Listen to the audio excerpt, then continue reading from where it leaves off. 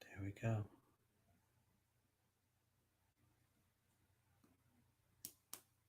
There it goes. It is happening. We are operational. And so, congratulations. I will start out by saying, congratulations. If you have somehow made it to this strange moment in time, if you somehow, maybe if you're one of the people who just randomly opened up YouTube or Facebook or something like that, congratulations. This is the moment in time. Every single moment we have endured on earth has led us to this now moment right here. Literally right here. Which for some people, when you hear that, you're like, oh really? So it was all for now? And then other people are like, yeah, it was. But regardless, not that this now moment is the most important one happening on the earth plane, but if you really do think about it, everyone, for those of you that are streaming in the door, we really did literally every moment, everything we've endured and been blessed to experience, and everything in between has literally led us to this now moment on the earth plane. Which, if you're tuning in, first off, welcome back everyone to the School of Multidimensional Intuition. It's a very different time slot. Right, very very very different time slot, which isn't that big of a deal, but you never know how it's going to turn out. But thanks for rolling in, you guys. If you're on the West Coast in the United States, it's probably going to be around 9 a.m. So technically, if you're on the West Coast in the US, this is a morning show. For all of you in Europe and other parts of the world, I think it's kind of a morning show as well, or it's very, very late. I see Nora in the chat. Nora, what time is it out there in the wilds of Europe? Wherever it is, wherever you are, welcome. Thanks for being here. A lot of you guys already know this. You're going to be completely aware if you're a part of the sort of awakening soul group of individuals, those that follow this channel, those that might stumble in here accidentally.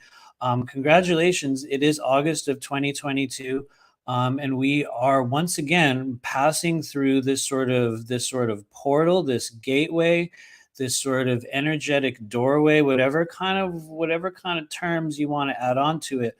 We are in one of the, what I believe to be, not that they're all of great importance. Some of them are of real great importance, but we are at one of the very important junction points in our human experience that takes place through every year. Every kind of yearly process that we go through comes with certain beginnings and endings and midpoints and deaths and births and all kinds of waves of activation and strange things that take place. And inevitably, there's always this stage that rolls through, depending on what part of the world you're in. It'll be summer, it'll be winter, whatever it is. August rolls through, and there is what I believe to be a very legitimate, excuse me, we're already getting tongue-tied, a very legitimate version of what we would call an energetic jumping off point.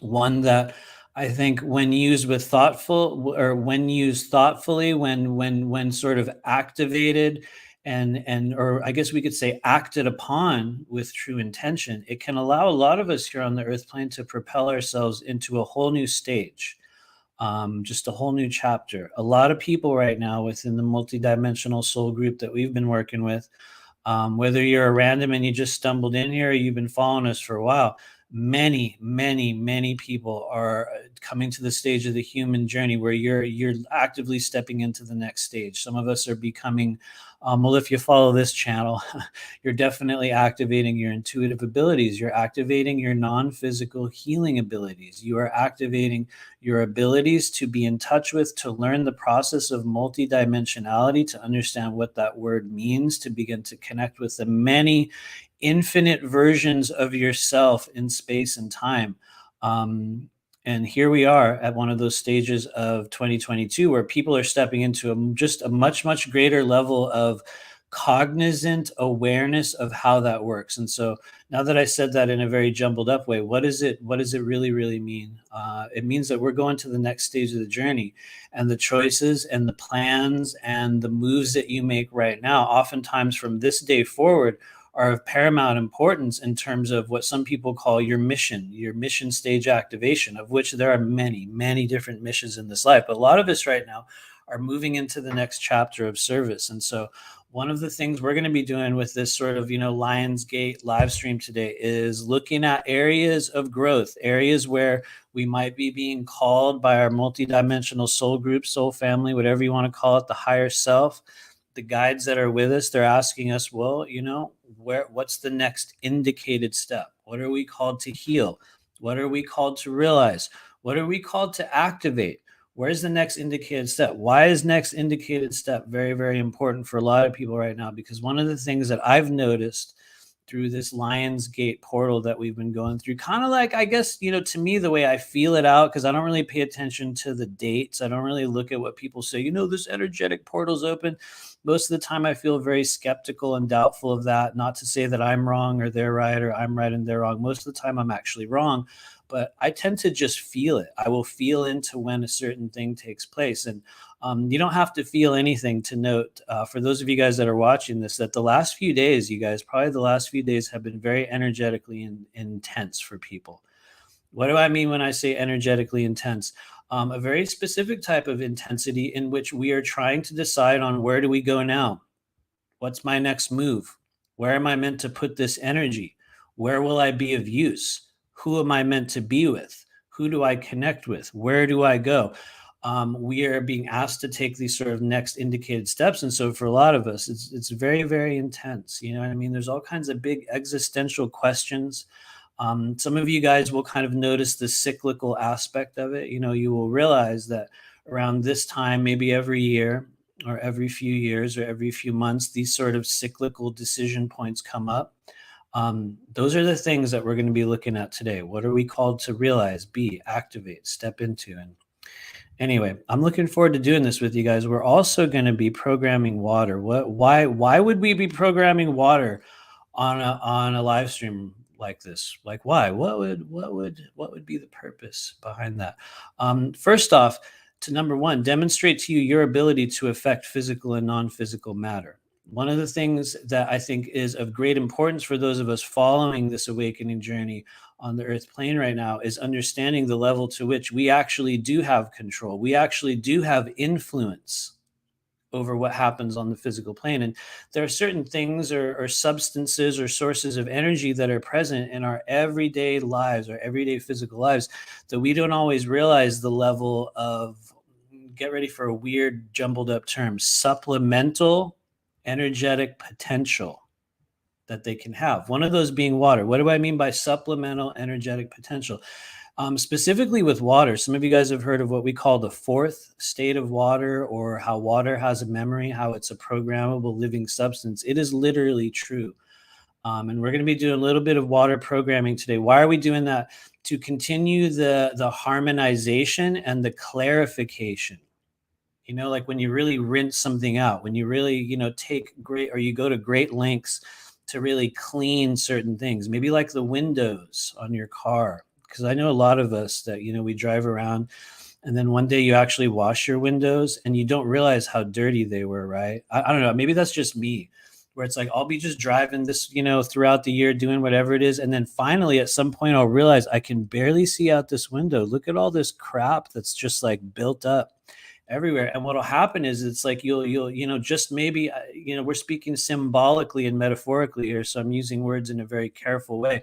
You will rinse something out, you'll rinse it off, and you will realize this whole new layer of clarity, a whole new layer of sometimes harmony or vibration. And so one of the very first things that was kind of shown to me during this strange spiritual journey that I've been on for a few years, and we've all been on this for multiple lifetimes, so it's not really about like how long we've been doing this. But one of the things that was shown to me really, really early on was when I used to go to a satsang group with kind of like a guru lady who honestly changed my life. It was a very, very early stage, early awakening experience. One of the things that kind of began to show me what I was capable of, which is why we're mentioning it here today. But for a few years, you guys, maybe about a decade, or no, not a decade, I would say 2015 and 16, clearly not a decade, but a few years back, I spent some time in this group during my awakening journey. A lot of you guys have heard that, where I had huge crown chakra activation and everything changed. And what happened shortly thereafter was that spirit started kind of guiding me toward people and stuff and experiences. And one of those was this satsang group, and I'll even say her name. I run or sort of facilitated by a woman who calls herself Sharadama. Sharadama.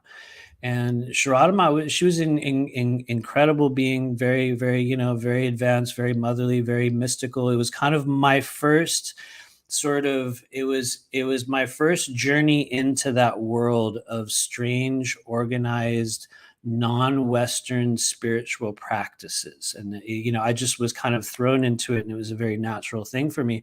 And what we used to do in Sharadama's group was we would sort of gather every 2 weeks on a Sunday, and you would go to this house in San Diego, California. You would go to this person's house, and she would do the satsang thing. What is a satsang group? It's where oftentimes there will be meditation, there will be some form of spiritual practice that takes place.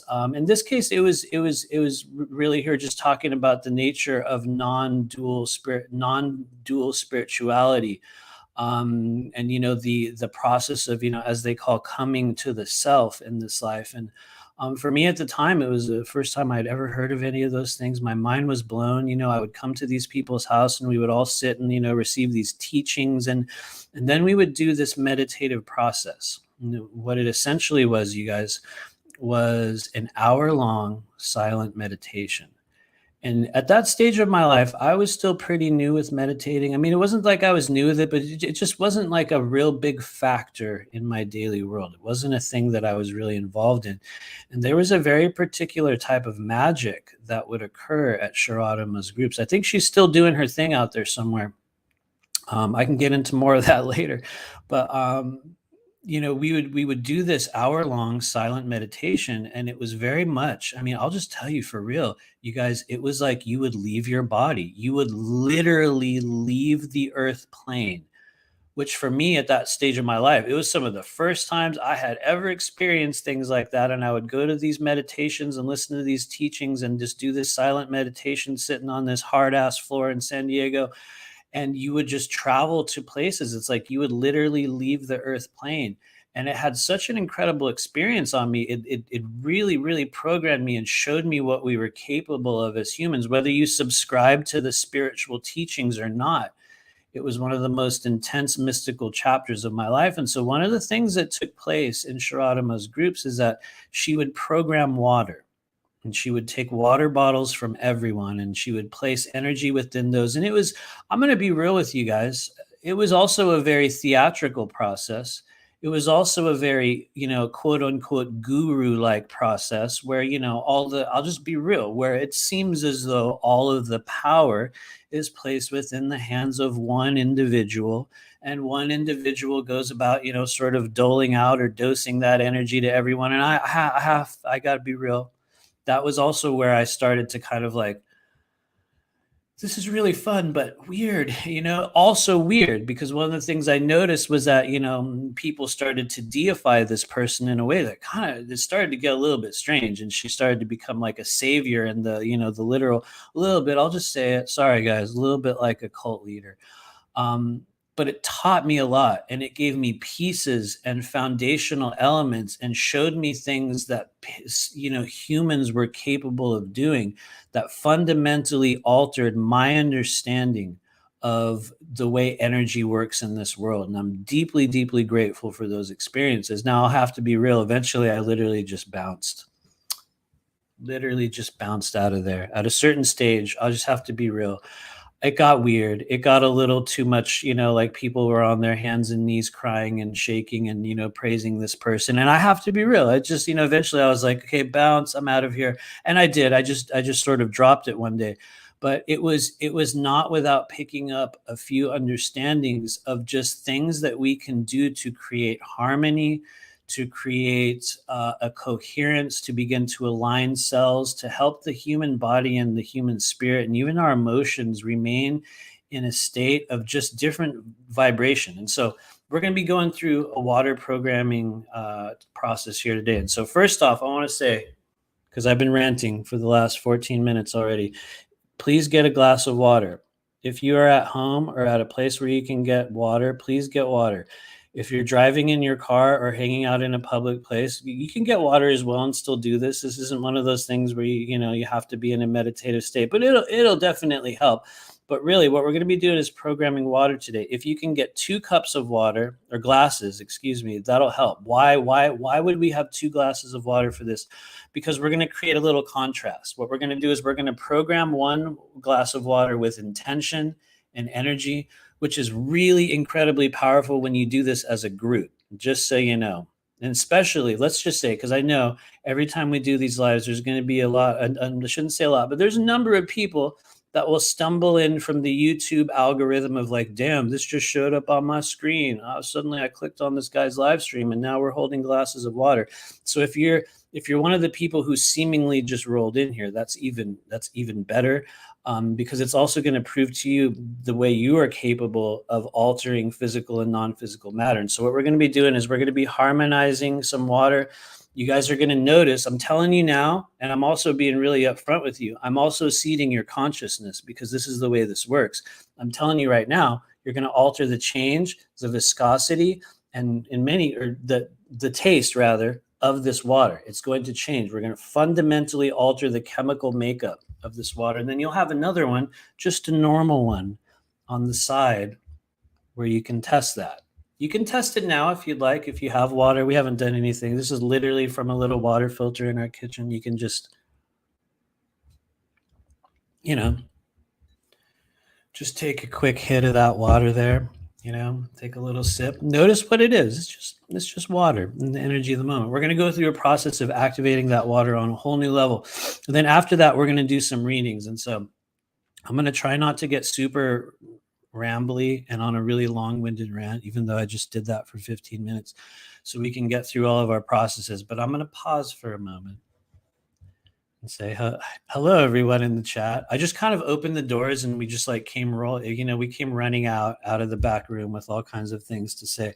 So I want to first off acknowledge, hello, everyone. Thank you for joining us wherever you are, whether you're in the US or in somewhere in the world. Hopefully, maybe also you're having coffee in the morning. I'm kind of a coffee fanatic. So if it's, morning where you are, have some coffee. Nora, I saw your comment go by. I guess it's only 6 p.m. So maybe that's a perfect time to be doing this. But yeah, good to see you guys. I'm just going to check your comments really quick. Let me know if you have any questions so far. Yes. I'm going to be real. I think for anyone that wants to look up Sharadama, I think you can still find her website. It's sharadama.org. I'm pretty sure, sharadama.org. Incredible being. She had she fundamentally altered my understanding of energy and life and taught me things that literally changed who I am. And so despite the fact that I got a little bit weirded out by the strange cult-like deification aspect of what happens with gurus and spiritual teachers, man, absolute life-changing experience. So feel free to check it out if you choose. I think they're still out there. Sharadama.org. Incredible group, incredible person.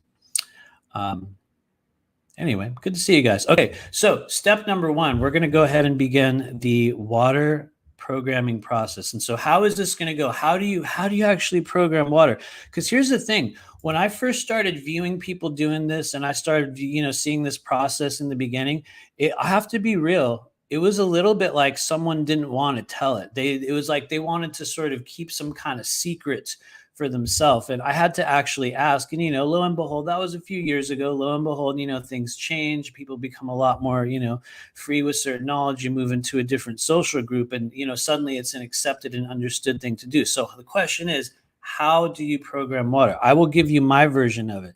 Number one thing we understand through any magical or energetic activity or action or transaction, whatever it is, intention is the most important thing. Absolutely. Your intention is the most powerful source of energy that you're going to be using within this. So it's really about your intention. I see a couple questions. April Jones, what's up? She says, can you put this in bath water? I don't see why not. But I also got to be real. The idea is that you're going to taste it. So I guess if you're gonna taste the bath water, then maybe that's cool, but I don't know. I don't know if I would. I have not been a bath water consumer over the years. I would just use a glass of water, but you can definitely harmonize that water. You can absolutely place your intentions in it. And anyway, guys, before I get on a rant about that, how are we going to do it here today? We are going to tone directly into the water. A lot of you guys have done this with me on other live streams. Now, the weird thing is, because of the nature of StreamYard, which is the app that we're using to do this live here today, which is a pretty good one. I recommend using it. I'm not pumping StreamYard. It's just been the one that I've used the most. It does have an effect where it will compress vocals. So a lot of times I've noticed this on other live streams. If I do the tone here, you'll hear a fraction of it. You'll hear a part of my voice, and then the compressor in the software will sort of cut it, and you'll only hear a fragment of it. So we are going to tone into the water, but I do want to let you know from an auditory perspective, you'll probably hear something like this. You'll just hear a little sound and then it cuts. And so that's just the nature of StreamYard. But you yourself, as you're going to be really going for it, you're going to be grabbing that glass of water. You're going to hold it to your chest, because this is where, the body vibrates, the body resonates. You're going to hold this to your chest and you're going to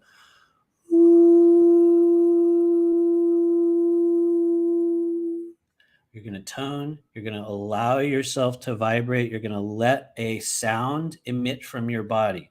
Now, for those of you guys that have been following our work, you'll also be maybe a little bit familiar with the process of scalar toning. You might have heard me say this. It's literally true. It doesn't matter what it sounds like. It doesn't matter if your voice cracks. It doesn't matter if you hear me doing it and the sound that comes out of your mouth sounds different and warbly and wavy.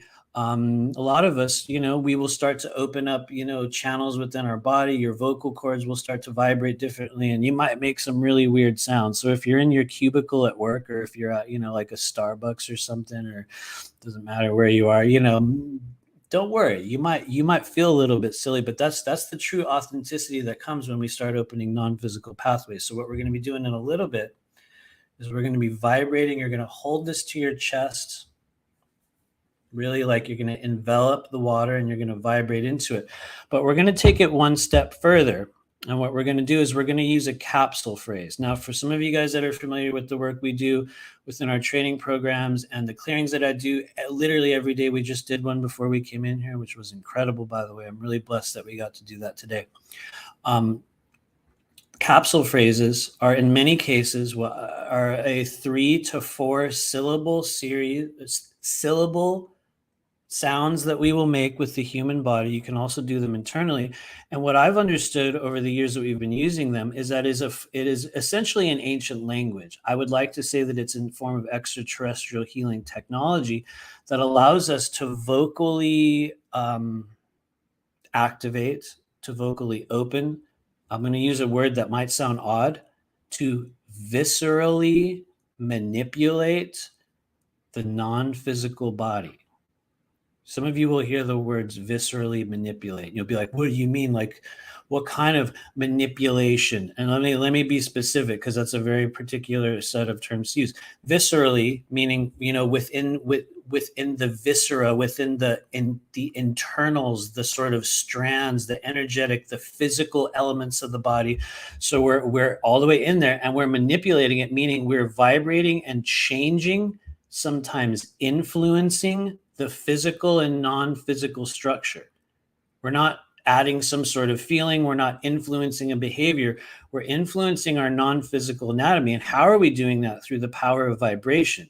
How is the intention transmitted into your body? Through the power of vibration. So what happens is, as we've been using these capsule phrases over the past few years, and I know lots of you have heard me say this, so I don't need to go into detail on it. People will write to me. I will receive emails, stuff on Facebook, and people will say, I've been using these and I'm noticing that there's a change that takes place. There's a literal transaction that takes place in the body. So when we do it as a group, especially when we do it as a group, we can create great change. You can literally harmonize chakras along with other people, meridians in the body, all kinds of stuff. And so this is where we do question number 1, because what I would like to do is sort of tailor today's group experience for those of you who are seeking a specific type of activation. And so We're going to do 3 options on the capsule phrases we're going to use. We're just going to use one because I don't want to over kind of saturate energy. I want to be able to give everybody kind of a tangible example of what we're doing.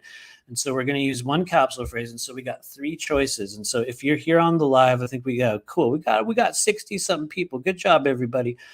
So all we need you to do is make a choice. We have 3 places in which we're going to vibrate in the physical body. Number 1, the most common one that everyone asks for, the third eye. We have very strong capsule phrase energy that when emitted alongside other people on the earth plane, you will feel a vibration within your third eye. As we activate the water's also going to be assisting in clearing the energy of the third eye. That's option number 1. Option number two is what I call, well, it's essentially the middle dantian, which is a collection of chakras. I'm going to make this complicated. Sorry, you guys. This middle dantian, which is a collection of chakras in the body, depending on which school of energy centers you want to subscribe to. So it's not as chakra specific, but what does it involve? The heart, fourth density frequencies, Christ consciousness, forgiveness, compassion. It also involves the spleen and the liver. Why would we harmonize those areas of the body? To open up our intuitive healing abilities, that being the heart, to create all sorts of just, what's the word I'm looking for? There it is, compassion, forgiveness. That would be the heart. The liver being releasing resentment, a big thing for a lot of people on the earth plane right now. And then on the left side, the spleen, releasing built up emotion in the body. So that's a very different thing than the third eye. So option number 1 is third eye, generating clarity and intuitive foresight. Option number 2 is the center dantian, working with forgiveness, emotional healing, release of density within the body. Option number 3, the roots, the earth star chakra, the basis, or what we would call the sort of foundation of the human energy field. Some people would say that's the lower dantian, although I'm going to kind of go outside it and reach all the way down to the bottoms of our feet. Why would we work with that area? Because a lot of us right now are trying to manifest new things in our life. We're trying to manifest abundance. We're trying to manifest new timelines of relationship. We're trying to change our thought forms and our programming around the frequency of abundance, around the frequency of safety, around the experience of physical health. And so what we have essentially is the physical body, the emotional body, and what we might call the spiritual body, the psychic body, however you want to separate those 3. And so I just gave a really long-winded, overcomplicated breakdown of what we're going to do. But I would like those of you guys here in the chat, please make a choice. Third eye, middle dantian. Actually, here we'll call it heart chakra. That'll be we're going to use that as a catch-all term for harmonizing, the center of the body. That's option number 2. Option number 3, the physical body. The physical body. So I know there's always like a 10-second delay. I know. Thank you, Dana Blazing. How's it going? We could see, the thing is, we can definitely do all 3 as a tone, as a group together. But I think for the sake of kind of harmonizing water in a more specific way, kind of like, 1 ingredient versus 3, in my opinion, and I might be wrong, I think you'll get a little bit more of an effect from the water if we choose 1. And so go ahead, make your choice. We got some 2s. You know what? That's a very emotionally responsible choice, you guys. Seriously, I see people choosing the heart. Very, very good. What's up, Alexis? How's it going? She says spleen. That's definitely number 2 as well. Thank you. Dana says the root. Dana, I'm almost with you, Dana Blazing. Thanks for hanging out. I'm almost with you, but yeah, cool. Thank you. I know. Thanks, Aurora Diamond Heart. How's it going? It is a toughie. You know what I think we're going to do, guys? We're going to do all 3 of those as a group, but we're just going to harmonize our water with 1. And so thank you, Lakeside Laura. Good to see you. Yeah, no, I think because I did a session right before I did this live, I'm probably more in the hyper verbal, like, let's just keep talking mode. So I'll just be talking automatically at certain stages. But yeah, thank you. Tiffany Pertel says, whatever clears the liver. All right. I feel you on that. I feel you. Thank you. We're going to give it a couple more moments. Let us know. Remember, guys, option number one is the third eye. It's the upper chakras. It's the just opening up for some of us, which is very, for some of us, it can be very effective. Opening up layers of internal clarity, internal sight. What would be benefits of that? Further expanding your, what I call the visual cortex, your ability to perceive non-physical energies intuitively, visually. That's the third eye. Watch out, I'll go on a really long rant about how the third eye is internal, not external, although it's literally true. So that's option number one. Option number two, what I call the center or the middle dantian, the heart, technically the lungs, spleen, and liver, which is more for our emotions, for letting go of density. And then option number three, which we could call the lower dantian, we could call it the root, affecting the physical self. Sometimes I would say that's probably the choice I would make for healing the physical body. Like if you're trying to heal yourself physically right now, maybe you have some injuries or a little bit of illness, you just that would be that option. And so cool. Okay, good. We got a lot of twos. I have to admit, I appreciate option number two as probably the most emotionally responsible. That's the emotionally responsible choice. Not that there's a good one or a bad one. It's just I will look into that. And the cool thing is sometimes I do it right and I'll actually think about what we're going to do before we do the live. And so luckily I had a little bit of time before coming in here to go, what would be our three options? Okay, spirit, emotion, or physical. And so cool. We're gonna. It looks like I'm seeing two more than any other. Thanks, Laura Holland. How's it going? She says I'm up for all of them. I appreciate it. We're gonna do all three capsule phrases, but we're gonna do the heart to harmonize the water. Good job. Cool. Okay, everybody, grab your waters. And then after we do that, we're gonna work with the physical body. That'll be two, and then number three will be the upper chakra network. And so I'm going to look for 3 thumbs up in the chat. That was a weird way that came out. I just articulated that. Give me some thumbs up and let me know you have your water ready. And we're going to begin that process. Let me know if you have your water. This is my other water over here. This is like the control water. Cool. I got 1 thumbs up. How's it going? Thanks, Dana Blazing.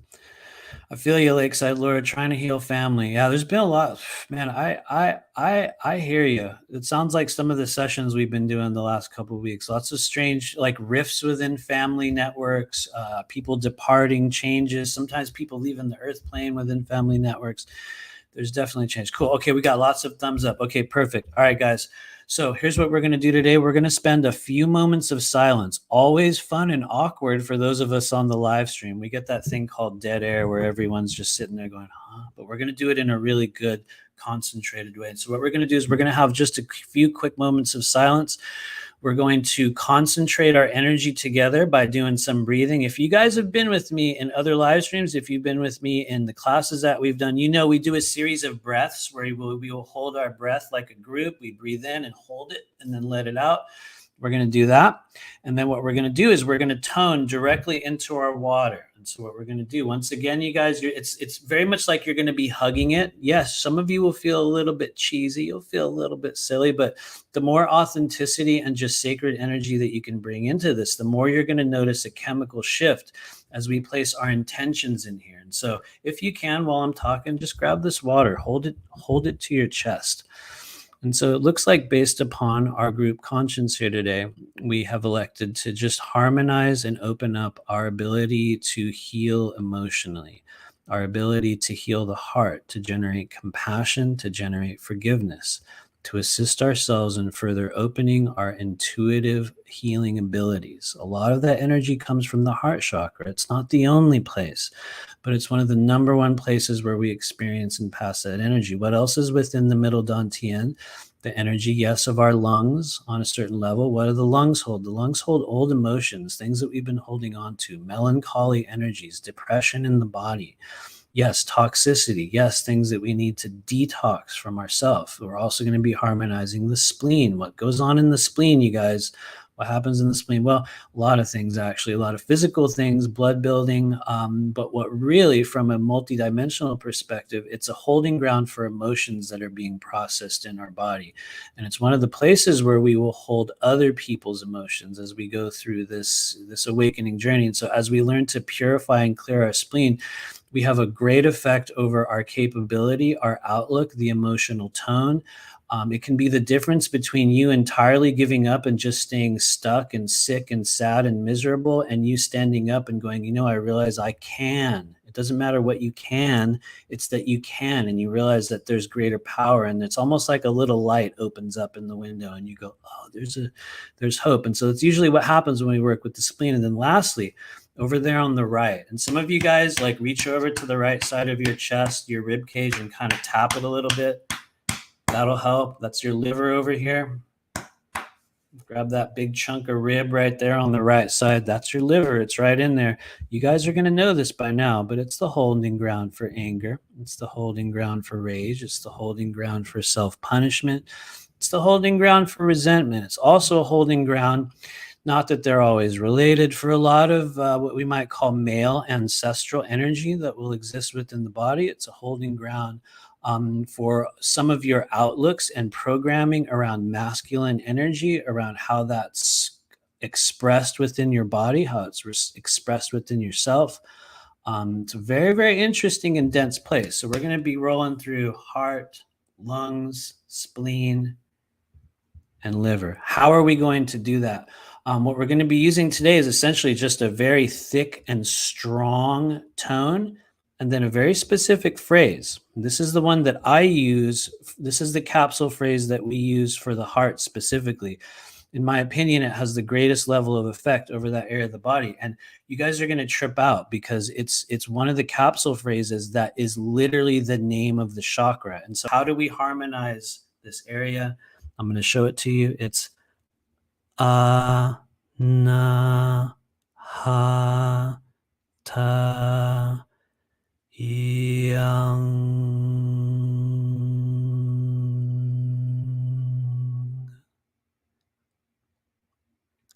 So I'm going to pray that the StreamYard AI allowed that vocal thing to come through. But what we're essentially doing is calling out to the heart chakra and then vibrating it. And so it's A, Na, Ha, Ta, Yang. Which, for those of you guys that know, it's wild. That's literally the name of the heart chakra. I'm going to type it in the chat before we go forward. And then we're going to have a moment of silence, and we're going to do it all together. I love how I do such a long-winded wind-up, you guys. I'm so sorry. I realize it's always this interesting long-winded wind-up that we do. Should be in the chat. Hopefully that'll show up on your little YouTube screen over there. I never even checked if we were live on Facebook, but if you're with us on Facebook, thank you. I almost drank that water. Here we go. Here's the control water. Okay, you guys got it. We got the capsule phrase in the chat. So what we're going to do, we're going to spend a few moments of silence after doing a little bit of breathing, and then everyone together 3 times in a row, we're going to Na, Ha, Ta, Yang.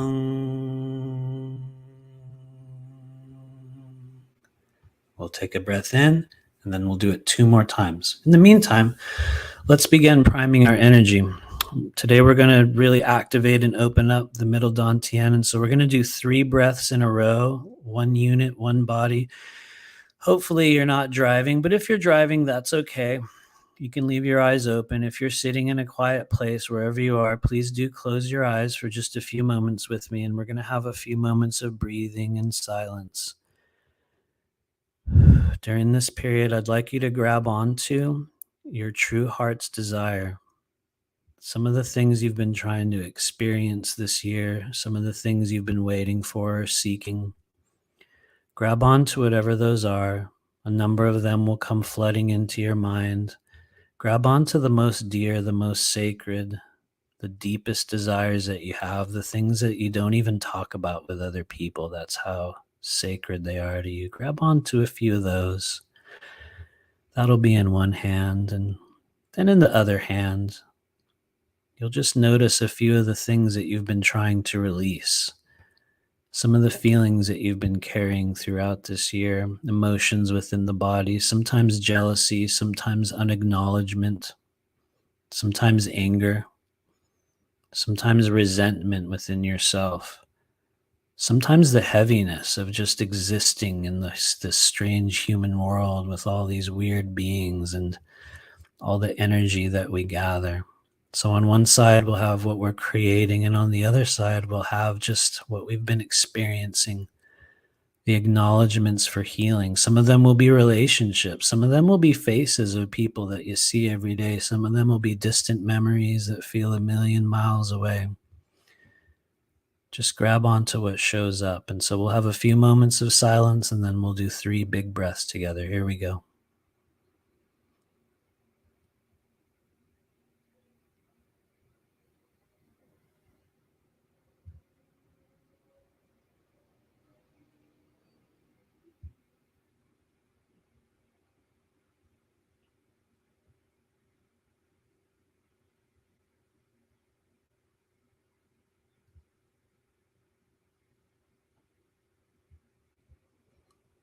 Honor the truth of that which you desire. Honor the truth of that which you seek to release, to redefine, to renegotiate in this world. And honor your ability to always shift, to always change, to always begin again. In the next few moments, I'll count from 3 to 1, and everyone here will just take a deep breath in together. One unit, one body, one organism, one spirit. We'll take a deep breath in and we'll just hold it for a few moments, and then we'll let it go. Grab those desires. Grab those things you're releasing. Hold on to that water that we're infusing with the spirit within us.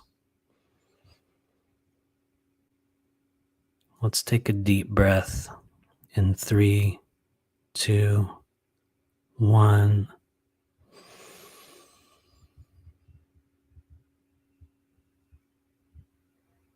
Hold it. Keep holding. And let your breath out. As you let it out, kind of make a sound like a snake, like press all that breath out, every bit of it, all the way out. Let's do breath number 2. Your body's going to feel some urgency to breathe. Breath number 2, hold on to your desires. Hold on to that which you desire to release, and breathe in 3, 2, 1. Breathe in. Hold it. Keep holding. And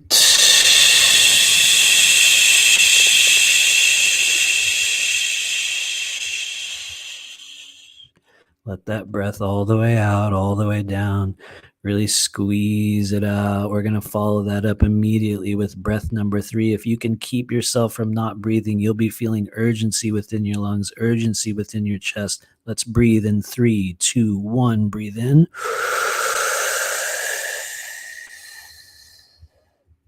Hold it.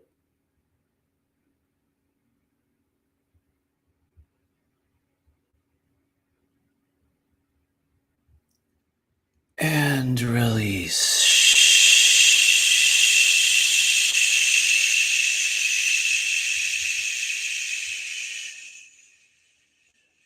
Let that breath out of your body. Very good. Take one look at the water that you're holding. Just take a quick look at it. Hold it to your chest. Envelop it with your body. Remember the time in 2022 when you were with a group of people on a live stream in the digital realm, and you realized that you really, really did have the ability to alter and influence physical matter. Remember this journey, remember this moment that we are in right now, and just remember that you really do have control. We really are a part of this human world, this strange game, this strange life. We're going to take a deep breath in one last time, and we're going to na ha ta yang, right into this glass of water that you're holding. If you're one of the people that tuned in part of the way through and you're like, what? Prove it to yourself. Grab some water and join us. Here we go. Hold it to your chest. Good job, everybody. Let's take a deep breath in. We're going to do it 3 times in a row. You can do it with me or you can just receive. Don't worry. You're going to feel some emotions in your body. Some of you guys are going to get a bunch of colors too. It's really good when you do it with your eyes closed. Here we go. Grab that water. We honor all those of you assisting us in this human journey and truly healing and transforming and stepping into that which we chose to become in this human life. We honor all those of you alongside us. Take a deep breath in. Na ha ta yang.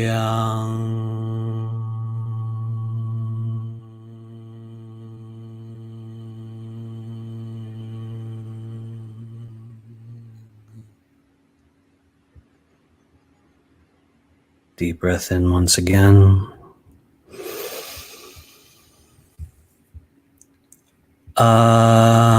Na ha ta yang.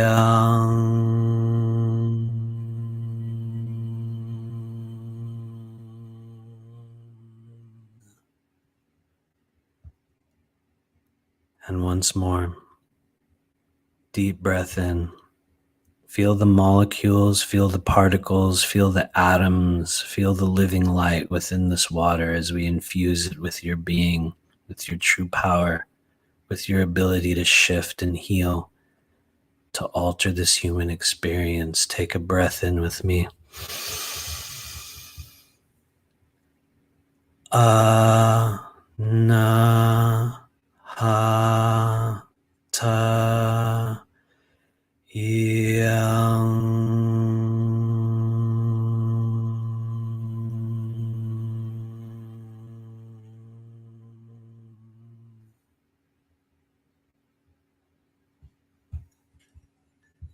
Very good. Take that glass of water that you have. Don't drink it yet. Take a moment. For those of you that are really doing this, take a moment. Look at that water. Look at this living substance that you have just altered with your consciousness, alongside all these other physical beings, those who are doing this here with us on this live, those who will be doing it later with us, those who shared this moment in time. Look at that water. Get ready. I'm going to say a cheesy thing. Realize that you love this life. Realize that you love this moment. And take a little drink.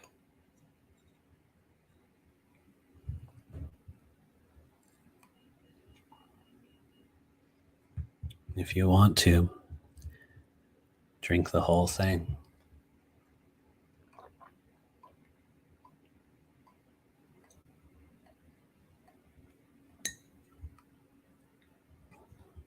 Or part of it. Good job, you guys. Now, if you really want to test yourself, notice that water that you just drank. And if you have a control water, if you have another one, grab the other one. Notice the difference.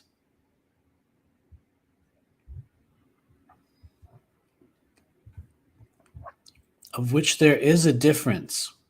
Now, for some of you guys, you're going to be like, you'll be expecting it.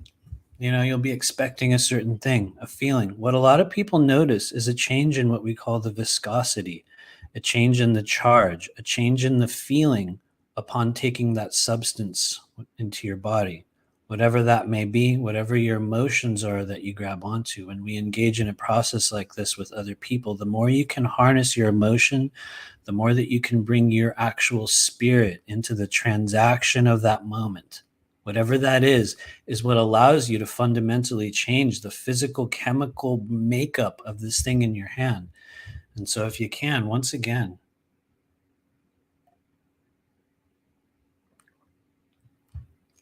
thank you. Someone said it tastes more alive. What's up, Aaron Powers? Good job. It tastes more alive.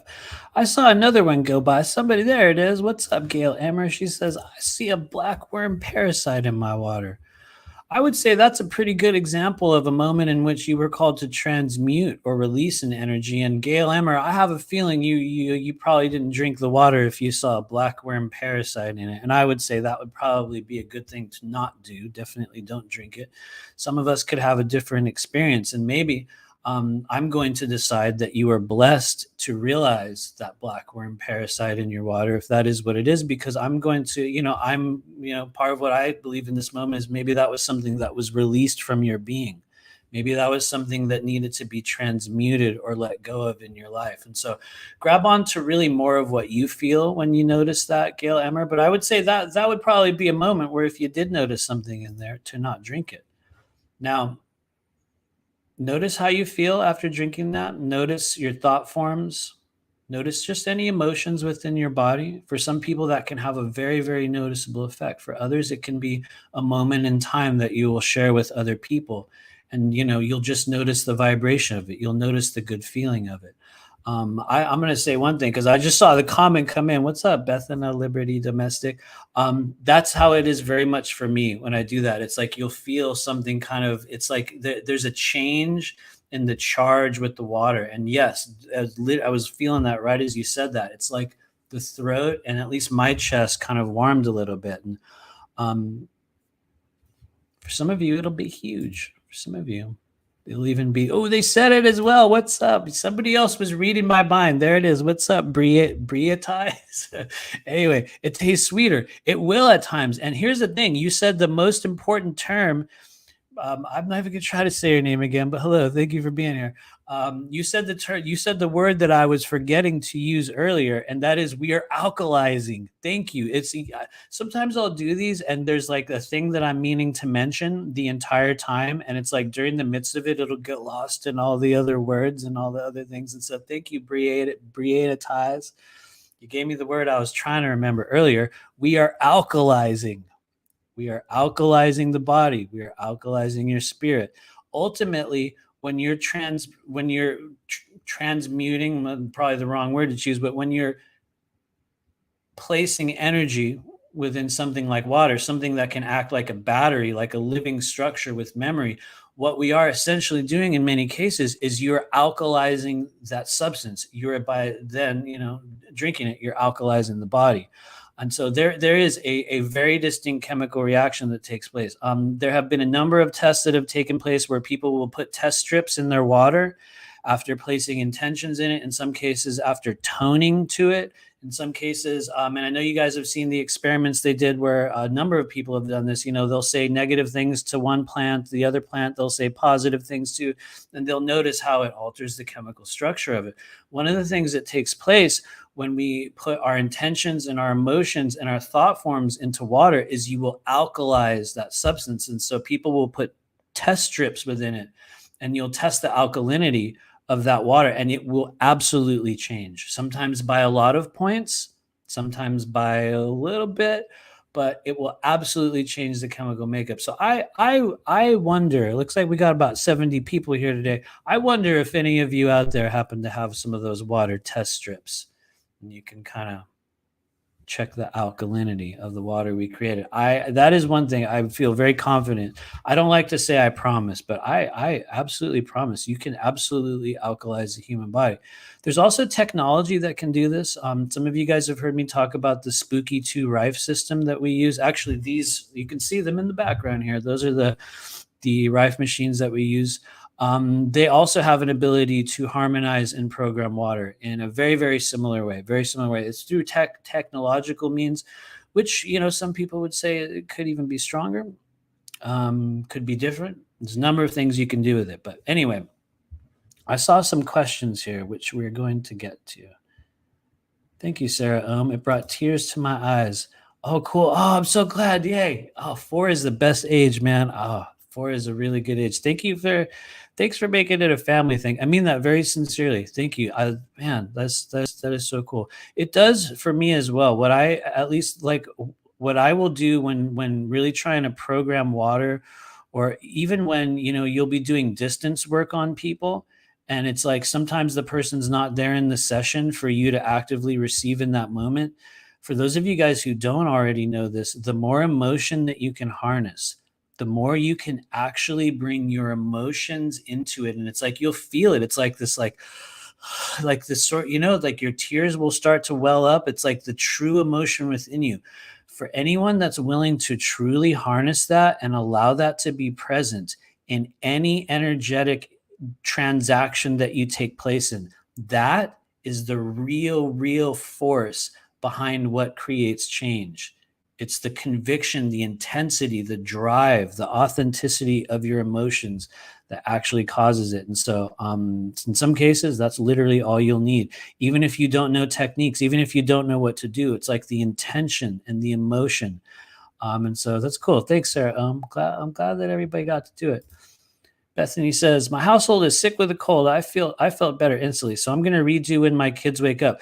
Honestly, please do try it. It is really one of those things where the more conviction and belief and emotion that you can add into it, the better. And here's the thing, at the same time, you're going to encounter a lot of people in the world who, even though they're very open and within, what we might call energetic realms or in the awakening journey, there's going to be other people that won't necessarily vibrate with the process of being able to program water in the same way. It's one of those things where it's like some people will be instantly suited to it. They'll realize that they'll realize it's a tool that they can use, and they'll make great use of it. Other people, kind of like you'll try a thing and go, yeah, that was cool, I tried that, and you'll move on to something else. What it really is about, I would say at this stage, and this is where we go back to the idea of the Lion's Gate stuff right now, is that one of the things that's happening as we go through the energetic portal is that for many of us on the earth plane, like I was saying at the beginning of the live, who are stepping into a new ability, a new skill, a new element of your service. I was talking about, I'm not going to embarrass you on the live stream today, but on another live stream we did the other day, I was talking about how one of our people who hangs out here a lot, she's now doing this work as well. That's an example of the changes that will take place when you move through these energetic portals, like the ones that we're in today. We're at the height of it today. So when we do these processes of, oxygenating and alkalizing and creating clarity and sending intentions into water and allowing your emotions to be present, these are the things that help people understand what the next indicated step is.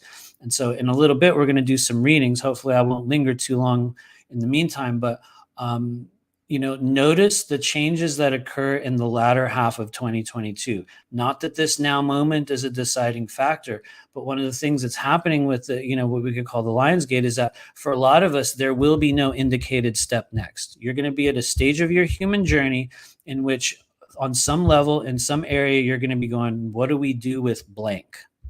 Where do we go with blank? What am I meant to do now? Where do I go next? And you will look out into your own individual path. You'll look at where you are and you'll realize that there is no next step. There isn't. There's not a next place to go to within your weird timeline of predetermined actions of what you thought was coming up. And some people are going to be very thrown off by it. They're going to be afraid. They're not going to know how to proceed forward. And so for a lot of us right now, you're going to realize that you're the one creating the next step. Your actions, your desires, the willingness not to be redundant, the willingness that you're willing to put out there, that you're willing to show, rather. Maybe that's a better way to say that. And it's going to be different for each and every person, but it's because you've received all the training you need. For a lot of us that are here right now, present on this stream, you've received all the training that you need. All the gifts that you've been seeking are already within you. For a lot of us, the way that we begin to experience them is we start to put it to use. You will start to use it. For many of you, you're never going to feel completely ready. As a person who does this work on a literal daily basis, I always say it, for better or worse, for better or worse, we do this pretty much every day. You're still going to be questioning it. 5 years later, you're going to be going, am I good enough? Can I do this? Can we get there? Is it possible? Which way do I go? These are the fundamental questions that we're going to continue to ask in this human journey. But at this stage now, especially when you can see all of what's going on in the world, it's up to you, your thought forms, your desires. A lot of us realize this. There's not going to be a bunch of ships that are going to land and show us, disclosure. They're not going to show up with a fleet of Arcturians and secret space cruisers and go, okay, guys, it's over. Everybody got arrested. Turns out they all got arrested. You're free. And here's $5.9 billion for each one of you. I think a lot of us have begun to internalize that the way we even got to that type of reality, or the way we get there, is by, taking those next indicated steps ourselves. And so if you're one of the people that hangs out on these live streams, I'll say it again, it's a cheesy thing, but you have an ability, you have a superpower. You chose them before you came in here. We chose our character. We chose our parents. I know, creepy, right? We chose our families. We chose our faces. We chose notable moments in the human journey where we would gather together like this and remind each other, hey, this is the thing. This is what we were doing. You'll see yourselves in the eyes of another person and you'll realize this is literally me. And so anyway, I know I'm ranting on this one, you guys, but it's really about the moves that you choose to make next. And so for a lot of us right now, it's going to be in a very individual area of your life. It's going to either be within a relationship that you're in. For some of us, it's going to be in an area of service in which you're going to be, something related to job, career, purpose, mission, whatever it is. For other people, it will be a very distinct physical thing. You'll be working through a physical illness right now, or a physical recovery of sorts.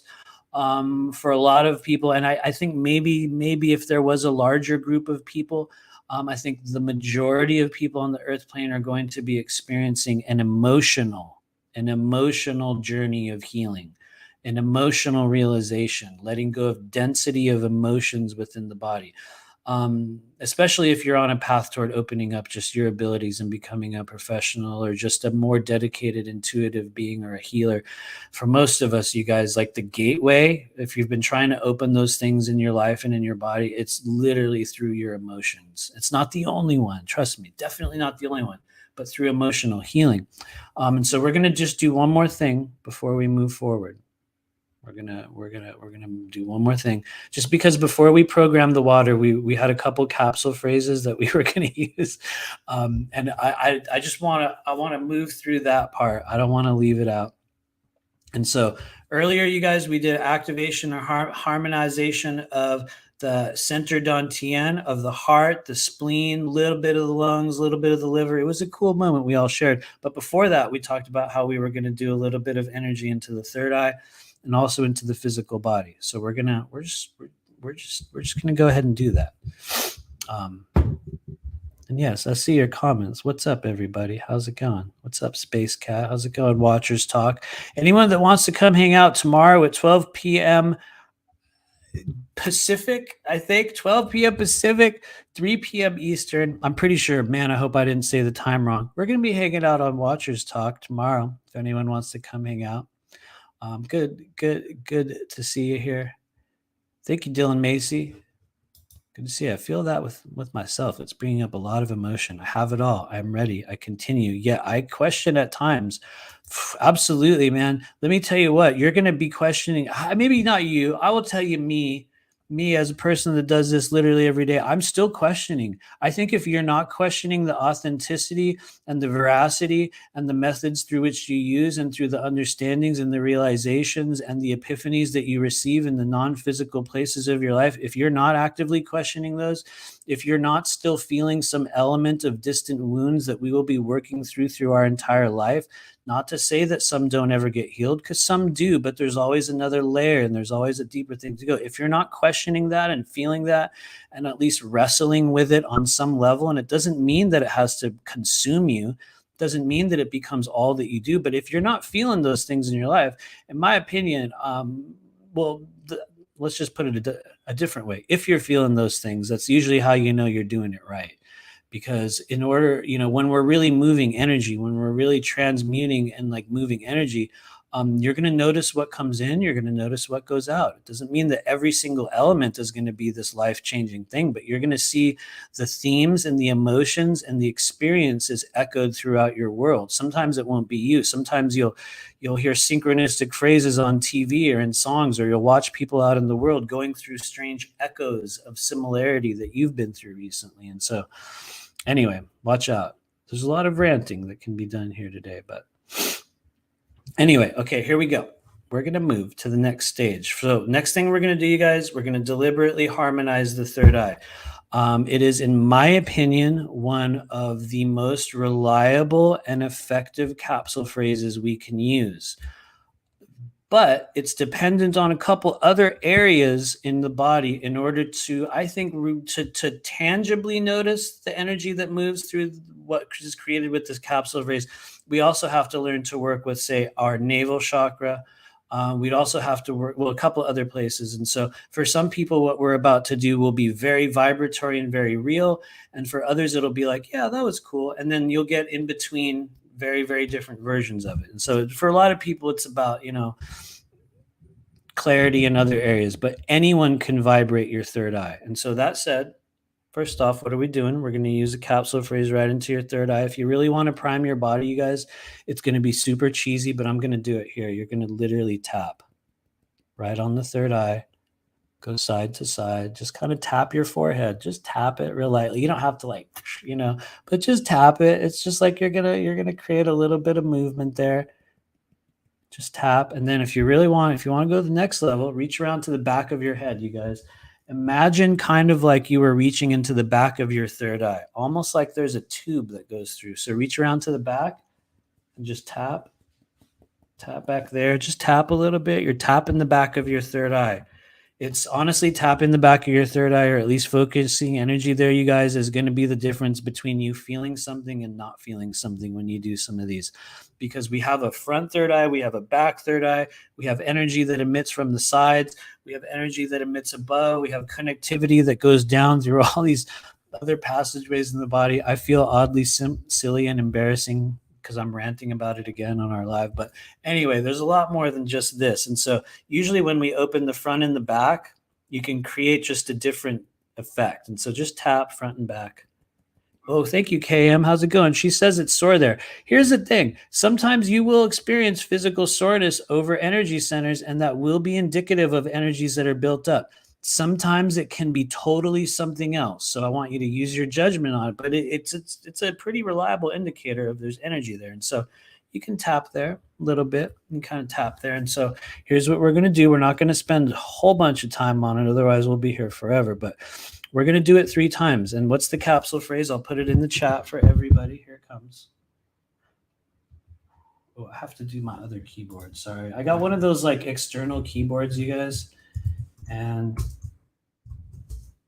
operation between the two is a little bit weird. So we're going to do this right here. Hopefully it shows up in your chat screen.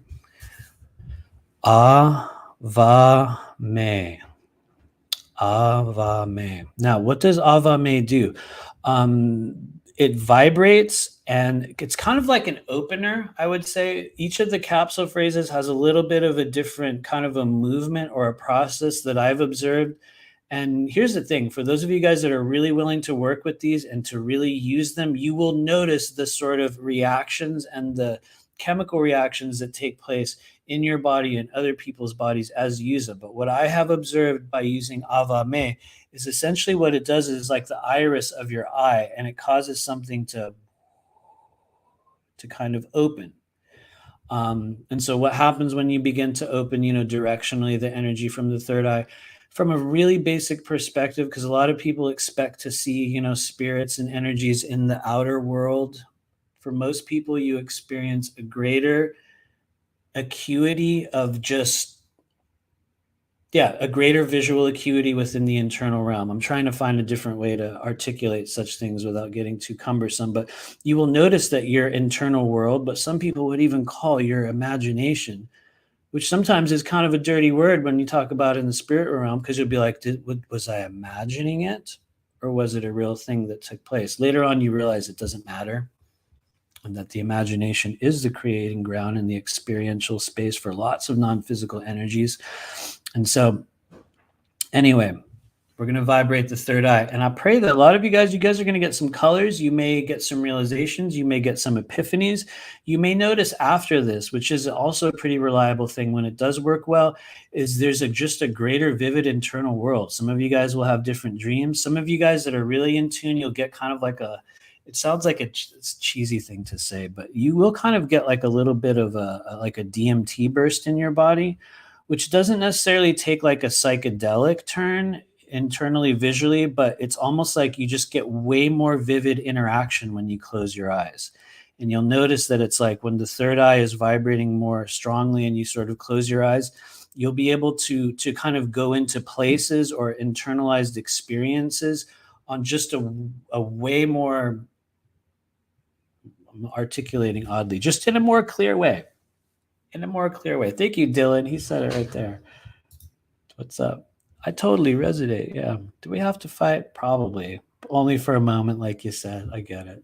Thanks. Anyway, here we go. We're going to do Avame together 3 times in a row. You've tapped your third eye. You've gone through all the strange ceremonial preparations. And so, anyway, here we go. Let's just close our eyes for a quick moment. We'll have a few seconds of dead air here. Just breathing in deeply. Breathing out fully, really just letting every bit of breath and energy out. As you press your breath out, it's like you're flattening your stomach. You're pressing it all out. Press it out and breathe in. Big, deep breaths into your body. Here we go. We're going to do one more deep breath, and then you guys can follow me. We're going to do Avame. You can do it with me or you can just receive, but notice what you feel. If you want to really be dedicated, you can even put a fingertip at your third eye, both front and back. I'll do it so you don't feel too silly. Sometimes we'll feel kind of, but it's okay. It's how we open up non-physical energy. So we'll grab onto these with our eyes closed. Let's just breathe for a moment.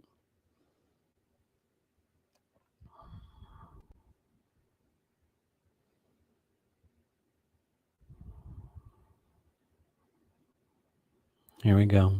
Take a deep breath with me in 3, 2, 1. Breathe in.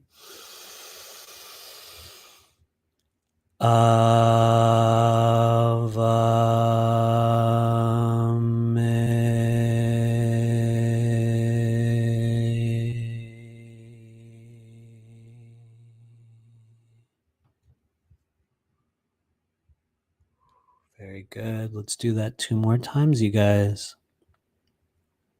Here we go. Deep breath in.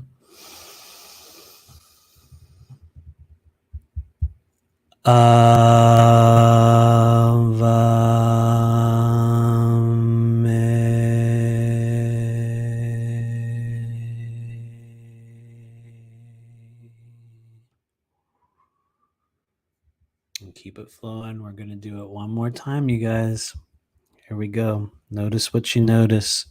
Imagine it's a little bit like you're opening the blinds in your internal realm, or you're pulling back the curtains, or you're turning on the lights in an old dark room. Let's do it together.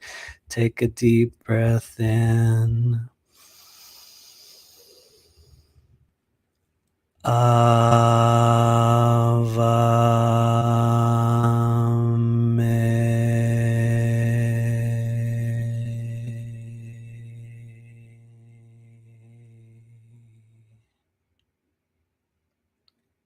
And when you're done with that tone, watch me. Take that energy front and back. Just kind of extend it outward. Extend it outward. It's like rays of light, like little strings. Whatever your higher self shows you, you'll think you're imagining it. You'll be like, oh, I'm just imagining this weird thing. But good job. Good job. That's your third eye, everybody. That's the what I call the visual focusing apparatus within the upper reaches of the energy field. What's up, Vicky Dold? How's it going? Question: have you tried programming quartz and then putting it in water to transmute it? I personally have not. However, I have heard of people doing that, and I think it can have a great effect. I think depending on what what crystal you put in the water. It could also deteriorate the crystal. I've seen that happen with some of them. What's one of the ones that deteriorated? I'm trying to remember what it was. Anyway, I had one that kind of dissolved and got deteriorated by water. A couple others, but while I have not done that directly, I do believe that is absolutely possible. And I would say experiment with it. It's really about your intention at this stage of the game. And if you want to, tie it back to what we were saying about the Lion's Gate energy, it's really about specific intention and the moves and the experimentation that you are willing to make in your own journey. And so I would say try it, program some quartz, put it in water, see what takes place. The more intention, the more emotion, the more conviction that you will add to things, in my opinion, will just create an even greater effect. So I would say please experiment with it. And yes, I believe it's quite likely. Miss Liz says quartz test tubes alleviate this problem, Matthew. It's weird. I feel like that's a thing. Is it? Maybe it is. It probably is. I don't know. Oh, Dylan said, was this for the water or just for the upper dantian? It was kind of just for the upper dantian, but here's the thing. Even if you do it with water, it's still going to work. It's absolutely still going to work. There's still going to be a vibratory effect that takes place. The reason why we did the water thing with just one energy center, I think because it's a little bit like you can overcomplicate, you can over add energy to it. Sometimes there's more emotions. I think in all reality, we could have done all three of those capsule phrases. And well, the third one we're going to do in a moment, but we could have done both of those into the water, but more for simplicity and kind of directness and more of a unified field. I just chose one. And so that was what we did, but it was more just vibrating the body. And so we're going to do the last one. And then, yes, we are doing readings. I know we've been here forever, but we're going to do some readings for everybody. So we're going to do the last one, you guys. This is for the physical body, everyone. This is for the physical infrastructure, our sort of roots, the energy that sort of anchors us to the physical realm. Because one of the other things that's happening right now, like we mentioned earlier, is there's going to be people that are going to be healing a physical thing. We're going to be healing an emotional thing. We may be healing or acknowledging a non-physical thing as well. And so we're also going to, vibrate the physical body. And so for this one, we're going to use another capsule phrase, which I use literally every single clearing. I will absolutely use this. Why do we use this? It's sort of like clearing the foundation and anchoring your energy field. And so the phrase that we're going to use, you guys, is Ma Ru Va. I think we've done this before, maybe in another live somewhere. I'm going to put it in the chat. Oh, cool. We got some fun adult visitors that came through. Awesome. Thanks, you guys. Thanks for rolling through. I'm so glad the AI found us. And so I'm going to put this phrase in the chat. Boom. This is what we're going to... Oop, no, that was the wrong one. We already did that one. Sorry. Hold on. Here it is. There we go. It's Maruva. We just did Ava Me. For those of you guys that do want to use that, though, the Ava Me capsule phrase, please do. Absolutely. This is not some kind of like spiritual, intellectual property that I have. I have to be real. I haven't heard too many other people using these. Or people that came across them organically, but I know for a fact that it is a form of an ancient language and a method of transmission, and they're literally vibratory tools. And so anyone that chooses to use that, absolutely, you don't have to give me credit for it, just use it, see what happens. You know what I mean? Ava Me is very, very reliable. I will also say this because recently a video showed up it was on my wife's, on Anora's YouTube, and it was actually a guy. He has his own channel. I don't remember what it was. Otherwise I would post it here, but I did find a video of a guy that was like, hey, I'm using these capsule phrases from the School of Multidimensional Intuition. And so whoever you are out there, thanks. Good job. Thank you for using it. But so yeah, people are using these, but yeah, he had even done a little video showing people how to activate those areas. So thank you, whoever you are. And so finally, guys, we're gonna do the last one. This is Maruva. Now, when you use Maruva, what happens? You're gonna be vibrating a couple areas within the body. Number one, it's the Earth Star chakra, which is a thing a lot of people talk about. It's if you're wondering, where's my Earth Star chakra? It's down below the bottoms of your feet. Sometimes very close. Sometimes it's a bit of a distance from the bottoms of your feet. How would you perceive a Earth Star chakra? Here's where it gets a little bit funny for some people, and this was not my idea, so it was a really interesting thing to have heard other people mention this. And some people will say that they will experience what looks like an orb spinning or existing underneath their feet, like a circular orb. I have heard people describe it, which is the one I like to use, as a mini version of the Earth. And there was one very notable experience, a person I was working with, and it was like as soon as I mentioned it, without this woman even knowing what it was, she was like, "Look, I can see it. It's down underneath my feet. It's like a little version. It's like a little teeny version of the Earth. It looks like a cartoon Earth." And I was like, "What?" I mean, because for me, that was kind of how it showed up. It was like this weird little spinning orb of many colors underneath my feet. And sometimes it would be black and red. Sometimes it would be like brown and green. It had so many weird colors in it that it was one of the things that taught me that we couldn't really rely on color spectrum when working with chakras, that it was outside of the color spectrum. And based upon what energy was running through it, it may have a very different visual feeling or different visual appearance. And so the Earth Star chakra, many people experience it sometimes like a target or a circle. Oh, there we go. What's up, Denise Shapira? She says, mine looks like an egg, root star. Very good. Literally, you will experience your own version of these energies. But by and large, we tend to find or perceive somewhat of an orb-like structure existing underneath the body.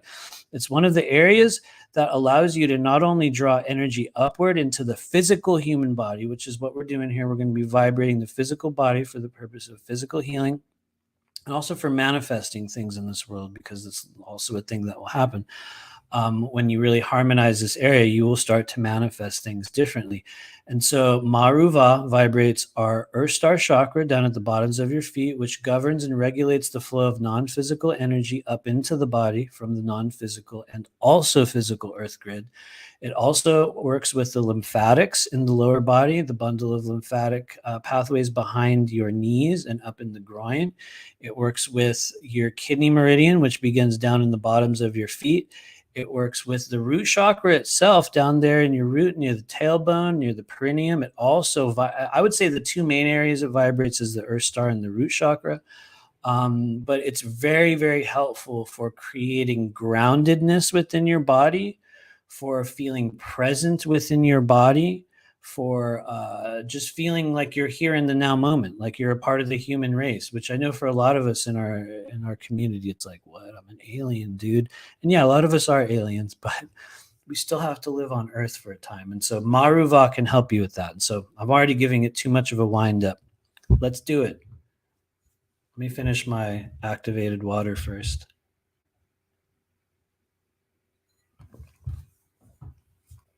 Whoa.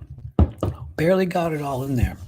Here's what we're going to do, guys. We're going to do Maruva. And so just like we did in the center of our body with the water, just like we did at the third eye with Ava Me, for this one, there is a little bit of a hand. It's not really a mudra. I guess it is technically a mudra that we would use. I don't necessarily always use mudras, but I have noticed there's a position that I will hold when we're working with the root or the Earth Star chakra. And so what it essentially is like an upside down triangle. I'm going to stand up. I know it's awkward, but I'm going to stand up and show you guys how I'm going to be holding our hands for this Earth Star chakra. And so you're going to find your belly button, and you're just going to make a triangle, like right underneath the belly button. There we go. And so you're going to be doing like an upside down triangle. And so if you're sitting, your hands will go a little higher. If you're standing, you can place them right underneath your belly button. But it's more about your intention. So we're going to create an upside down triangle right there. You don't have to do that. There's no requirement to, but it is one of the things that can help. It's kind of like it will help route the energy and root it downward rather than spread it outward. It keeps it kind of concentrated in a flow. So we'll place our energies, or place our hands in a little bit of a triangle. Okay. Oh, thank you. I saw a question from Deborah Robbins. What's going on? She says, what time will we be on Watchers Talk? It's actually tomorrow, and it's 3 p.m. Eastern, 12 p.m. Pacific. Oh, yeah. Aurora got it. Hello. Thank you. Good job. Okay. So we're going to vibrate the lower dantian, the Earth Star chakra, and the root chakra.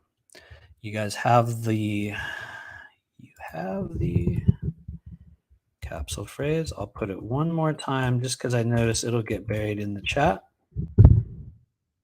We're doing Ma Ru Va. Cool. Thanks, everybody. I'm just looking at the comments really quick. Thanks, you guys. Okay, here we go. So we have our triangle. You're going to place your hands underneath the belly button. Let's close our eyes one more time, you guys. We're going to do this 3 times in a row. You can just allow your body to vibrate. I'd like you to just think of, as we're winding up into this, any of the places that you've been feeling ungrounded, places where you've been feeling uncertain, places where you've been feeling not enough, places where you've been feeling shaky, events or experiences in your ongoing physical world that are just kind of creating uncertainty and waviness and shakiness. And it's not like you're suffering necessarily, but maybe you're just having a hard time stepping forward. You don't necessarily know where to place your energy next in the physical world.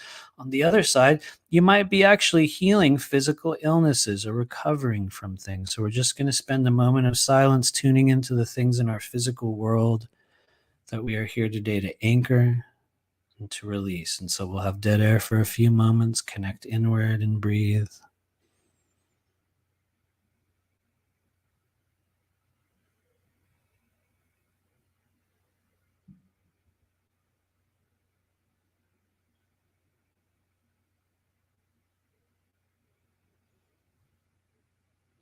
Okay, let's take a deep breath in 3, 2, 1. Breathe in. Maruva.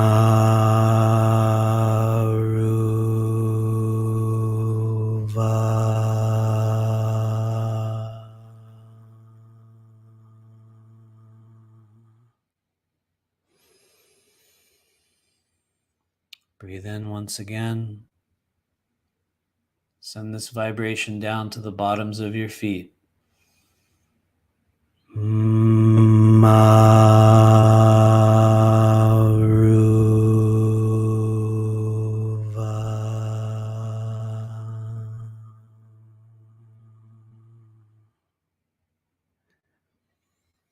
Very good. If you have your hands placed underneath your belly button, notice the temperature shift in your hands. Notice the temperature shift in the palms of your hands. Good job. Good job. We're going to do that one more time. We're sending the energy downward to the bottoms of your feet. And then as you breathe in, it's a little bit like you'll be breathing it in up a straw afterward. You'll pull it back in. Some of you guys will notice your feet, the temperature is changing as well. Literally, as I'm talking, you'll notice your feet, the temperature is changing. Good job. You're grounding yourself. Let's do it one more time. Have our little upside down triangle underneath your belly button over the womb space for the women. For men, it'll be above the genitalia as well. Just hold your hands there if you choose. Let's close our eyes. We're going to do it one more time. And if you can, really let yourself vibrate. Don't worry if you feel silly or weird or your voice sounds odd. We're going to do it real deep and full. And you're sending that vibration down to the bottoms of your feet. Some of you guys will notice one of your legs will kind of want to shake a little bit at times when you're really when you're doing manual grounding like this. Just like one of your feet will kind of sometimes shake a little bit, or one foot will be a little bit different temperature than the other, depending on what side it is. If you do get that feeling, that can just show you what side of energy your body's releasing from. Male side tends to be right, female side tends to be left. For some people, that's a great oversimplification, because they can also be flip-flopped, but generally speaking, that's how it works. And so we're going to do one more time, Maruva, and just send that energy down into the earth. The fun thing is you'll also be influencing reality. Literally true, and you can literally do it. And so this is for the physical body, for the lower dantian, for creating grounding and solidity within the human experience. Here we go. Close your eyes with me. Let all the breath out of your body. Take a deep breath in 3, 2, 1. Maruva.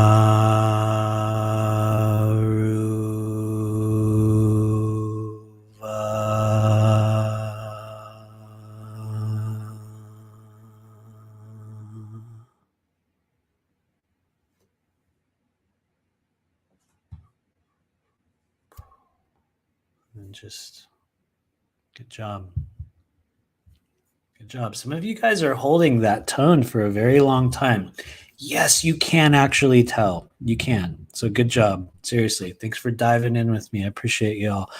And so you can use Maruva to help manually ground your energy, to let go of tense emotions within the body, to let go of ungroundedness. Sometimes it just causes a very settled feeling in your body if you're feeling a bit crazy. It gives you a kind of an outlet and an ability to kind of release energy that's trapped within the self. And so just notice how you feel afterward. Notice how your emotions and the physical body feels.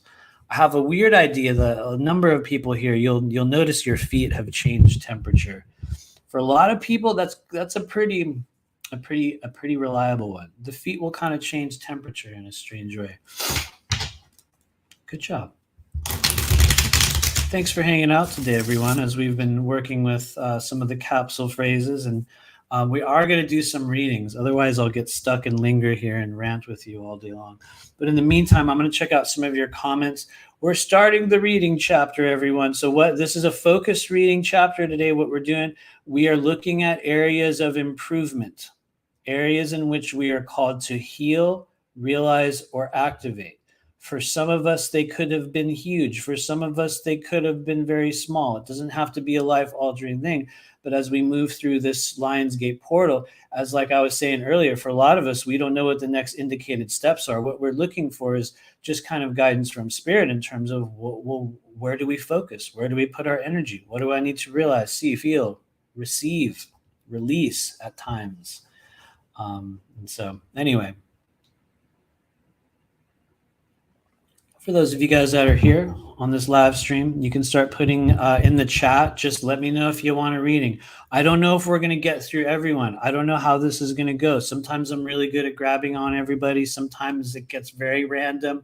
None of it's personal. We grab whoever we are meant to. And so please, please, please don't get sad if we don't choose you. I promise. You can come back on another one, and I'll move through the chat a few times, and we'll grab some people. Okay, here we go. I'm going to go with the first people that I saw, and there's also going to get buried. So Liz Krenzlock, number 1. Liz Krenzlock, how's it going? For those of you assisting Liz Krenzlock on the Earth Plane, what we're doing, we're just looking at areas of improvement, healing, activation. What do we need to know right now? What is she called to just recognize as we move through the Lionsgate portal?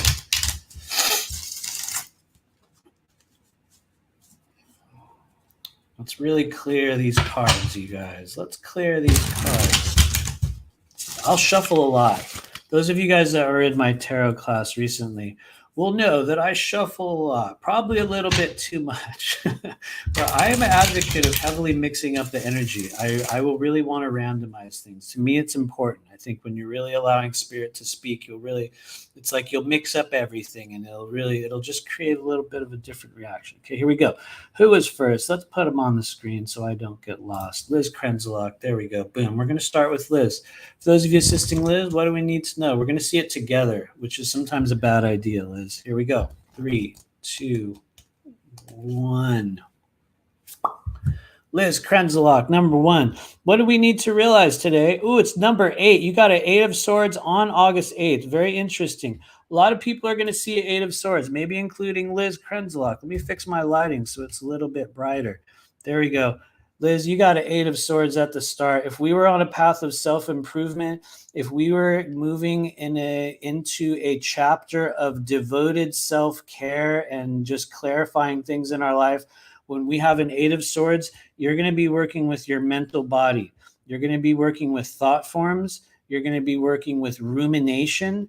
You're going to be working with the thoughts that are constantly cycling through your mind. Now, here's the thing about 8 of Swords, Liz. This is very rarely a crisis, okay? Even if we knew nothing about it, yeah, you're going to feel tied up. Yes, you're going to feel indecisive. In many cases, you're not going to know which way to go or what decision to make with the 8 of Swords.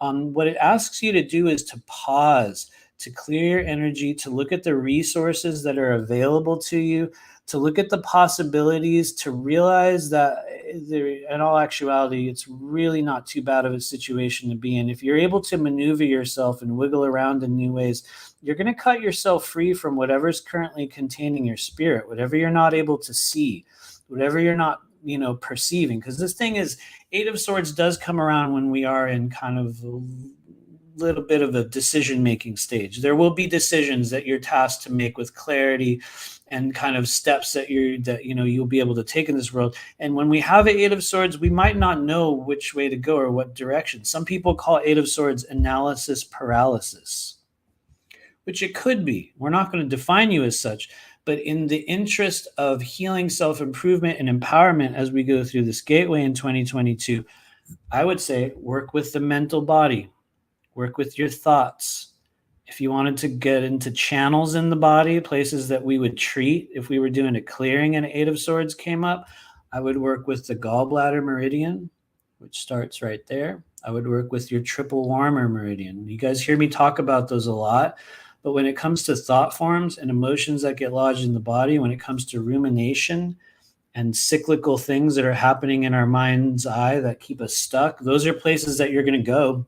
Those are just places we're going to go. So I would definitely work with gallbladder, triple warmer energy, but also just on your mental body and creating simplicity, pulling yourself away from the really difficult decisions or the insanity in your life, and realizing that it's literally not a crisis. Just in case, Liz Krenzlock, if you've been feeling like you're in a crisis. And yes, I'm probably grossly over-interpreting your one card reading, so please take what fits and leave the rest. But, for some people, you really need to know that the Eight of Swords is not a crisis, especially if you've been feeling one. It's definitely not one, but it'll feel like it for a minute.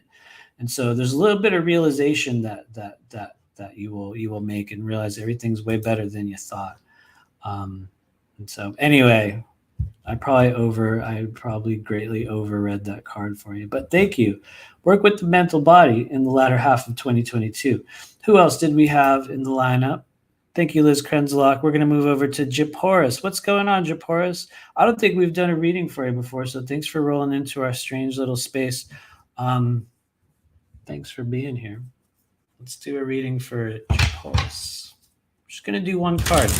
You might have already heard the aim of these readings today are, as we go through the Lionsgate portal, we're essentially looking at, what are we called to heal? What are we called to realize? What are we called to work on? How do we move forward? What's their next indicated step? Not that the card represents the be all end all, but it's one of the pieces that we can use if we choose to go like, well, where am I even supposed to be investing my energy or my time, or, whatever it is. And so I'm probably front loading the card too much. For those of you assisting Japoris, we're just going to pull one card.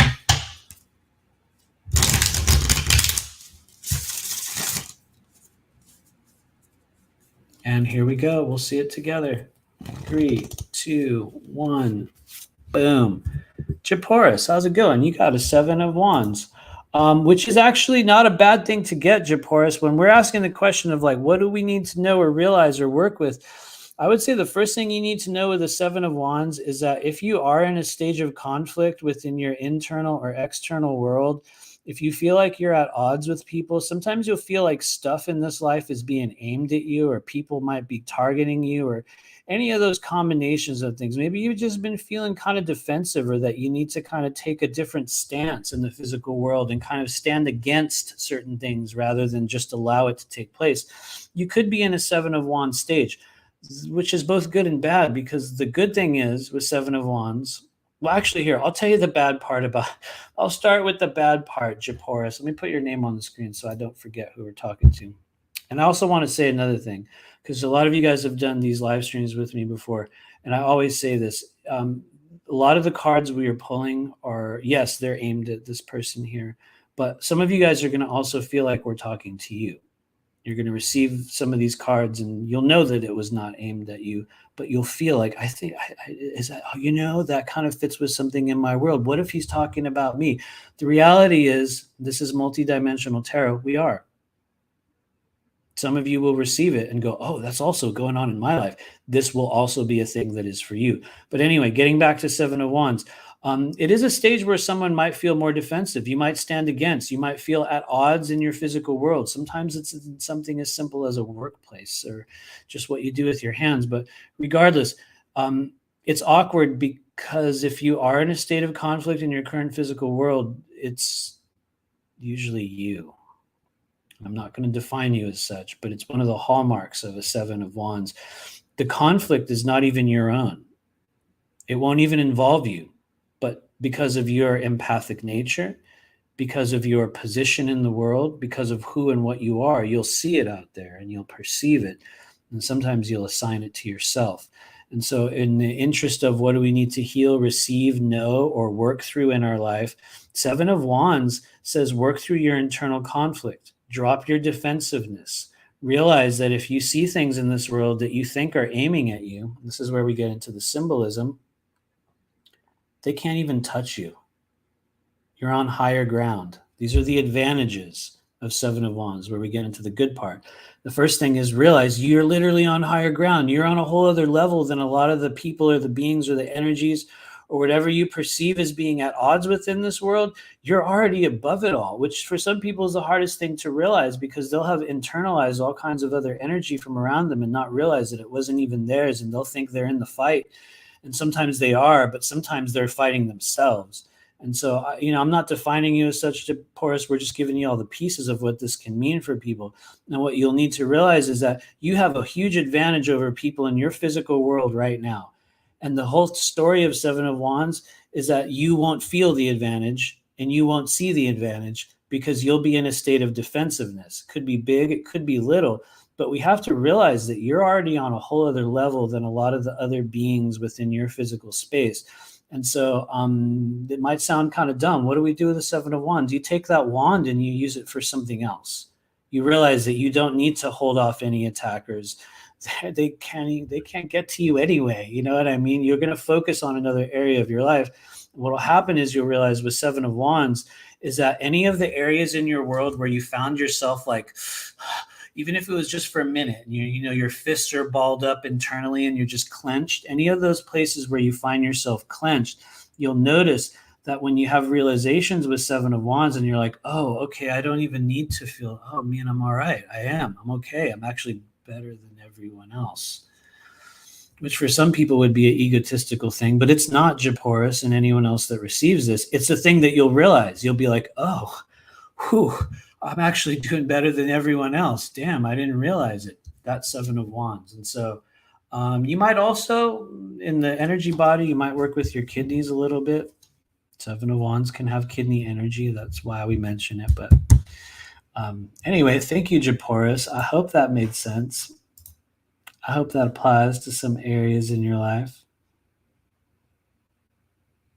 Boom. Thanks for hanging out. Who else did we have? We had somebody else we were going to see right after that. Where did they go? I'm going to find your name. Where did you go? Who was next? It was Rosie H. What's up, Rosie H? I don't know if you're still here, but if you are, we're going to pull a card for you.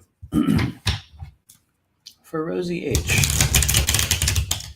Once again, the intention today is understanding areas of improvement, of healing, places in which we are seeking next indicated steps. Where do we go? What do we realize? What are we meant to work on so that we can move forward in whatever the next mission stage is? Who knows? Sometimes it's big, sometimes it's little. For Rosie H, all those of you guys in Rosie H. Okay, here we go. We're going to see it together. Not always the best idea, but here it comes. Rosie H. Rosie H, you've received actually pretty good guy to have, Rosie H. You got a Knight of Pentacles. I know my lighting's always awkward. If I put it right on my face, sometimes you can see it better. But anyway, Rosie H, you got a Knight of Pentacles. Knight of Pentacles, he's very different than who we just saw. This is a pretty good energy to have, Rosie H. It comes with its difficulties. It comes with great advantages. I'll go through the advantages first with the Knight of Pentacles, especially in the interest of you moving forward into the next stage of your journey in the physical body. The first thing we need to know about Knight of Pentacles, and you can see it, even if you've never seen tarot before and you don't know what it is, you can look at him and see it. He's fully armored. He's fully armored. He's fully covered. A lot of people call the Knight of Pentacles the most impenetrable being in the world of tarot. By impenetrable, I mean like things will try to get to him or get through to him.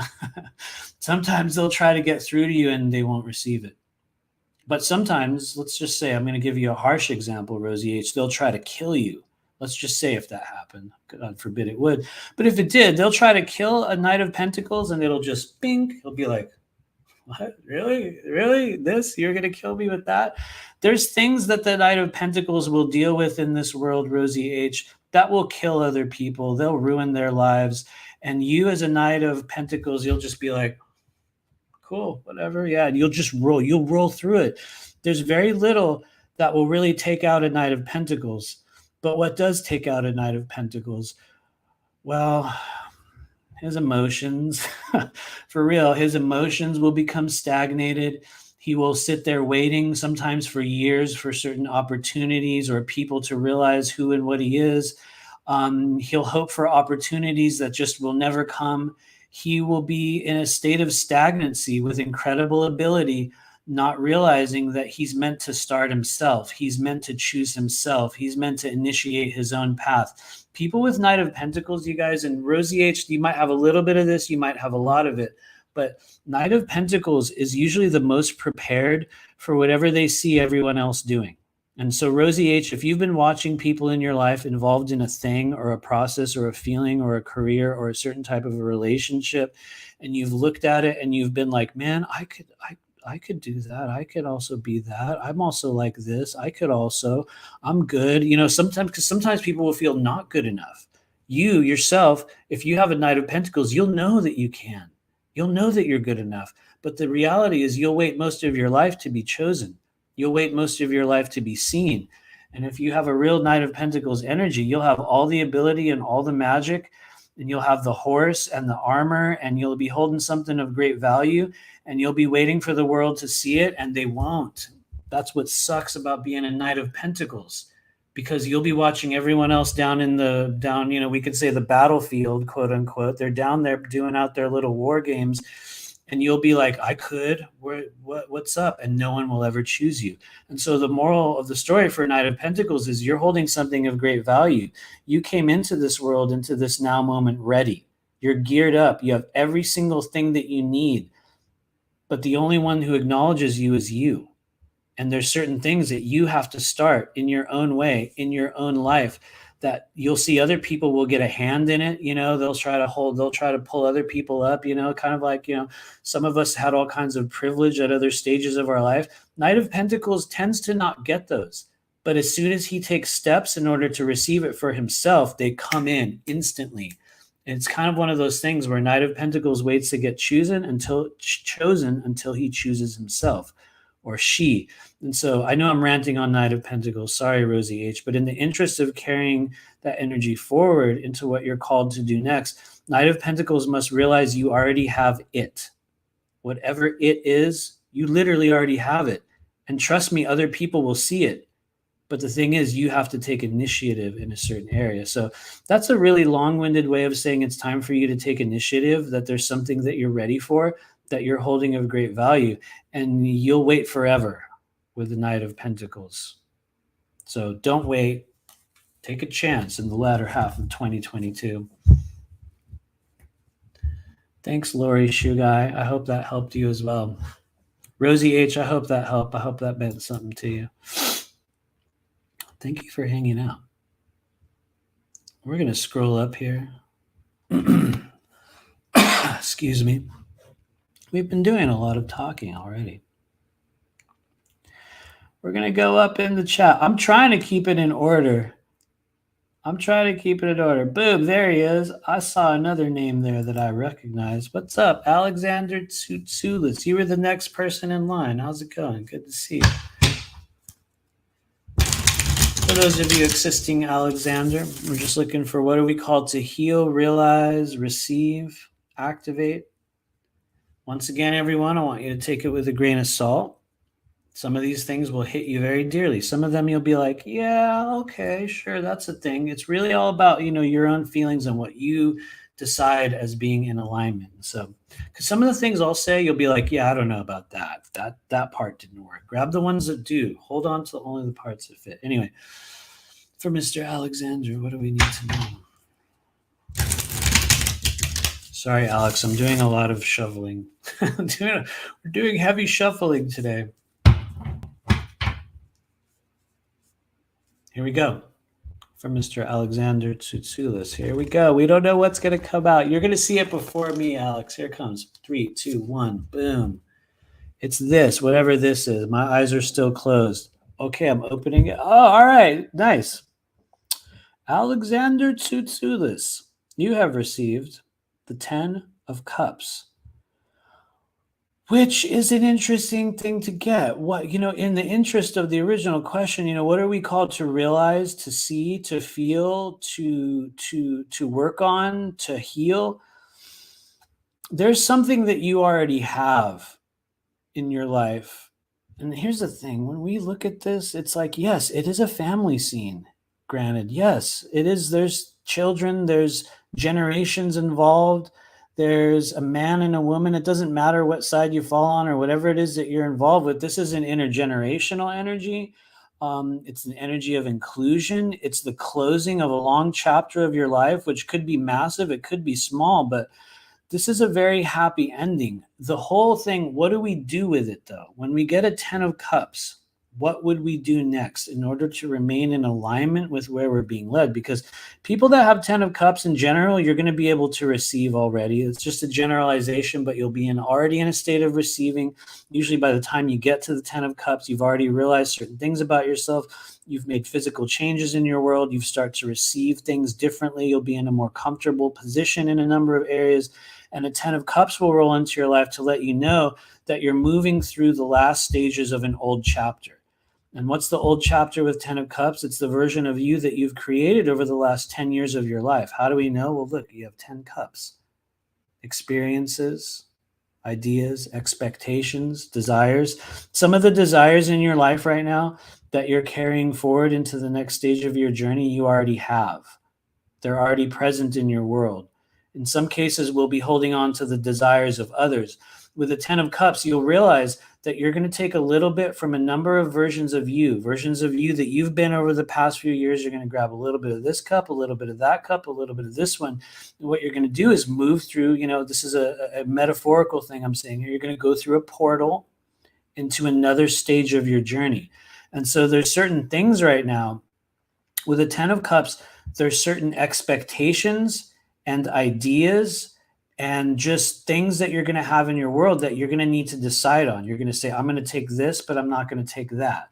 I'm going to receive this, but I'm not going to receive that. And so you're going to make new decisions. But really what it's about is letting go of, if there are expectations that have been placed upon you, if you do have some form of intergenerational energy or ideas that you've carried forward from other stages of your life, in many cases with the 10 of Cups, you'll need to, I shouldn't say need, but you will help yourself greatly by letting go of the version of you that you've been at other stages of the journey, and you'll allow yourself to be created in a whole new form.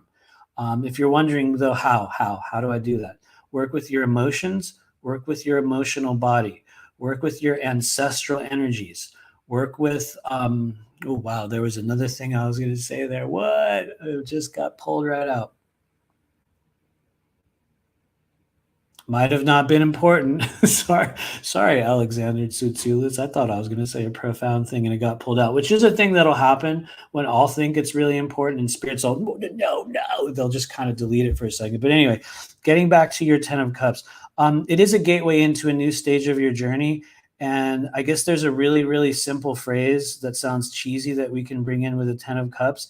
We need to realize how good we actually have it right now. You look at where you've been, you look at what you endured, you look at what you accumulated, you look at what you're taking with you into the new stage of your journey, and you realize how good it actually is. And why do I say how good it actually is?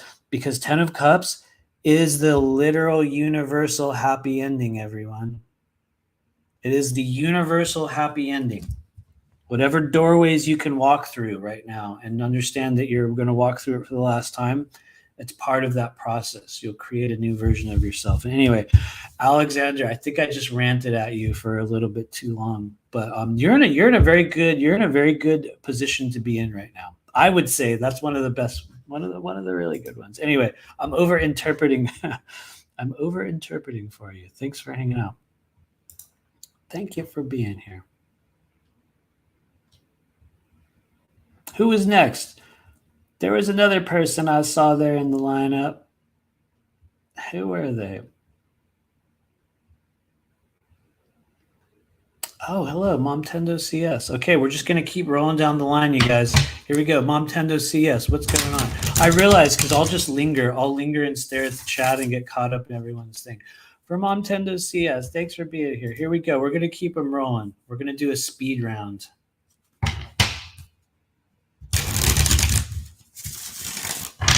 I'm not seeing the comments at the bottom of the chat, so sorry, guys, if you're asking other questions. I just haven't seen it yet. Here we go. Mom Tendo, what's up? Oh, you got a chariot. Boom.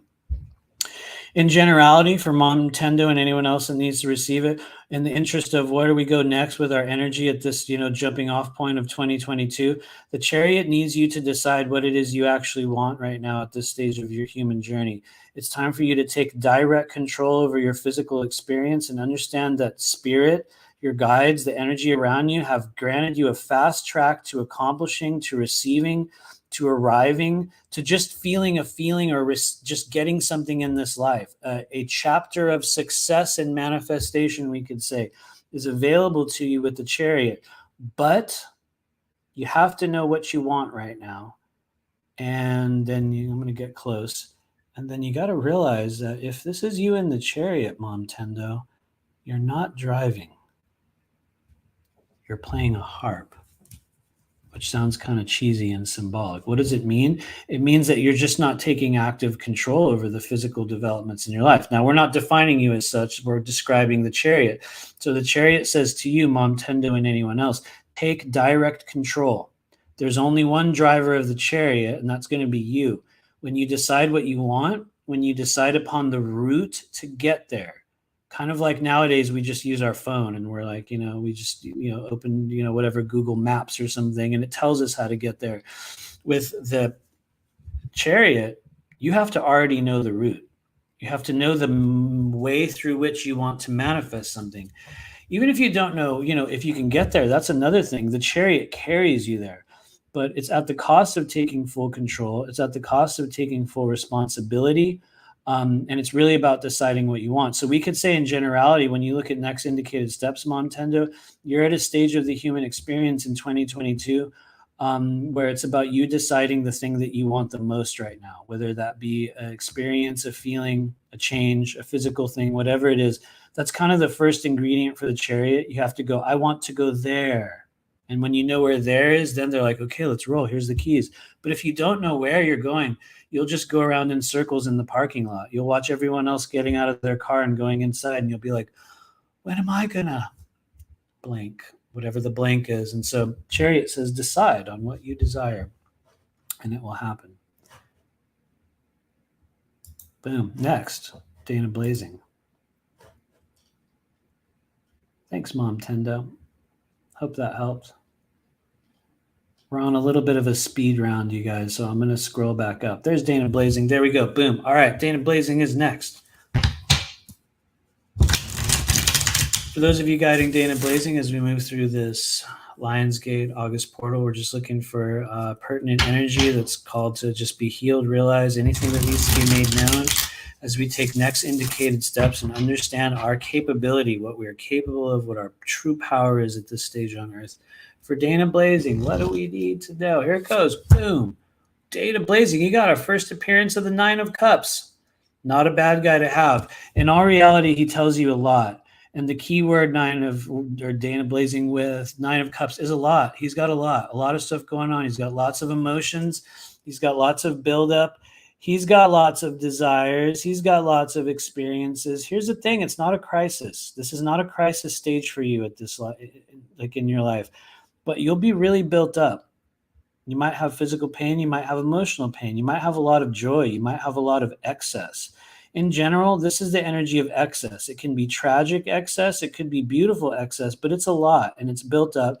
And when we wonder what is it that's built up, you can look at the suit. The suit is cups. What are cups? Cups are emotions. They're experiences. They are things that we hold within our body. They're our self-identity. They're what we share with the world. They're our relationships. And so that tells you the areas of your world that I shouldn't say need, but it'll greatly aid you if you're able to get rid of some of those cups, if you're able to dump things out, if you're willing to give away or get rid of a bunch of things that you've accumulated, sometimes physically.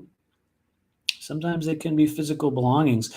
With the Nine of Cups, you'll start to get rid of things. I always have a cheesy explanation for Nine of Cups, Dana Blazing. Sorry. The cheesy story for the Nine of Cups is it's a little bit like when you have a junk drawer or a closet in your house, and you'll go over to it and you'll open up the door and all this stuff will fall out, or you'll open the junk drawer and you'll realize you can't open it because there's something in the way because there's all this stuff in the drawer, or it's super heavy. That's a Nine of Cups. You'll open up the closet and everything falls out and you have to like push it all back in there, and you'll close it and you're like, I need this stuff. No, I can't get rid of it. When you have a Nine of Cups in your life, Dana, you're going to be getting rid of things, whether they're old ideas, whether they're emotions, whether they're wounds, whether they're relationships. Sometimes they're physical things that will exist in your life that will keep you in a state of vibration from a previous stage. And so at this chapter of the journey, it's about getting rid of, it's about purging. Could be emotional, could be physical, but purging. Thank you, Dana Blazing. Thanks for hanging out. Boom. Next, Gail Emmer. What's going on? Here we go. Gail Emmer. We're rolling through the chat. I'm pretty high up in the chat list, you guys. So we're going to go fast and we're going to burn through a bunch of these. So I can't see what you're commenting in the bottom. I'm sorry. We'll get there momentarily. In the meantime, for Gail Emmer, I'm going to shuffle one more time. Boom. Here we go. Gail Emmer. Boom. Gail Emmer, you got a Two of Cups. Whew. Here's the thing, Gail, this card right here sometimes can be really confusing because this is one of the cards in the world of tarot that has a very specific meaning for each person that receives it. It kind of depends on where you are in the spectrum of Two of Cups energy. Some people look at this and they know instantly what it is in their life. It may be a relationship. It may be the seeking of a relationship. It may be for some people, this is the twin flame journey. For other people, this is a person in their life. For some people, this is completely unromantic and it's a new stage of unity or togetherness or a chemical reaction that takes place between ourselves and another that allows for a notable shift, something to come together, a union moment in your physical earth journey. Could be romantic, could be transactional. Whatever it is, Gail Emmer, it's a good thing to have. And so it's very important for you to look at this, Gail, and for you to feel your own version of what this says to you. You get to decide who those people are, what they're actually doing, because that's really the most important meaning. I can tell you that in generality, what it means for anyone else, you and anyone else that receives this, is that I believe, number one, you have greater opportunity to enter a situation like this, a benevolent union, a chemical reaction that takes place between two individuals. Some cases romantic, some cases just togetherness, coming together, but it's a moment in which you will peer into the eyes of another being. You will accept what is, and you will allow the energy within the moment to take the course or the movement that it needs to take. And so to me, a very good energy. To other people, it can be a little bit confusing because you won't know where to place that Two of Cups. I would say when we ask the original question of, well, where are we being led? Where do I place my energy? Where am I going next? I would say the Two of Cups asks you, if you're wondering what to heal or work with, you may be working with close, intimate, interpersonal relationships, or you're going to be working with self-acceptance, acceptance of yourself, acceptance of what is. You're going to be working with harmonizing the masculine version of you and the feminine version of you, just connecting them in a different way, expressing them in a different way. And so there's a number of ways in which it will show up. But yes, you will work with the masculine and feminine energies. And my prayer is this will lead you to a discovery or a moment of union or chemistry that is experienced in the eyes of another on the earth plane. And so anyway, I might have overinterpreted that, Gail Emmer, but I hope it makes sense. Thank you. Next up is KM. What's up, KM? Boom. I'm going to scroll. I'm really quick, guys. I'm going to go down to the bottom of the comments. Here we go. Boom, all the way down there. Okay, cool. So we do. We have a lot of comments. We're going to roll through some more readings here. Next is KM. I'm going to leave you on the screen for a moment, KM, just so I know who we're going to see, because I will kind of forget. I'll definitely forget. There we go. I found it. Thanks, Aurora Diamond Heart. I appreciate that comment about being able to describe the one card, because I think it's critical. I think if for those of us who are learning to read tarot, if you can do one card readings, oh my Lord, it really opens up things for you. And so we are doing another tarot class, by the way, you guys, which is weird and cool, because I think actually yesterday somebody emailed me again asking when we're going to do it. And so it's very interesting. People keep asking for it. I will probably announce it in the coming months, hopefully not too late, and everyone will still be interested in it. The only reason I'm not doing it right now is because we just ended it. We just ended a tarot class. And as soon as we ended it, 5 people, maybe 5, I don't know, it doesn't matter. A number of people were like, hey, what's your tarot class? And so it's coming again. But if you can do a one card reading, oh my Lord. Yeah. Anyway, thank you, Rosie. I'm glad that reached you. Boom. Rebecca B says it picked the Empress for us. Whoa, thanks. Okay, Rebecca B. I like that. Very good. Empress is a very, very powerful being. Thank you, Alexandra. I'm glad that actually vibrated in your world, because that was one of those ones where I'm just like, what does this mean? Here we go. And you'll just kind of open up and let it roll through. And so, yes, guys, we're going to get to other readings. I'm just scrolling through the comments before we go to KM. What's up, Shamwa? Good to see you. Very, very, very genuinely good to see you. Hopefully you're still here. Anyway, good to see you guys. Okay, we're going to go down to the bottom. Thanks for hanging out. Thanks, Omar, for being here. We'll be on Watchers Talk tomorrow, you guys. Boom. All right, so we made it all the way down to the bottom. Next up, we've got KM. We're going to pull a quick card for KM. For those of you guys that are tuning in, we're doing Lionsgate focused readings. As we move into the next stage of just our physical human journey, we're asking, what do we need to heal, realize, receive, or what needs to be made known, specifically in the interest of empowering and healing the human spirit right now. And so for KM, here we go. We'll see it together. Whoa, KM, nice. You got the Magician. Which is actually a very, very cool thing to have. I mean that very, very sincerely. It's also very, very broad and reaches into many different areas of your life. And so going to the original question of what are we called to receive or feel or be made known at this stage of the journey for KM, this is a transformational chapter in your life. By transformational, I mean the version of you that you are right now, usually within a few months, sometimes a year, sometimes weeks, I don't know, could be minutes. The version of you that you are right now in a very short period of time is going to be very, very different. Your face will change. Sometimes your hair will change. Sometimes your clothing will change. The manner through which you express and are present in the physical world, when the Magician comes into your life, you're going through a choice, mind you. It's a choice to go through a very particular path of transformation.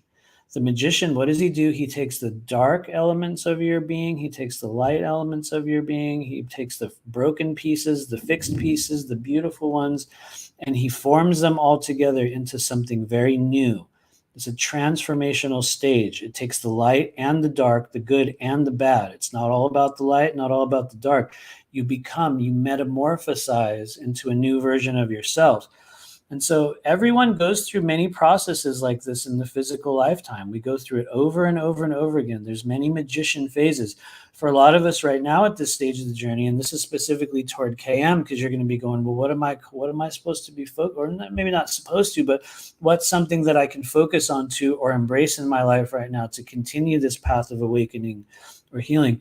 The Magician will start working with non-physical energies, very much like we're doing right here, right now. He will start to develop and awaken his intuitive self, his shaman self, his magician self, his healer self. The mystical version of him will start to just be of paramount importance. The expression of it, the presentation of it, the exploration of it. You will be triggered during that journey. Sometimes you will be wounded within that journey. You will frighten yourself within that journey. You'll also save your own life. You'll also fundamentally alter and release darkness and wounds that you've been carrying lifetime after lifetime. When the magician comes in and you actually make the choice to connect with his energy, the version of you that you are today will fundamentally change. And so here comes the phrase that I give every time the magician comes around. For a lot of people, he's a year-long journey, and you'll choose to engage with those elements of your life that I talked about a few moments ago. And things will get weird, and it'll get hard, and it'll get beautiful, and it'll get chaotic. And, through halfway through the journey, you'll sit there going, why did I do this? What am I supposed to be doing? Why did I incarnate on earth? What the hell is this all about? What's even happening? Nothing's even changed. In fact, it's just getting worse and harder. And yeah, there's some cool things, but it's just more and more of this or that. And that's when the day comes where you look in the mirror and you look at yourself, you look at your hair, your face, what you're wearing, you look at where you are in your life, and you realize that all those changes, all those elements, those things have come and passed, and you are in a literal new version of you. The magician facilitates those types of changes in your life. But the thing is, if the magician's doing his job, you don't see it happening. We're not supposed to see the rabbit go into the hat. If you see him put the rabbit into the hat, you're like, dude, I saw it. It takes all the mystery out of it away, because you know every hand on the table. You know exactly what's going to happen. They talk about it in the Law of One. The magician is the path of mystery, of discovery. Some of you guys are going to hear the thunderstorm outside. That was a well-timed thunder thing. I probably didn't show up on the mic, but the magician's going to come in, and it's going to fundamentally change everything. And so I think you're in one of those stages, KM. You've probably been in it for a while.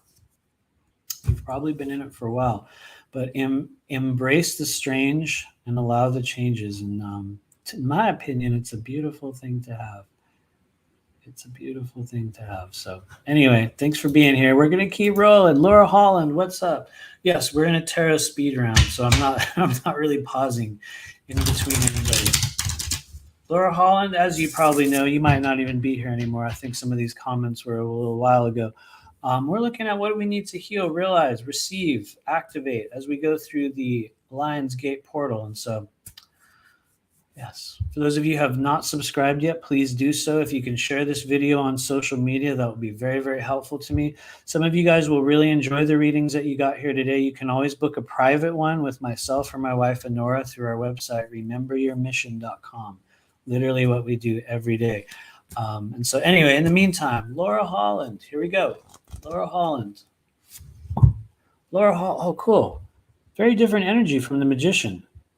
Very particular guy. Laura Holland, you got the Four of Cups. When a Four of Cups is in your life, there's going to be times, Laura Holland, where you're sitting there at home or maybe at work or wherever you are, and you're going to realize that most of the time you're just spacing out, or you're meditating, or you're wondering, or you're pondering great existential quandaries in your life. You're wondering, well, how do I fill those three cups?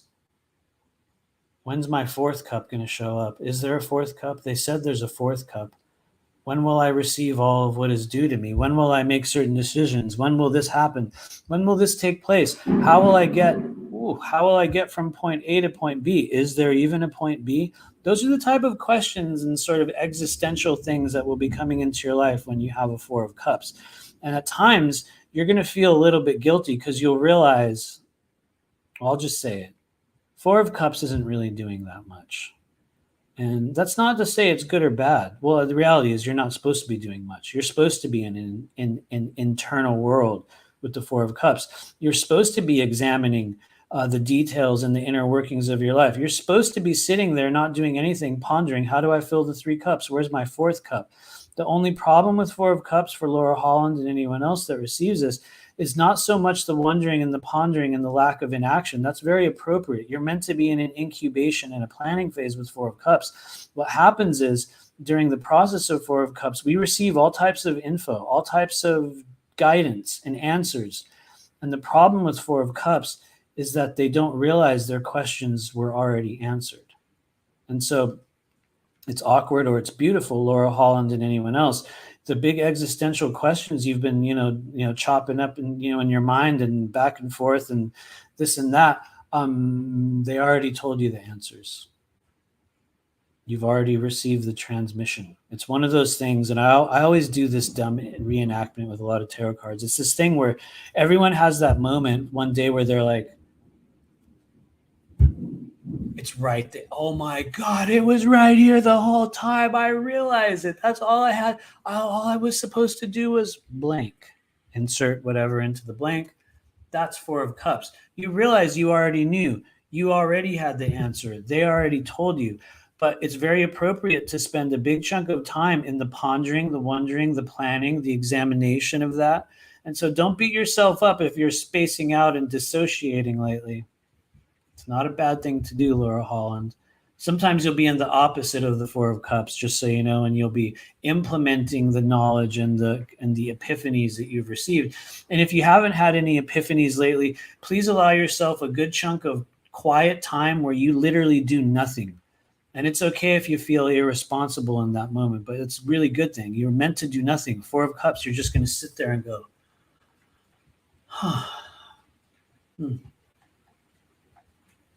You'll just sit with it. So anyway, thank you, Laura Holland. Thanks for hanging out.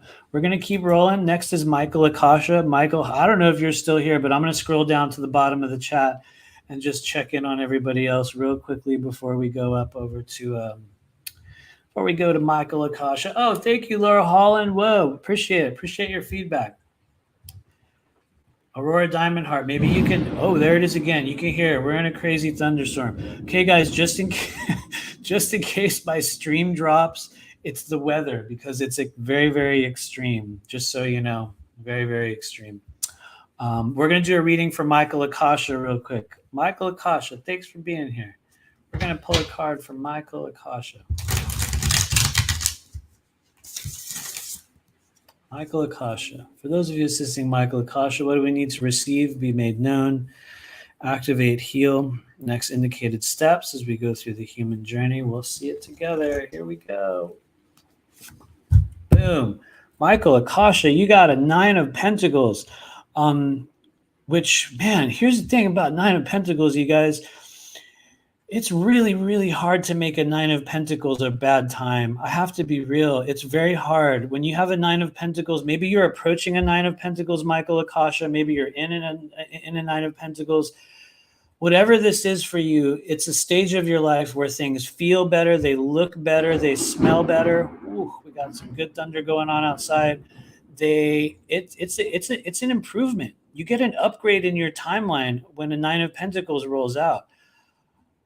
In fact, you will be very comfortable, and that's a really good thing to have. And sometimes you might get a little bit complacent, although that's not necessarily an inherent quality of 9 of Pentacles. But here's what is in a quality of 9 of Pentacles, Michael. You'll compromise something. You'll accept something really awesome.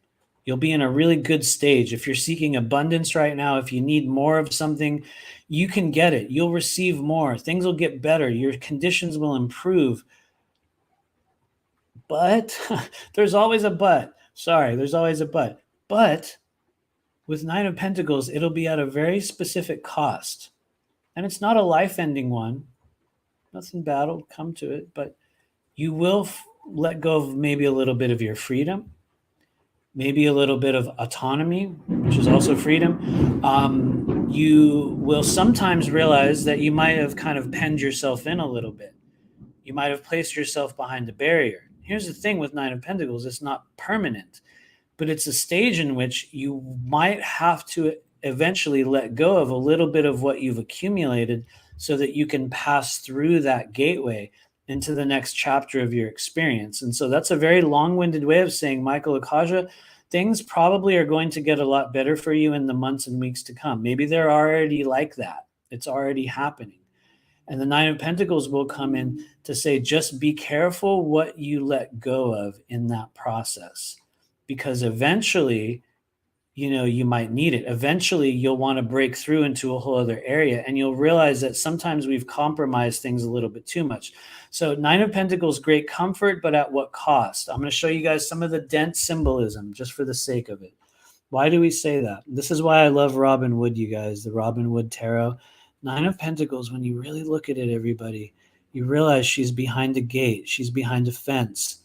She's got a bird in her hand who's tethered to her hand.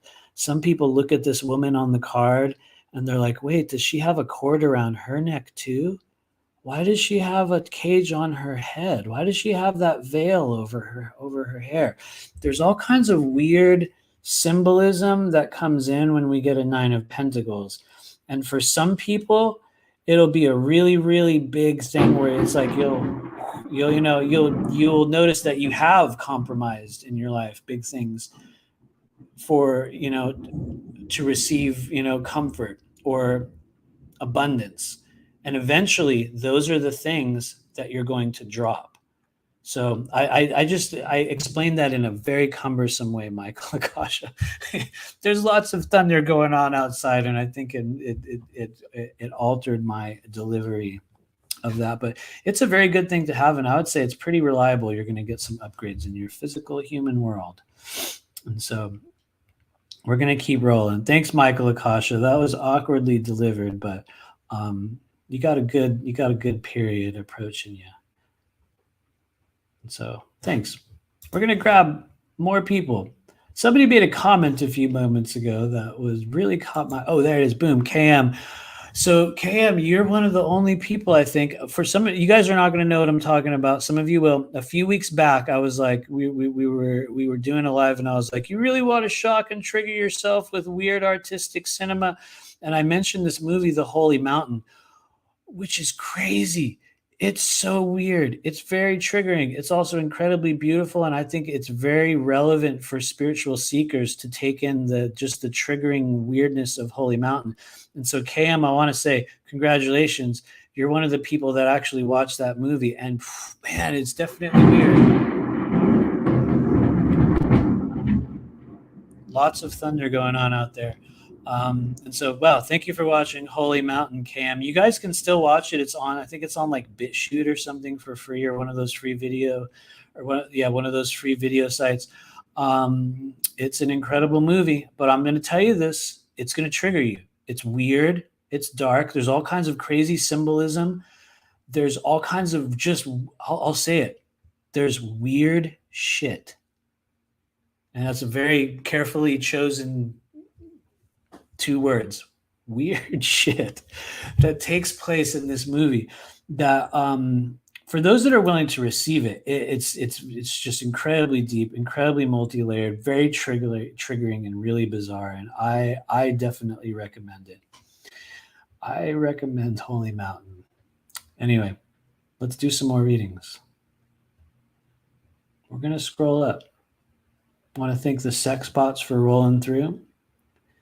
Big thank you to the AI sex bots that have been hanging out with us. Seriously, like in a weird way, I take it as kind of a compliment, because clearly they must perceive that there's relevant traffic happening here on this live stream to initiate their little AI bot thing. So maybe we're a big deal to the AI sex bots today. Anyway. Okay, guys, I'm scrolling up in the chat, and I'm going to grab somebody for readings, and I might skip some people. Please don't be upset, because there's a lot of messages here. I'm going to just grab the first person that I'm going to kind of go up higher in the chat. Boom, here we go. Here it is. Girl Enter Bong. What's up? Card, please, if there's time. Yes, there is. You might be gone because you made that comment a while ago, but I was trying to find a place that was close to where we left off. We might have skipped some people. I'm terribly sorry if we did. I can guarantee you that we're going to skip a few more people. It's not personal. We're going to grab a few more. But in the meantime, Girl and Her Gong. If you don't get chosen for a reading, don't worry. Please feel into the content and the messages that are received. The basis, the foundation of multidimensional tarot is that it extends to all kinds of different timelines and all kinds of different individuals. It's about the angle through which you're viewing it. That said, for Girl and Her Gong, thank you for hanging out with us. What does she need to know? We'll see it together. Here we go. Girl and Her Gong. I saw it peeking out right as I put my finger on it. You got a 9 of Wands, which is, man, really, really good. It's interesting because we had 9 of Pentacles a minute ago, which was, behind a little bit of a barrier, but doing really, really good. And now we have a 9 of Wands. And when this card shows up in your life, this is in the interest of next steps in your human journey of healing and activation. Girl and her gong, 9 of Wands is right about to launch into a whole new phase of their human journey. For real. It's based upon past lives. It's based upon skills and abilities that you've had, and used in other timelines, in other chapters of being, in other bodies, and other lives.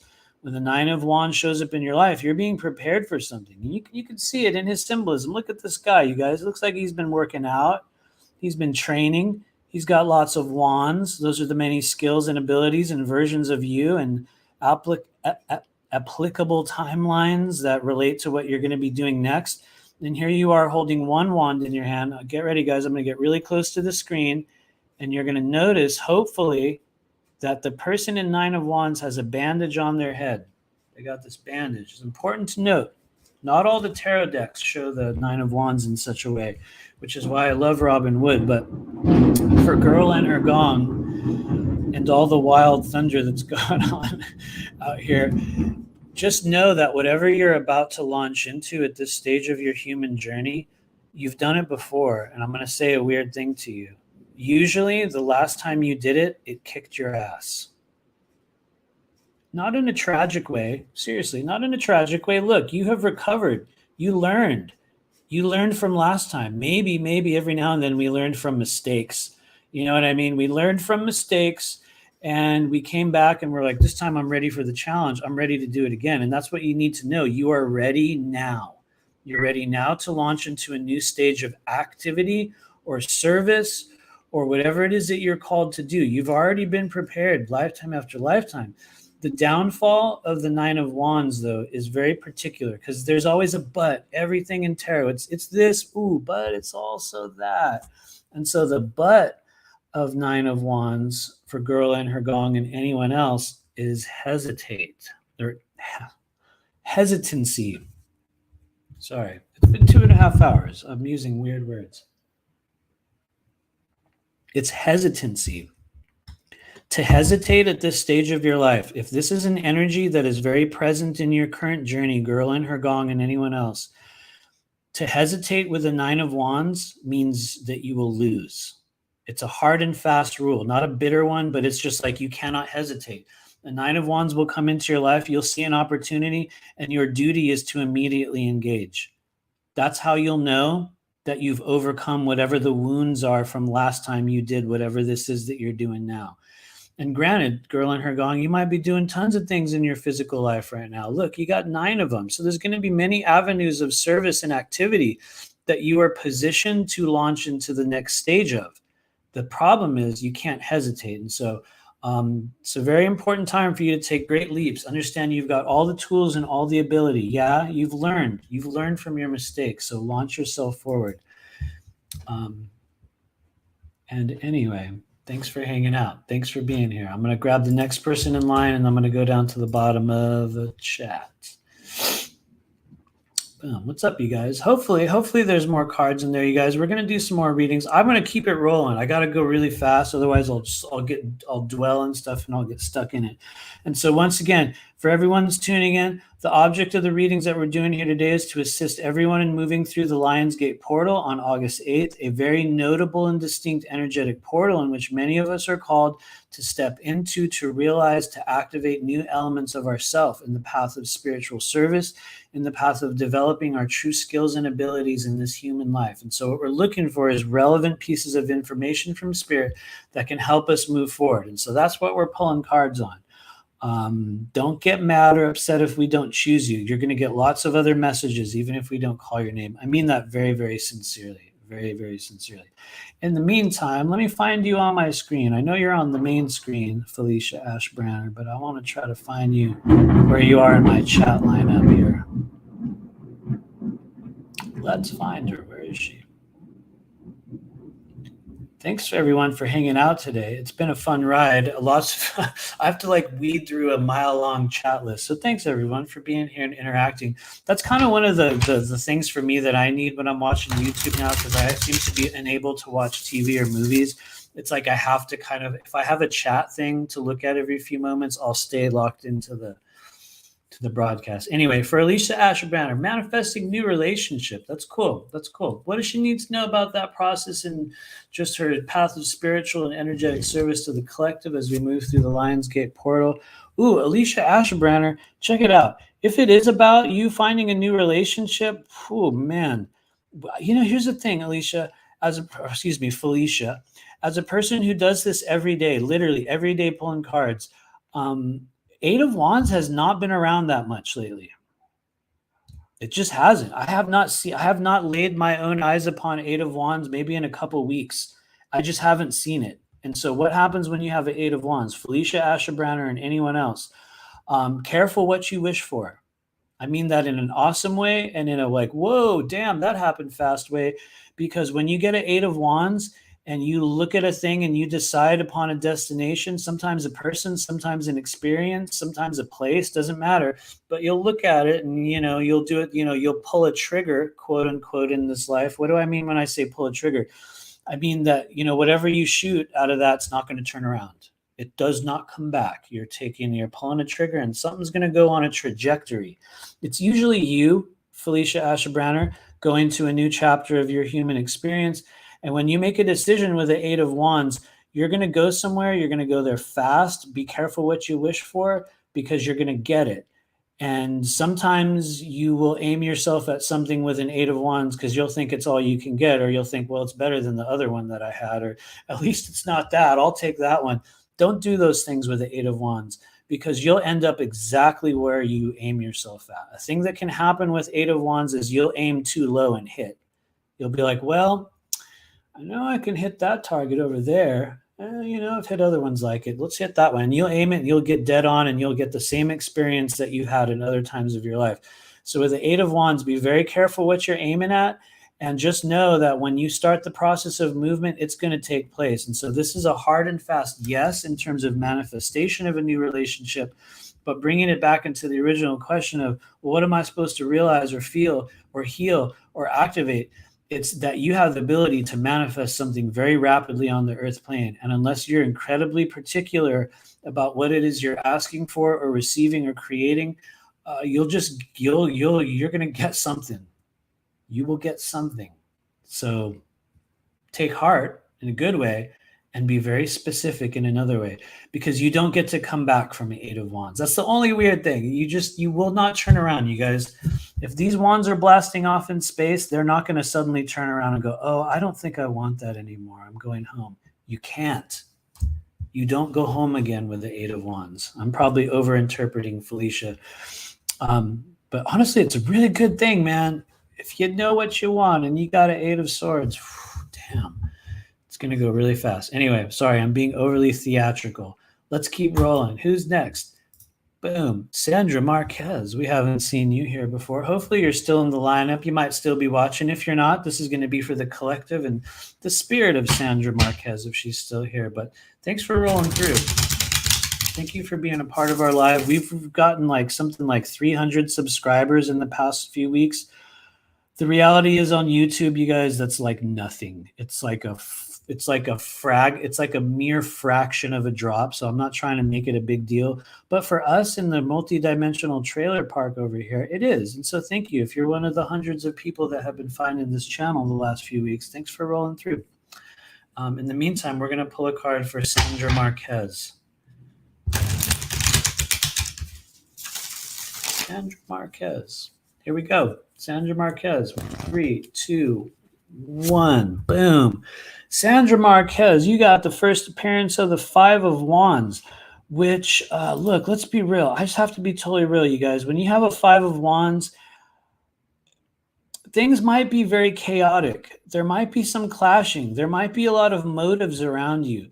You might be wondering with certain people, are we fighting or are we dancing? Is this a carefully choreographed process in our physical life? Or are we all just clashing and trying to insert ourselves in the energy of the moment?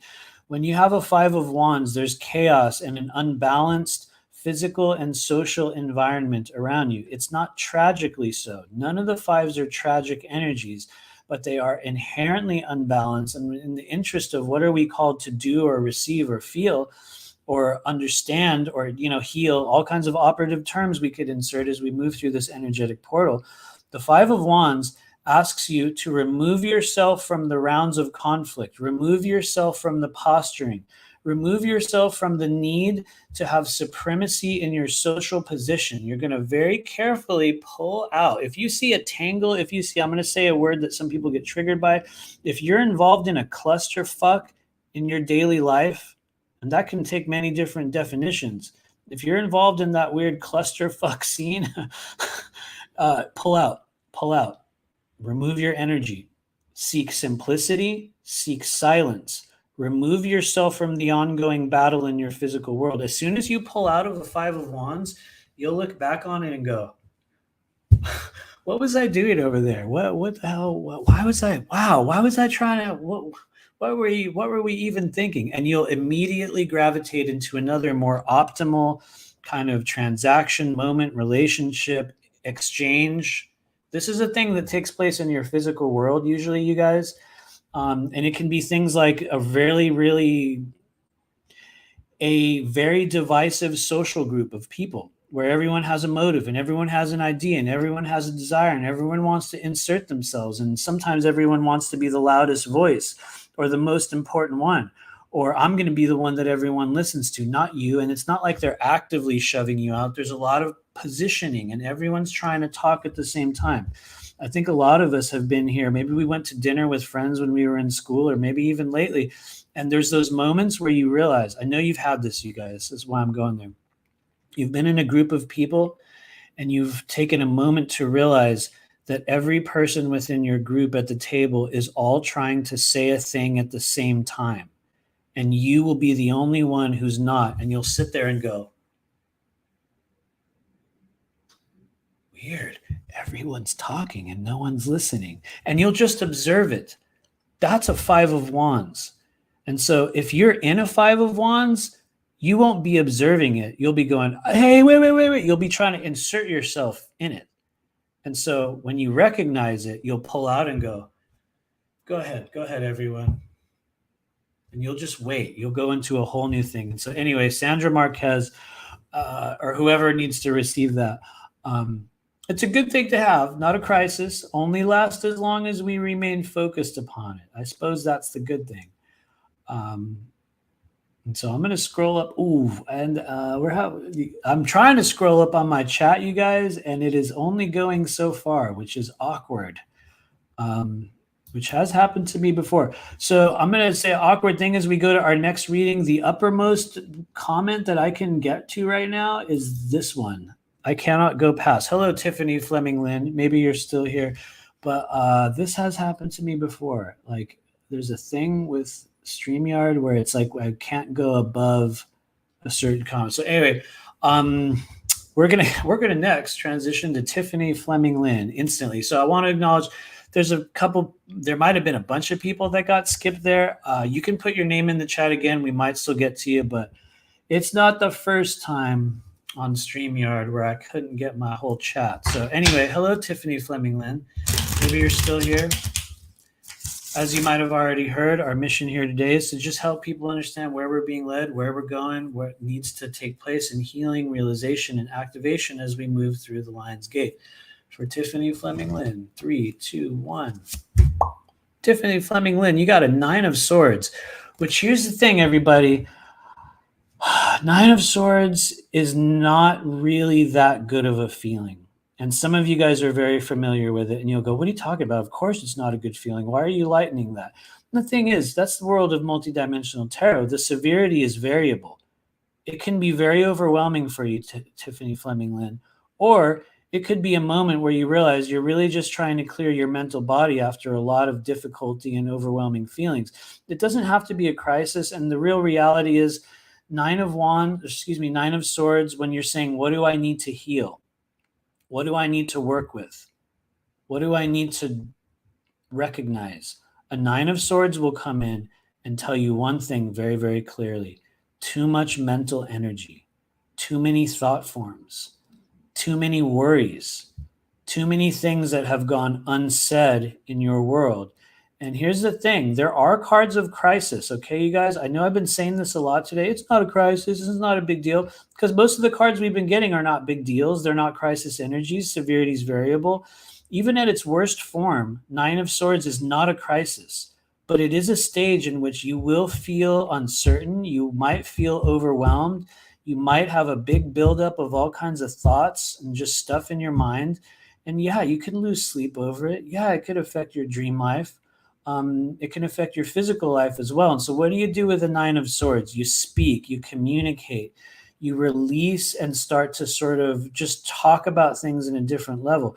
You will also energetically, from an energetic perspective, you'll work with your crown chakra, you'll work with your throat chakra, you'll work with the third eye chakra, you'll work with the kind of the upper energy centers. The reason why we do that is they assist us in releasing built up and kind of static energy in the upper chakras. And this is, in its most basic element, upper chakra energy, mental energy that gets trapped and built up in the body. And so speak about the things you've been holding inside. Communicate with someone that you trust about the confusing thoughts, or if there is confusing. The thing is, Tiffany Fleming Lynn, you might not be feeling this. You might be like, what? This guy on the live stream pulled a Nine of Swords for me and said I might have been feeling overwhelmed and my mental body was all built up and I need to, speak and communicate. And, you might be like, no, actually, I don't feel that. I'm actually doing really good.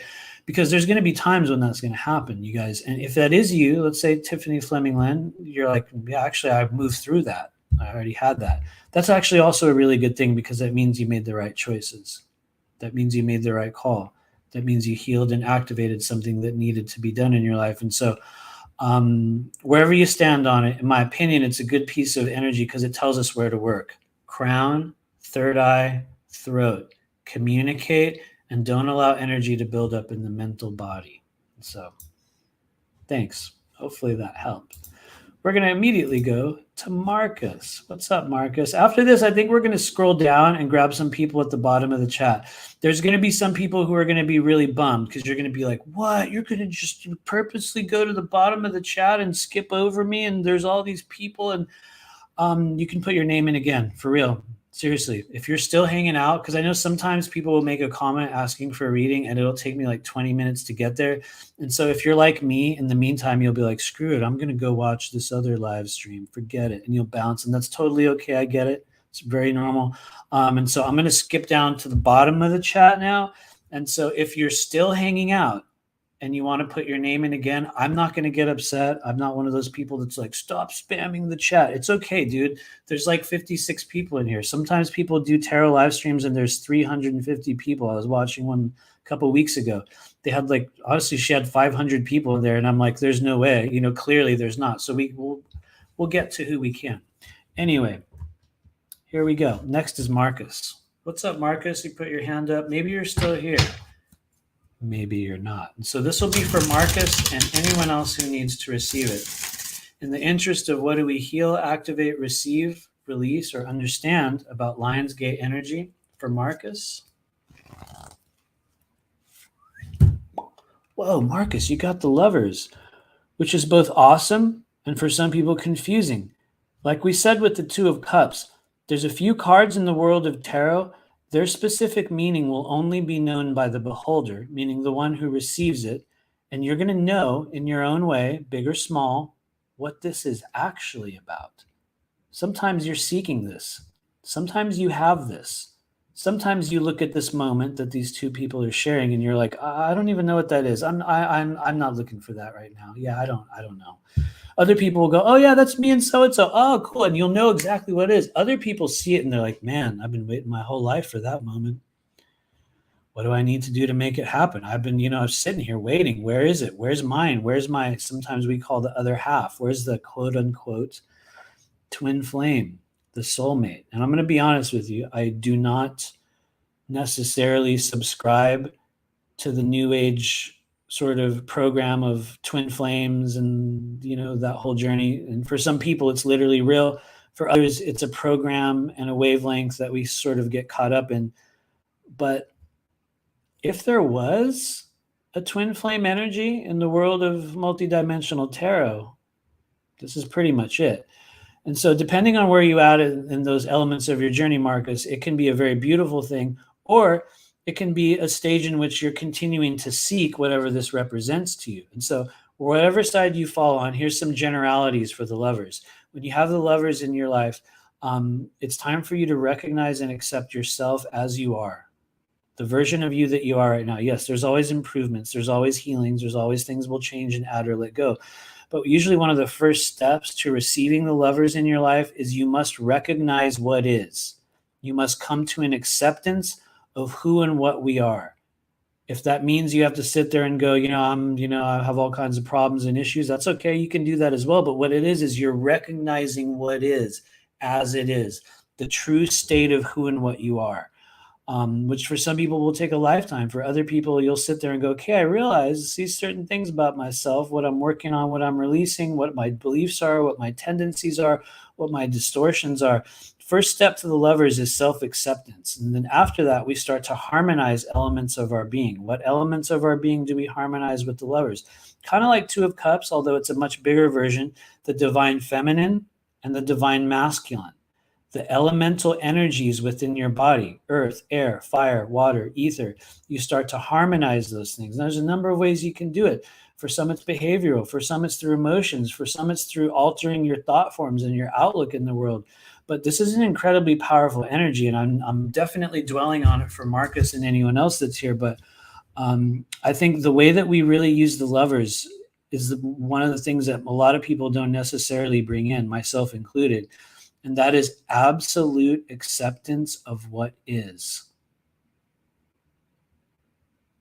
A dropping of the need to form ourselves into anything other than just the true essence of you. And for some people hearing me say that will be like, what does he mean by that? That's a very, cryptic statement. That's okay. There's a lot of layers to it. So anyway, thank you, Marcus, and anyone else that's hanging out.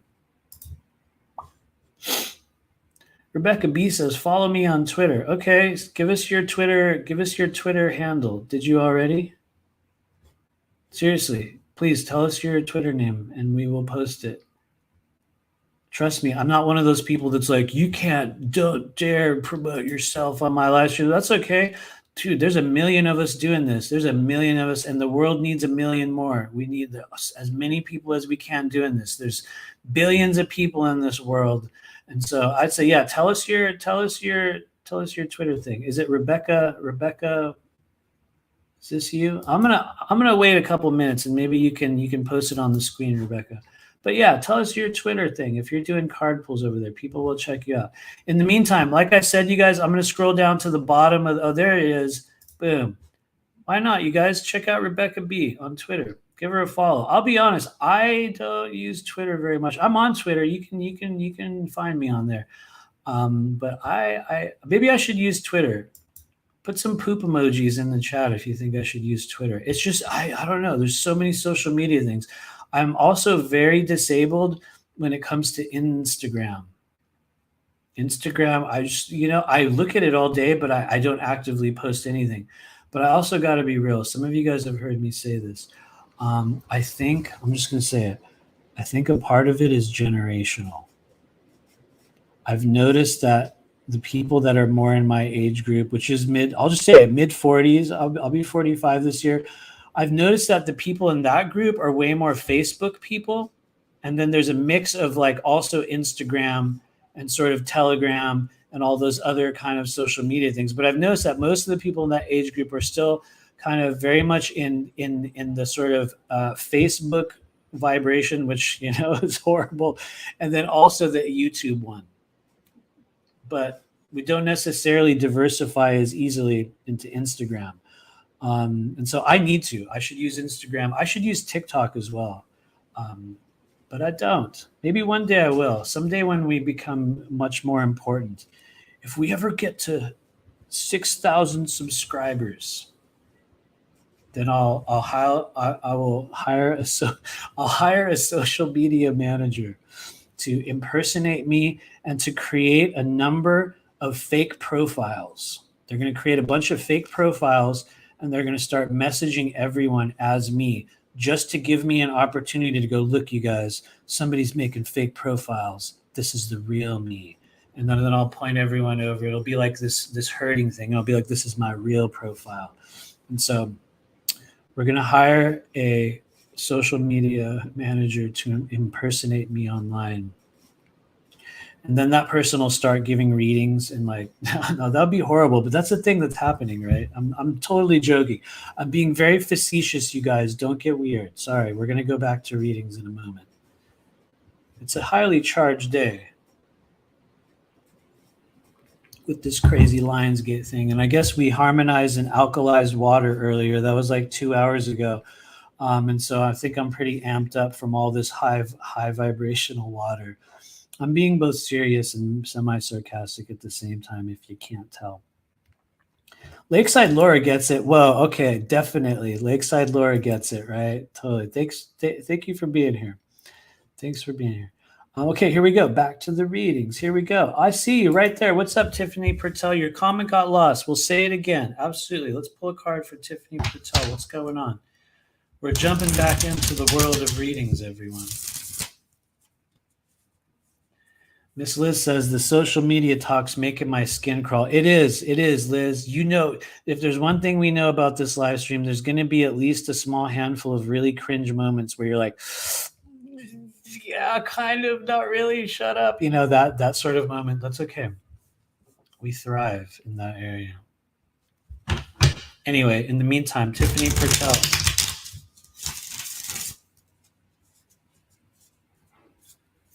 For those of you assisting Tiffany Patel in interest of what we are called to receive, activate, heal, be made known.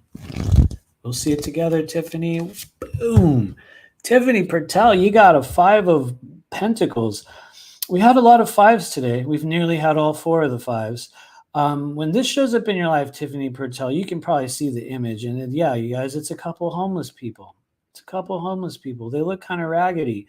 What does this energy mean when it shows up in your life? Especially when we're going, all right, guys, what do I need to heal? What am I supposed to be focusing on? What am I meant to be doing right now? How do I get better in terms of, you know, just my mission and what we're doing on earth? 5 of Pentacles is the energy of lack. It's a very, very, it's a very good depiction of what that energy is like for people. When this is in your life, you may be really a lot more focused on what you don't have. You're going to feel the absence. If it's about money, you're going to be like, damn, if I just had more money, this would be better. If it's about people or togetherness or tribes or whatever it is, you're going to be focused on the fact that you're like, damn, everyone has that and I don't have it. All right, I guess, you know, and you'll have all kinds of thoughts around it. I guess I'm not good enough. Guess I'm this, guess I'm that. I don't know. You will feel the lack and the absence of things within yourself, things that other people may have, things that you seek, things that you perceive that you don't have. And that's 5 of Pentacles. It's like all the 5s when it shows up in your life, and maybe it showed up in a big way, maybe it's in a little way, maybe it's not even in your life, Tiffany, and this needs to be for someone else, or maybe you've been in this. Whatever it is, all the 5s, the energy that comes with the 5s, it only hangs around in so long as you remain hyper focused on it. Meaning you'll be super focused on it and it's all you'll feel. And you'll wake up in the morning and you'll be like, damn, I don't have this, I don't have that. And all you'll see in the world is everyone else that has it. You'll be like, oh God. And it can be hard. I also lived a lot of my life in a 5 of Pentacles. A lot of people get raised in a 5 of Pentacles. It has to do with the abundance triggers and the programs you're given when you're a child. You know, we're programmed by our parents, by family members about what we can have, about what we can't have, about what we're good enough to have, about what kind of family we're in, about how the world works. It's a stage where, you know, I say this a lot, so it sounds cheesy, but it's the stage of your life where the world does this, therefore you do that. It's like you get programmed by behaviors and occurrences in a little bit of a bigger way than we did when we were adults. However, doesn't matter what age you're in when you have this. It can be any age, it's irrelevant, but most of it comes from early childhood and the triggers and the responses and the ideas that we have around what we're good enough to receive in this life. And so what would you do with it in the interest of moving forward, Tiffany, is you will look at the resources that are available to you, which on one level is can be easy thing. For others, it can be very difficult, because you will need a resourcefulness for the Five of Pentacles. It's like, here's kind of, this is the cheesy story behind it, but these two people in this card, and you'll see them. Hopefully it's not too dark on your screen, but it's these homeless people. And in most of the tarot decks, you guys, most of the tarot decks, you're going to notice the Five of Pentacles is kind of the same. Some of them are highly stylized, and it'll be a totally different symbolic image. But I love Robin Wood because she did such a good job of this. The people in this card are homeless. They're out in the cold. Whatever that is, they don't have it. They just don't have it, whatever it is. And so what do you do with Five of Pentacles? You turn to the ones that are alongside you. You band together. You join forces with others.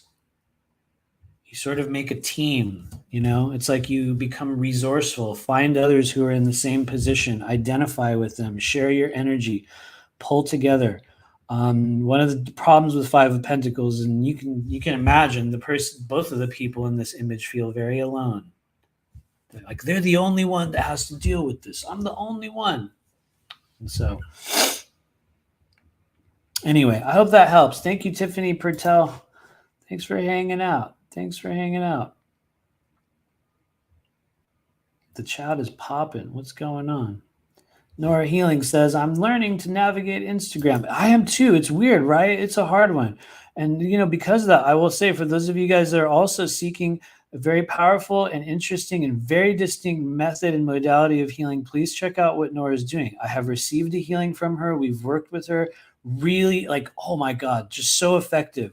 And so please do check out Nora's channel, you guys. I know she's doing another group. I won't blow it up here in case it's not public, but please do check out Nora Healings as well.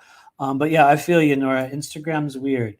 I think I hate to say, sometimes it's an age thing, but every now and then it is. And it's like, you'll just be in a slightly different age group than it's targeted at. And you might not interact with it in the same way.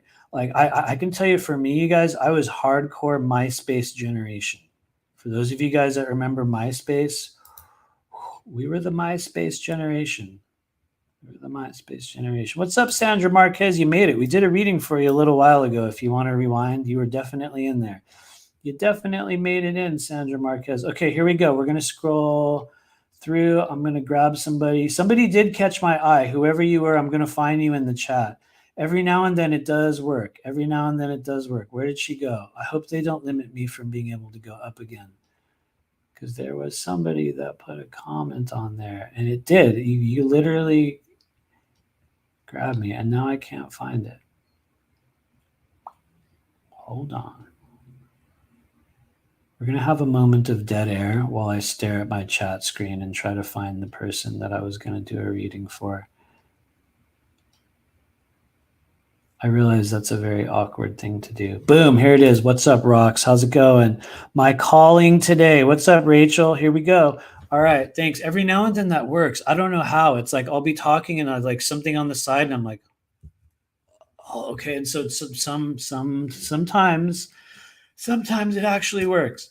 Okay, Rox, let's see what's going on. As you might have already heard, the object of our readings today is understanding what we are called to receive, feel, activate, heal, just what needs to be made known about the very important energetic portal that we're moving through. And so this is a highly charged time in which our intentions, our ideas, what we choose to focus on, the steps that we choose to make in the next few days and weeks, the new steps, because right now there's no path being laid out other than the one that you're creating.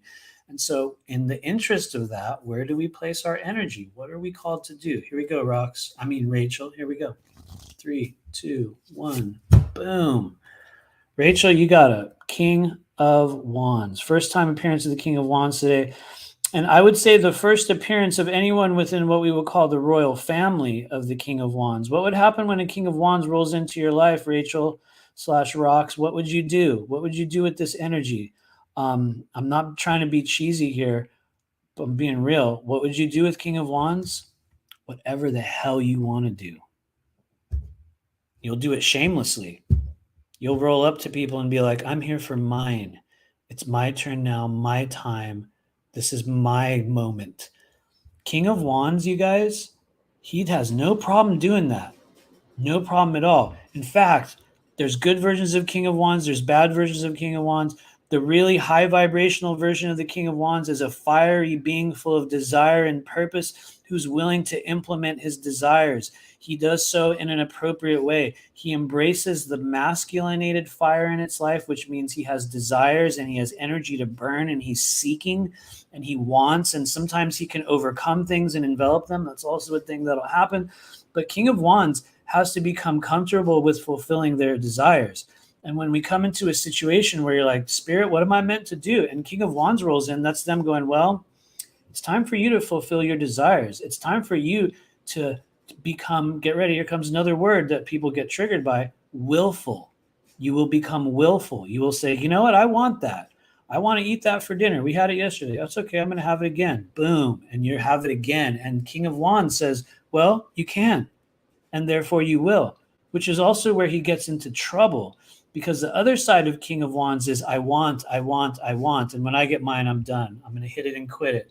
I get it and I'm out. And so we get both versions of that in our life. We get to experience both versions of that in our life. We get to be both versions of that in our life. And when you get a King of Wands in your path and you're trying to heal or activate or go to your next stage, you need to become comfortable with asserting yourself and saying, it's my turn. I'm here for me now. Which, here's the thing, Rachel, you kind of did that with how you put your message out. It was like this, like, boom, boom, okay, here, I'm here, it's me now. And some people get triggered by that. If you've had experiences in your life where you got shamed for doing a me thing, you'll have a hard time with the King of Wands, because he'll come in and you'll be like, oh no, I can't. Oh, I should just stay quiet and wait. Don't worry, someone will see me.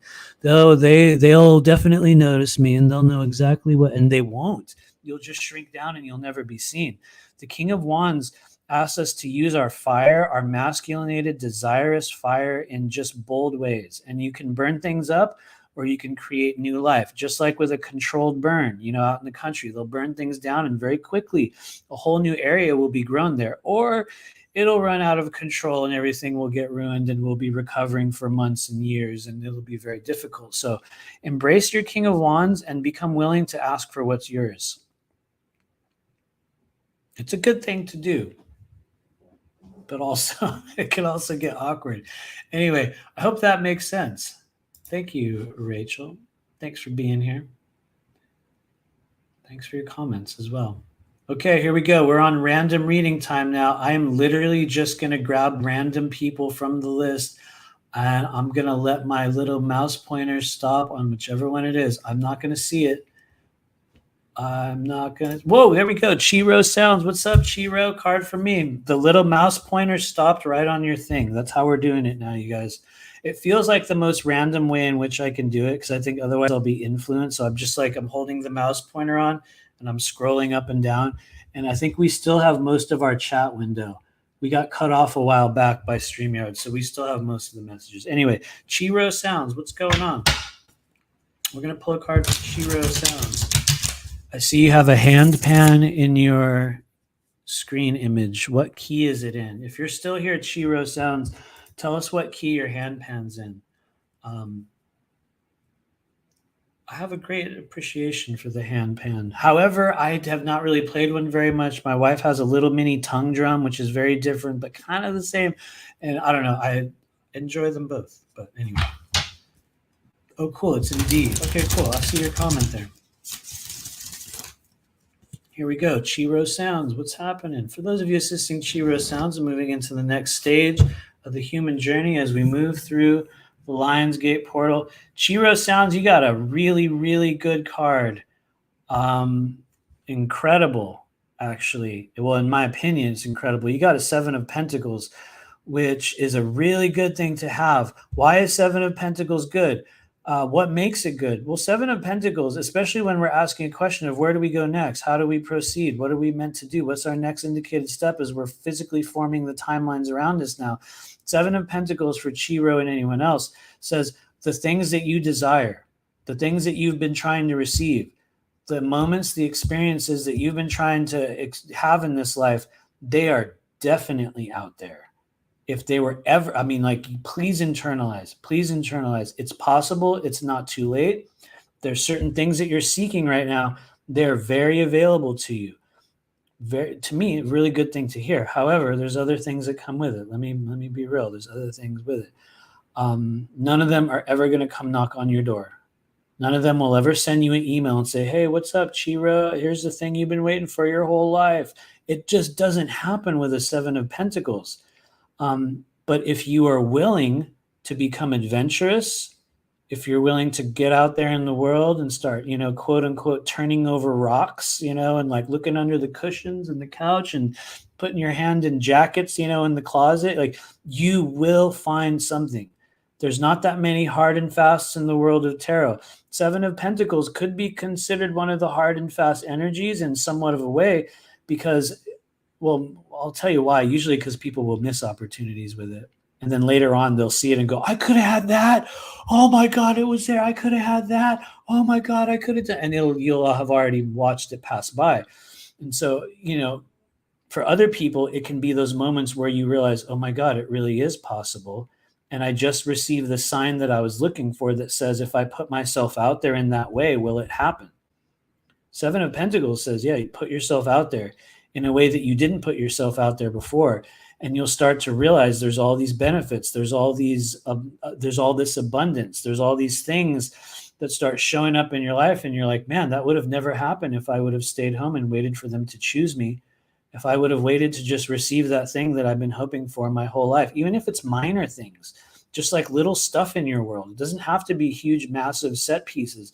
Sometimes it's just things you've been wanting to feel or receive for a while. And you'll go out into the world and actually start seeking that specific thing. And Seven of Pentacles will give it to you, and then you'll get it and you'll move through it. You'll go right past it. You'll receive it. It'll be a moment that you have, and then you just keep rolling because there's way more with Seven of Pentacles. And so we could say with Seven of Pentacles for Chiro and anyone else, your preparation stage is done. Let's be specific. You might not even have a preparation stage with a Seven of Pentacles. You won't. You will have the notice that says it's outside. Go out there and get it. And so anyway, I'm ranting on your Seven of Pentacles, Chiro, but you got lots of opportunity in disguise around you. Of course, it depends on what you want, what you're trying to receive, but lots of hidden energy too. And when I say hidden energy, because I want to be specific, not weird, dark, crazy hidden energy. No, not like that at all. Things that you've been seeking. It's out there. I think I said that multiple times in a row. But anyway, thanks. Thanks for being here. We're gonna look at some of your comments here. Thanks, Lakeside Laura. We've had some of our sex chat bots here before in the past. Like I was saying, I take it like a compliment. That means that they must think something's going on here. Otherwise, why would you copy and paste your weird script into the chat that replicates itself? Unless you thought somebody was going to see it. So anyway, whatever. Marcus, you're still here as well. We did a reading for you a little while ago. You can rewind and you will surely find it. You will surely find. Hey, you're back. All right. Thanks. There they go. They got it. They got it. What's up? What's up? Chatbot person, if you drop the chatbot handle and come in as your regular person, we'll give you a reading. Seriously. If you're not just an AI being that's, like populating the little text space down there, log into your real account and come in and I'll give you a reading. For real. I swear to God, come in and we'll definitely give you a reading. For real. And then you can go back to sex chatbot posting afterward. And what'll happen is you'll find a really good stream and some weirdo will be like, oh my God, I've been waiting for that. Yes. And they'll click on the link. But I don't think anyone will click on it here. There's too many psychics here. They're going to be like, what? Anyway, ignore it. You know what I mean? But all that aside, sorry, guys.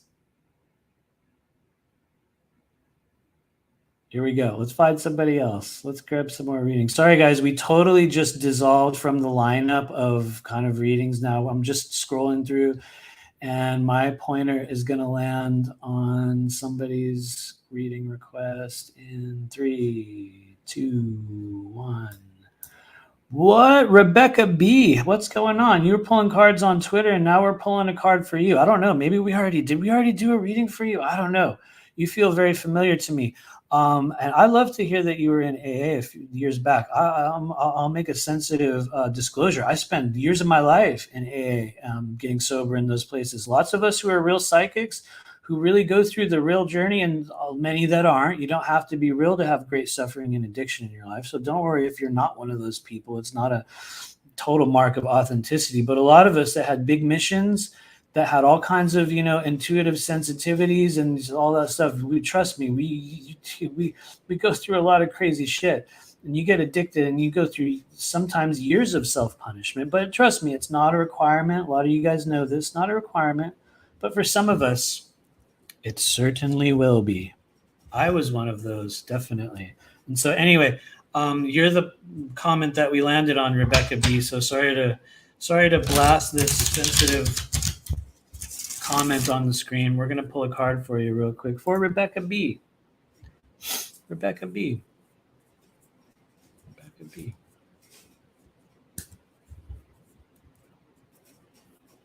Sometimes I just like to wait for the energy to through. Rebecca B. 3, 2, 1. Boom. Rebecca. Oh, look at that. You got the devil. How interesting.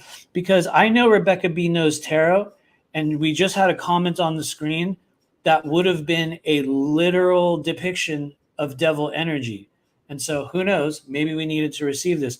What happens when the devil comes into your readings? This is especially in the interest of expanding and healing and activating into the next stage of our human journey.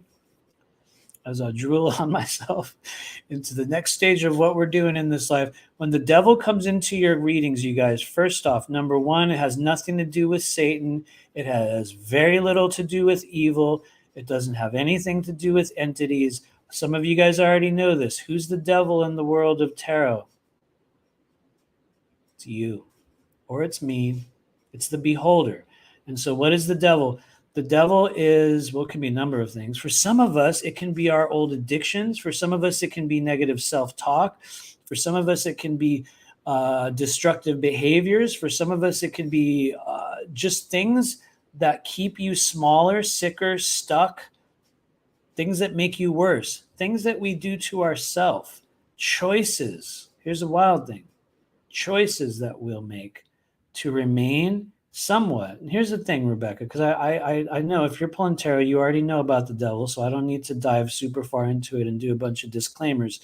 But one thing we know about the devil, whether it's a little teeny little mini version of the devil in our life, or if it's a really big one and we're like, oh yeah, obviously there's that. Whichever version it is, the one thing we know about the devil is it's a choice and we have full control over it. And so wherever that shows up in your life, wherever the devil is present today, just be aware of it. It's one of those things. I get devil rolls through for me, man. Devil rolls through and I'm like, oh, what, for real? What am I doing? What choices am I making that's causing this to not work or be sick or to be stuck or to keep myself in a state of separation, between this version of me and the higher self? Because that's ultimately what the devil will do as a frequency energy. Rather, it's not a being, you guys, it's a frequency energy, and it'll keep us stuck. It'll keep us small. It'll keep us sick. It'll keep us disconnected. It'll keep us unaware of what's going on. So anyway, for Rebecca B, I hope I'm not dwelling within the devil energy too long for you, but very, very interesting thing to see. And yeah, I think the devil's a good guy to have because he brings self-awareness. What's up, Claudette Karma? You know what? You just missed it. I think probably that storm just literally rolled past us because I think right before you came into our live over here, we were having it. It was like epic. It was an epic one, a beautiful version of it. Really. So it looks like it rolled over to your house, Claudette, wherever you are in Florida. We're over here in, I guess we're near Tampa. I don't know. It doesn't matter. Anyway. And so thanks, Marcus. Hopefully the lump in your throat is a good thing. Hopefully. I don't know. Thank you for being here, though. I appreciate you. Thank you, Rebecca B, by the way. You got the devil, a good guy to have. Anyway, we're not gonna dwell on it. Here we go. I'm gonna roll through. We're gonna grab another one. Here we go. We're gonna grab another one. Who's it gonna? Okay, I'm gonna close my eyes so I don't see who it stops on. 3. Oh, whoa! What? What's up, Jace? Okay, that's a good one. That was a very good moment. I don't know if Jace is still here, but I feel like there was some kind of a force that was kind of moving that pointer, because when I looked at it in the corner of my eye, it was like in between two chat things, and then I opened my eye and it was on yours. So anyway, all right, what's going on for cosmic origins out there? For cosmic origins, what do we need to be made aware of? What do we need to heal? What is important for us to activate or to be made known during this Lionsgate transition as we step into a path of our own design? Where is cosmic origins / Jace being led? What's important? And this is for anyone else who needs to receive it in 3, 2, 1. Boom. Whoa, it's back. Hey, maybe you were here earlier when this guy rolled in, Jace. I don't know. But you have a Knight of Pentacles, and so I actually have I love Knight of Pentacles. I think I have a lot of Knight of Pentacles energy. I would like to think that I do, which is both good and awkward. But what happens when you have Knight of Pentacles energy? First off, you're you're currently in possession or holding something of great value. That's you gotta internalize that. And because I know a little bit about you, Jace, there's many things in which that could be. You're going to have a really good idea of what it is, but it's just a reality. Knight of Pentacles is holding something of great value. They need to realize the value of what they're holding, and they need to behave accordingly. But here's other things that a Knight of Pentacles must learn to do. First off, you already know this just kind of because what you've been through recently, Jace. There's things in the physical world with a Knight of Pentacles that they're going to experience that will kill other people. And I don't mean that in like this, like, oh, damn, it could have killed you, but it did not like that. It's like you will literally experience things and they'll bounce off you and you'll go, damn, all right. And other people would have died. And it's not like this fatalistic big deal, but Knight of Pentacles is nearly impenetrable. Nearly. What's not impenetrable with the Knight of Pentacles? Well, look at him, you guys. His face is very exposed. So one thing we could say with the Knight of Pentacles in the interest of healing or activation is that his feelings, his expression, the way he learns to emote and present what is within him is of incredible importance for Knight of Pentacles. And so, yes, you're holding something of great value. Yes, you have an ability in this world that will allow you to persist and survive where many others won't. It's just real. It's not like it better or worse than anyone. Knight of Pentacles can survive, and they will. But here's the thing. You may have been waiting a lot of your life to be chosen.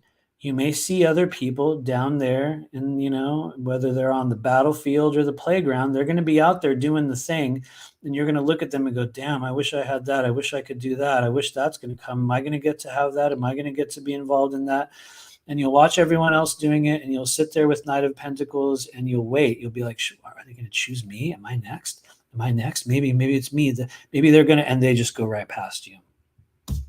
They will go right past you. They won't choose you. You will not be acknowledged. They will not say, hey, look at that guy on the hill. He's got all the ability and all the powers and all of whatever he needs. They're not going to ask that guy to run in here and do the thing with us. There's not an inclusiveness that will always come to a Knight of Pentacles. I've experienced that in my life. A lot of people on these live streams, when they start to learn about, the archetypes in tarot, and they realize like, whoa, yeah, I've kind of had some of that too. Some people have a lot of it. Some people have a little. But Knight of Pentacles, his mission, not his only one, but one of his big things he has to learn to do in this life, he must self-initiate. You have to be able to go, damn it, I'm doing this. I'm doing my own version of it. And sorry to dwell on you so much, Jace, but just because I know you, I can tell you a really good example in your life of when people will take a Knight of Pentacles energy, they'll see everyone else do it, and they'll be like, I'm making my own version. Because I know you guys did a hell of an event last year, right? Last summer. That's an example of when the Knight of Pentacles will go, damn, I do have something of great value. And you know what? I'm not going to wait around for anyone else to ask me to use it. We're doing our own. Boom. And you will make your own version of something, your own process, your own whatever it is. And that's where Knight of Pentacles joins the party with everyone else. It's not when people ask him to come in. It's when he starts his own thing. And so I probably just totally overdid your one card reading, Cosmic Origin / Jace, but Knight of Pentacles has incredible capability. Just know that his downfall is hesitancy, his downfall is stagnancy. Oh man, here's a big one. You may or may not have this. And this is for anyone else who needs to receive this. They will be afraid to jump. They'll be afraid. I'm not saying that you're afraid, so don't take it in that way. But it's one of the things that some Knight of Pentacles people will have. They'll be like, I can't. I don't know. I don't know if I'm ready. I don't know. Knight of Pentacles has to go, wait a minute. Look at me. You got everything, dude. You've got the horse. You've got the suit of armor. You've got the voice. You've even got the thing of great value. And it's like, boom, you'll just initiate a thing and you'll accomplish stuff that you wouldn't have gotten it otherwise. And that's been a thing for me, lots of other people. Self-starting with Knight of Pentacles is the hardest thing to do, but when you do it, it transforms your human experience. And so anyway, that's a really good example of when you will overread somebody's card. You'll definitely overread it. I'll do it from time to time. Thanks, Jace. Thanks for hanging out. Here comes some more readings, you guys. This is an epic long live stream. I still feel that I have energy for these, so we'll do a few more. Usually by this time, I'm like, I'm out of here. So maybe that's that Lionsgate energy. The Lionsgate energy working with us. What's up, TB? Thanks for saying it. Totally. We spent a lot of time in those strange rooms. I'll be real. I don't anymore. I haven't been in many, many years, which is a thing that'll happen. You can graduate out of that system. You can absolutely put those things behind you in your life. Some other people will be like, what are they talking about? I don't know. That's okay. Don't worry. Ascension Diaries. What's up? She says they need a love reading. Maybe they do. Maybe they do. Maybe they need a love reading. Okay, here we go. I'm going to scroll down to the bottom. Let's see if we grab anyway. Who needs a card? Who's doing it? Here we. Okay, I'm closing my eyes. Boom. We're going to do you and Lakeside Nora, just so you know, because I went right in the middle between you guys. Lakeside Laura, I don't know if you were asking a question, but I was about to click on your thing. So if you do want a reading, you'll be next. In the meantime, hey, Nora, good to see you. Somehow the pointer went on another person that we know, which is interesting. Interesting how that works. For Nora Healings, a quick card.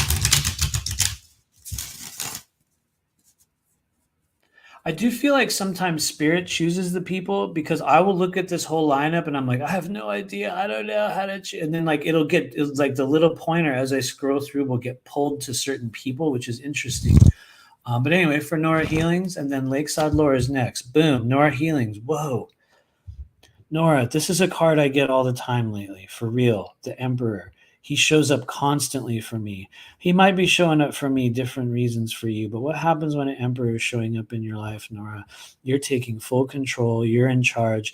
You're the one driving. You're the one calling the shots. Yeah, you'll also be the one paying for stuff too. That's how it goes. But this is a stage of your life where you can totally redefine your identity. You can redefine the way you're seen. It's also a stage of your life where if we don't update our approaches, our mannerisms, the way we present ourselves to the physical world, you could also be perceived as the old version of it. Which, here's the thing, that's not always a bad thing with the Emperor energy. The Emperor energy, and I know you're much younger than me, Nora, but for Emperor people, it shows up in a much bigger way when we get to around the 4th decade of your life, which is part of the reason why he might be number 4.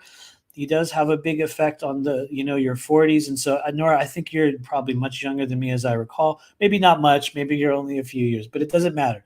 It doesn't matter. When the Emperor is out, you will be tasked with redefining yourself in certain ways.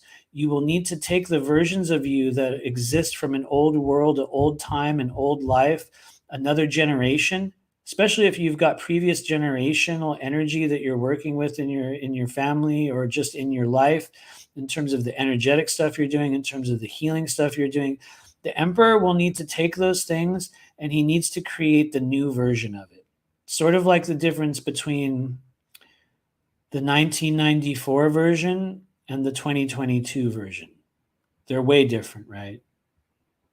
20-something years in between two of those dates. They're going to be very different. And so for some people with an emperor energy, they will unconsciously try to do something the way they would have done it at an older period, at another stage of their human life. They'll try to repeat things that they might have been really good at in the past. And it won't work the same way the second time. And that's the emperor. It can kind of be the old world version of it, or it can be the new world version of it. But whatever it is, it comes with more maturity. Sometimes when you have an emperor energy in your life, you're also going to be embracing and redefining your masculine energy. And so you may be redefining the way you present, experience masculinity in your own life as a woman. Maybe you're integrating masculinity in a different sense. And if you want to go even farther, Nora, and everyone else trying to understand emperor in your life, I guess there's sometimes the most awkward part of the emperor. Sometimes the most obvious part of the emperor is if you're wondering what sort of frequencies and experiences does he tend to involve in your life, he's also the father. And he's also the father's generation, the father's family line. And so there can be great magic there. There can be great chaos there. There can be a little bit of both. Usually everyone's got some of it. But these are those energies presenting themselves in your life so that they can be redefined in a way that helps you take ownership over who and what you're becoming. It stops you from repeating processes. It stops you from getting stuck in an older thing that no longer suits you. And it helps you update yourself into a whole new stage of identity. And so, anyway, yeah. Oh, I see your comment. Just turned 30. Boom. So perfect. Congratulations on turning 30. That was a fun decade. Seriously, it was a fun decade. Also very difficult for me. It was really hard. I would say to me, the 30s were way harder than the 20s. 30s were a wild, wild journey. But everyone gets a different version. So don't buy my version. Make your own. But anyway, thanks, Nora. Thanks for being here. I think we said we were going to do Lakeside Laura just because I almost clicked on you. And then I realized you had just posted a heart there, and it wasn't necessarily like a request for reading. So sometimes I don't want to put people on the spot unless they're like, yes, I do. And so it just like the pointer fell on you, Lakeside Laura. Let's pull a card. Let's pull a card. For those of you assisting Lakeside Laura, as we move through the Lion's Gate passage into the next stage of what we're creating or doing or becoming or realizing, we'll see it together, Laura. Here we go. 3, 2, 1. Boom. The return of the Eight of Wands. Whoa. Okay, so this kind of asks a question, Lakeside Laura, because I've seen you around here a bit on a number of chats, and this is really a moment where you can ask yourself right now, what things have you really been trying to accomplish in your life lately? Maybe they're big, maybe they're small. What sort of choices or decisions have you been trying to understand or initiate? Are there things that you are seeking to expand in your physical world? Are there certain decisions you can make to aid in the expansion of that? Yes. But the specificity around what areas or elements of your life are going to be uniquely yours. And so that's why I'm saying you get to ask yourself that question. What are you trying to accomplish or receive right now that has not taken place? Because when you have an Eight of Wands in your life, you have a ticket to rapid change. Almost, which is where it gets weird, almost too quick and almost just it'll just happen way faster sometimes than you want it to happen, which is where it gets weird. The Eight of Wands, like I've said a million times, when you're willing to pull a trigger in your life and initiate a process that's going to start a trajectory from which you don't come back from. And some people hear that and they're like, what do you mean I don't come back? What? It's not like a physical you won't come back unless your journey sometimes involves a physical movement where you go to a place. You might decide you love it there and you'll never return to where you were. Or it'll just begin a series of events in your life that cannot be reversed. For that reason, it's really, really important to know what you want and what you're focused on. Because when you make decisions in the physical world, let's say if there's anything in your life, Laura, where you're just like, screw it, finally, I'm going to blank, whatever the blank is. You're like, screw it, here we go. and you will start a process. You're like, all right, screw it. You pull the trigger. And what happens is something is going to take place. This is one of the most reliable and specific indicators of rapid change. But unless you're mindful of where you place those changes or what trajectory you launch on, it could just be a microscopic thing where you're like, whoa, I launched from here to the other side of the room. Okay, that was cool. All right. Or you will launch into a whole other chapter of human experience. Just know you can have either. And I guess to wrap up on that, be careful what you wish for. Careful what you wish for with the Eight of Wands, but in a good way, in a really good way. Unless, well, I try to keep it positive, so I'm going to keep it positive. Boom. Totally. Aurora says, I'm enjoying my 40s. Hell yeah, you are. In my opinion, the 40s will. Some of you guys on this live stream have already gone past the 40s, and you can probably look back and go, hell yeah, it was the greatest chapter of my life, or maybe you're entering the greatest one. For other people, you're entering those soon in the coming decade, and you're going to be like, yep, this was the stage. For a lot of us on Earth right now within that age group, and yes, I'm also saying that because I'm in that age group. But for many of us, that's the stage where we begin to realize the level of active control we have over reality. And I guess if you want to go back to the heart of the original question was, as we've been doing these Lionsgate readings here today, because one of the things that, at least like I said in the beginning, what I've discovered about Lionsgate is that there is really no next step other than the ones that we're creating. A lot of the training is closed for many of us. We received what we were going to receive. We got the guidance. We got nudged where we were going to go. And now we're at the stage of the journey where the only thing left to do is go, okay, I will put my foot there and I will go in that direction. And from the next step from that, I will put my foot there and then I will go that way. And it's like we're piecing our timelines together bit by bit, piece by piece, experience by experience, decision by decision. And so anyway, sorry, I'm definitely ranting. Rock says, I'm 50 and I think I just entered the best of the best years. I hope so. I mean that sincerely. Absolutely. Absolutely. I look forward to 50. I'll be there in 5 years. Yeah, I think so, right? This year I'll turn 45. So we'll be there. We will be there. We're going to grab a few more people. I do feel the communicative energy getting a little thin here. The oxygen starts to bleed out of the room after a while, and I start to go into a manic wave. And so I think we can do a few more here. This one is going to be thoughtfully chosen. I'm going to scroll up and grab someone maybe from a while ago that I might have missed. And so this one is not me doing random. I'm rolling through the chat trying to find somebody that needed a reading that we might have missed. Boom, what up? Aunt Jenny Allseed. I have a weird feeling that Aunt Jenny Allseed has already gone because your comment was a while ago, I think. Yeah, it was. it was a while ago. Anyway, it was like half an hour ago.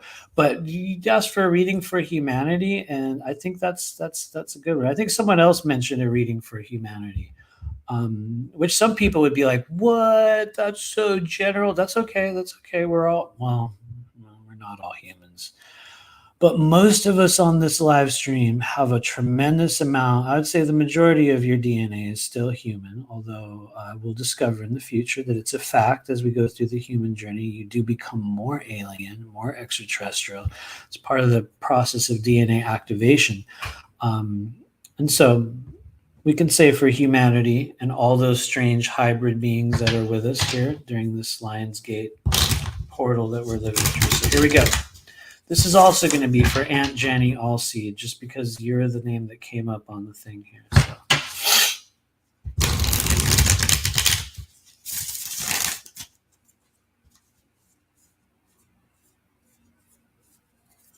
For humanity, and also Aunt Jenny Allseed. Boom. Whoa. Wow, we got an 8 of Pentacles on that one.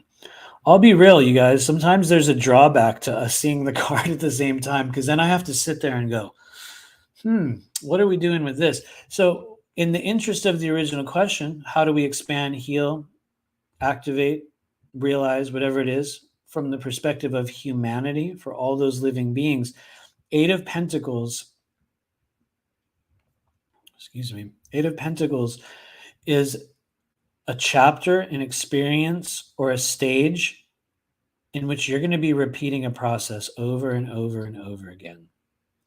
It might be for a really good reason.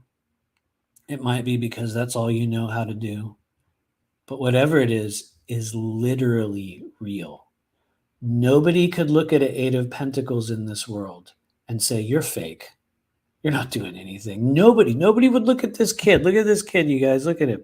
He's in this weird little room. He's all hunkered down. He's just building these little pentacles. And you would look at them and you would go, well, yeah, obviously he's making something real. Clearly, look at him. He's made 8 of them. Well, that's pretty good, dude. You're doing, you're making something real. You're repeating things over and over and over again, though, which for some people is what you're meant to do, because you'll be improving upon each individual version. You'll make a better one, and then a better one, and then a better one, whether it's a version of you, whether it's a thing you're creating in this life, whether if it's something you're manifesting, whether if it's some, since we're looking at humanity, whether it's the collective awakening and disclosure journey that we as a species are on right now. Whatever it is, no one's going to look at you and tell you it's fake. They wouldn't. It's just not. It's a literal real thing. But the problem with Eight of Pentacles, you guys, if there was a problem, and it's not that it's a big problem, but they do have issues, they're just repeating. They just do it again, and then they do it again, and then they do it again.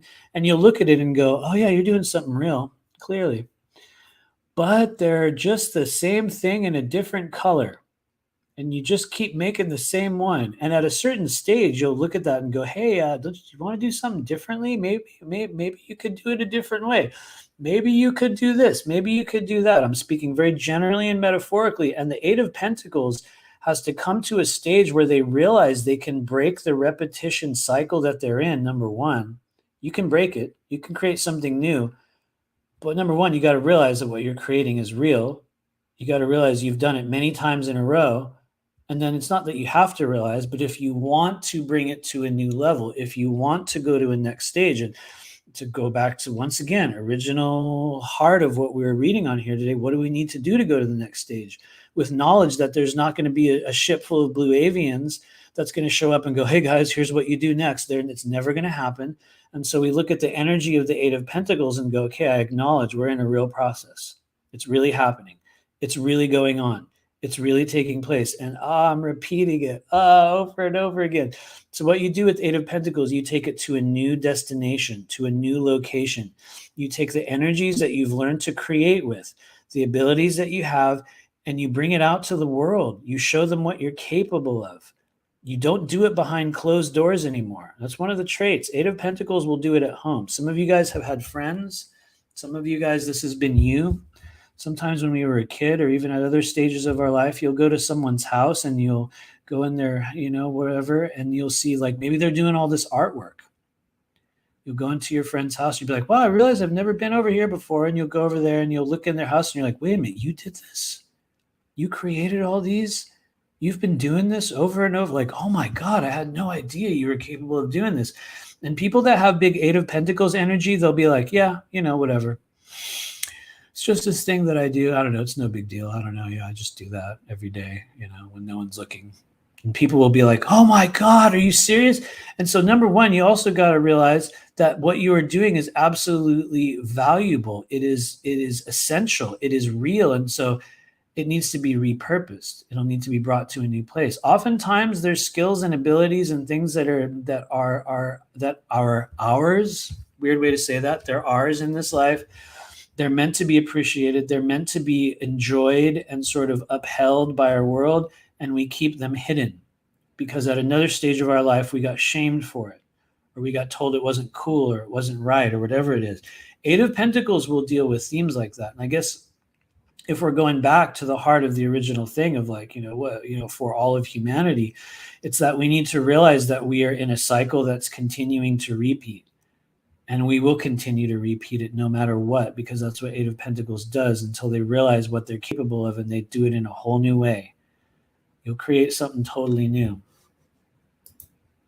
Anyway, I'm ranting on Eight of Pentacles for humanity, which From one perspective, it feels embarrassing, but from another perspective, it's really fun. And so that's also for you, Aunt Jenny Allseed. I'm glad you hung around because it's also for you. And the thunderstorm is back, which is a cool sign. Okay, guys, I think we're gonna do two more. It's been about almost 4 hours. It's an epic Lionsgate live stream. If you've been hanging out here on this live stream today, maybe you do have some really big burning questions. Maybe you are at the stage in which you're seeking a different level of spiritual guidance or healing or clearing on that. Yes, you can book your own individualized private version of what we're doing here today. And usually it goes way deeper than what we do. And we also do a lot of healing. And so for those of you guys that are interested in that, you can find me at rememberyourmission.com, where we do this literally every single day.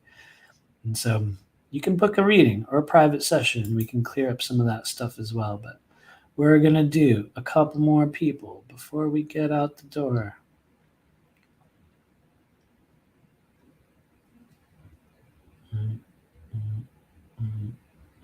I'm just going to grab one. Here it goes. Who's this? TB. Tia Barnett. How's it going?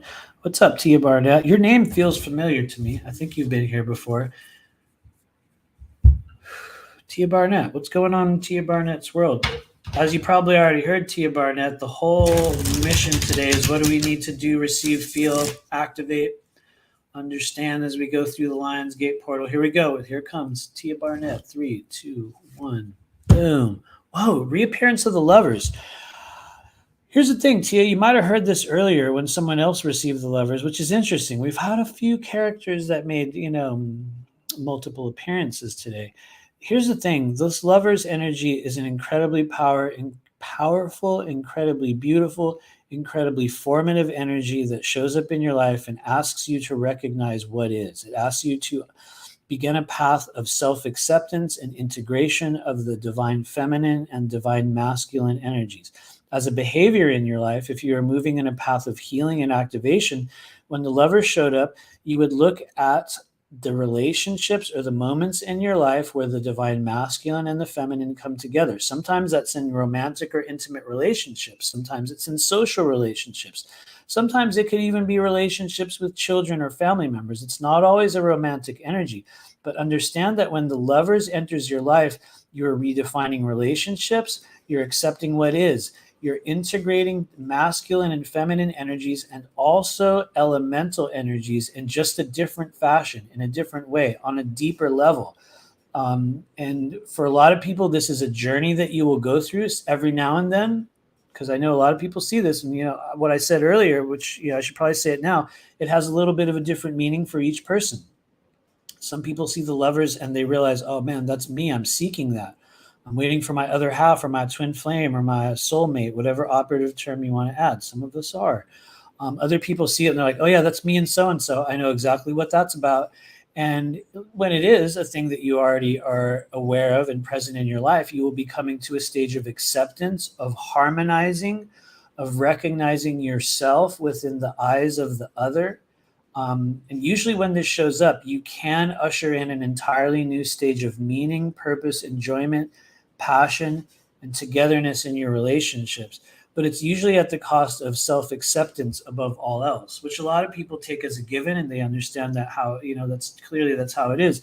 However, every now and then it'll be aimed directly at us. And so self-acceptance, harmonization of divine masculine, divine feminine, and also just realizing where the lover shows up in your life. Where is that partnership present? It might be present in big ways or small ways, but understand that if it is a thing you're seeking in your life, let's say if you were seeking it and the lovers was out, it's around. That's what they're telling you. If the lovers represent something that's already present in your life, understand that you're coming into a stage in which you're meant to embrace that. You're meant to accept it. You're meant to transmute any wounds or energies using, the elemental energies that are available to you, which, as we know, earth, air, fire, water, ether. Looking at where those things affect you in your life and then allowing just for new change, new growth, usually alongside others. Lovers is not always a solo journey. Usually it's not. There's two, right? There's two people in the lovers. Anyway, you can feel some of the manic energy through which I'm explaining that card. Thanks for hanging out, Tia Barnett. Thank you for hanging out. Here we go.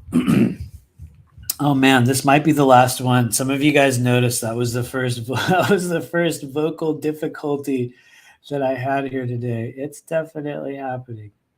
And so this might be our last reading.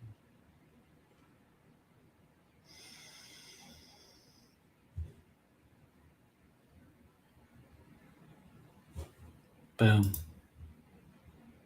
Brittany Strohmeyer, what's up? You were at the bottom of the list. That's where the mouse pointer went to. Okay, so if I didn't choose you, you guys, and you've been waiting for reading, don't be upset. I promise this is going to be for the other people as well that needed it.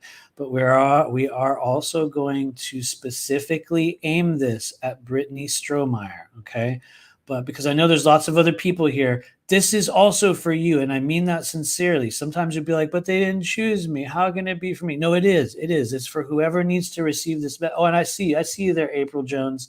I see. So this is also for you. Who knows? Maybe Rock says, "Can you pull a card for self?" Okay, we'll do one more after this for self. Anyway, I don't know who self is. I hope it's the big self, the cosmic self. Anyway, getting back to Brittany Strohmeyer. Here we go. Brittany Strohmeyer, thanks for rolling through. And everyone else who needs to receive this card, that's a true intention.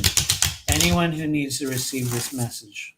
Also, April Jones, just because I saw you pop in. Here we go. For Brittany Strohmeyer and the rest of the collective energy seeking guidance and healing, what do we need to understand, realize, achieve, heal, activate as we go through Lionsgate Portal? Please be a good one. Oh, he's back again. Whoa. Okay, that's cool. I like seeing a Knight of Pentacles, but that's not good enough for me. Here comes another one. Whoa. Ace of Pentacles and Knight of Pentacles. Can you guys feel the manic energy in the air? Let's make it even crazier. Are you ready? Let's go crazier. Let's go even farther. Number 3, what's it going to be? Boom. And we got a 7 of Cups. It's getting crazier. Okay, here we go. So I think this spans several different people, several different versions of reality, humanity, and who knows, maybe even self. It's also aimed at Brittany Strohmeyer and anyone else. Number 1, I think this is the Brittany Strohmeyer part. Brittany Strohmeyer, you got another Knight of Pentacles. And here's the thing. Some people in the world of tarot, myself included, when we see a card roll in over and over and over again, sometimes I go, well, that guy needs to shuffle his cards more. And then sometimes I say, man, what does Spirit need us to know about the Knight of Pentacles? Because he rolled back in again. So here's the thing. Brittany Strohmeyer, there's something that you're holding on to right now in your life that is of great value. You will need to put it to use in a way that you've been waiting for other people to notice and for other people to accept you, for other people to see the wealth and the amazing things that you're holding within you. The problem with Knight of Pentacles is not that he doesn't have those things. It's that he'll wait for the world to recognize him when they won't. Knight of Pentacles must recognize themselves. They must understand that you're built differently than everybody else, Brittany. You're going to survive things that kill other people. You're going to be able to walk through things in this world that will fundamentally shut down and just create wreckage in other people's lives. That's a great skill. When you have Knight of Pentacles, you're going to survive. I'm just saying this in generality. Knight of Pentacles rolls into your life. Chances are you're going to survive, okay? For real. It's a good thing to have. But here's the other thing. There's certain things that you're going to be seeking, certain things that you desire, certain things that you're going to want in this life, and they'll be obtainable for you. But you'll be waiting, not that you are, but sometimes you'll be waiting or hoping that someone will come along and give it to you. And the problem is, maybe not the problem, the beautiful thing is you have it. It's already within you, and you must self-start. Knight of Pentacles, when you're asking like what's my next indicated step, what do I do now? Spirit and guides, I received some data, some information.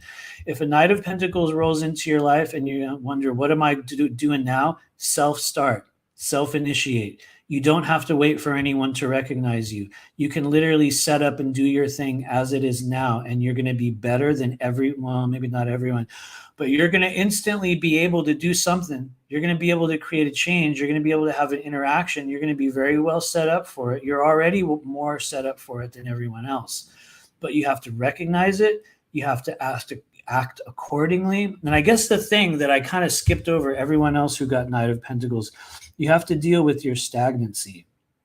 And here's the thing, Brittany, I'm not defining you as being stagnant. I'm just saying it's a trait of Knight of Pentacles. They're going to have certain things in their life that have stagnated. It's just not moving anymore. It's not dead. It's just not moving. It's just like, those are the things that you'll address in your life. Stagnated energy. Let's go even farther. Sorry, guys, we're on an epic rant here.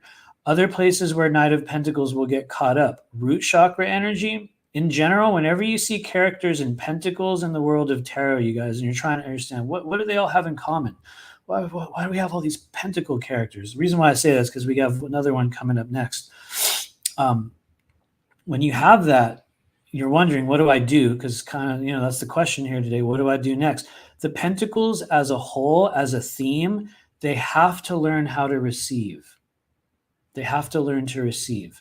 Where do we learn to receive? What energy centers are wrapped up in the understanding and the receiving of energy and experience and abundance and all sorts of things? Root chakra is one. Sacral chakra is another one. Maybe it's more creationary, but it definitely receives. But what I meant to say was Earth Star chakra, down at the bottoms of your feet. For a lot of us, many years of our life, the Earth Star chakra is a purely receiving energy center. As we go through different stages in the awakening journey, the Earth Star chakra becomes sending and receiving. And it becomes one of the ways in which we start to actively influence our physical world and our reality. And so, sorry, Brittany Strohmeyer, I went on an epic rant on your Knight of Pentacles, but there's something you're very capable of self-initiating at this stage of the human journey. And my prayer is that, you've received the knowledge of what that is here today, and that you are able to act accordingly and launch yourself. And so the reason why I pulled two other cards alongside that was just because we saw Knight of Pentacles a bunch of times. And I'm like, all right, let's see who else.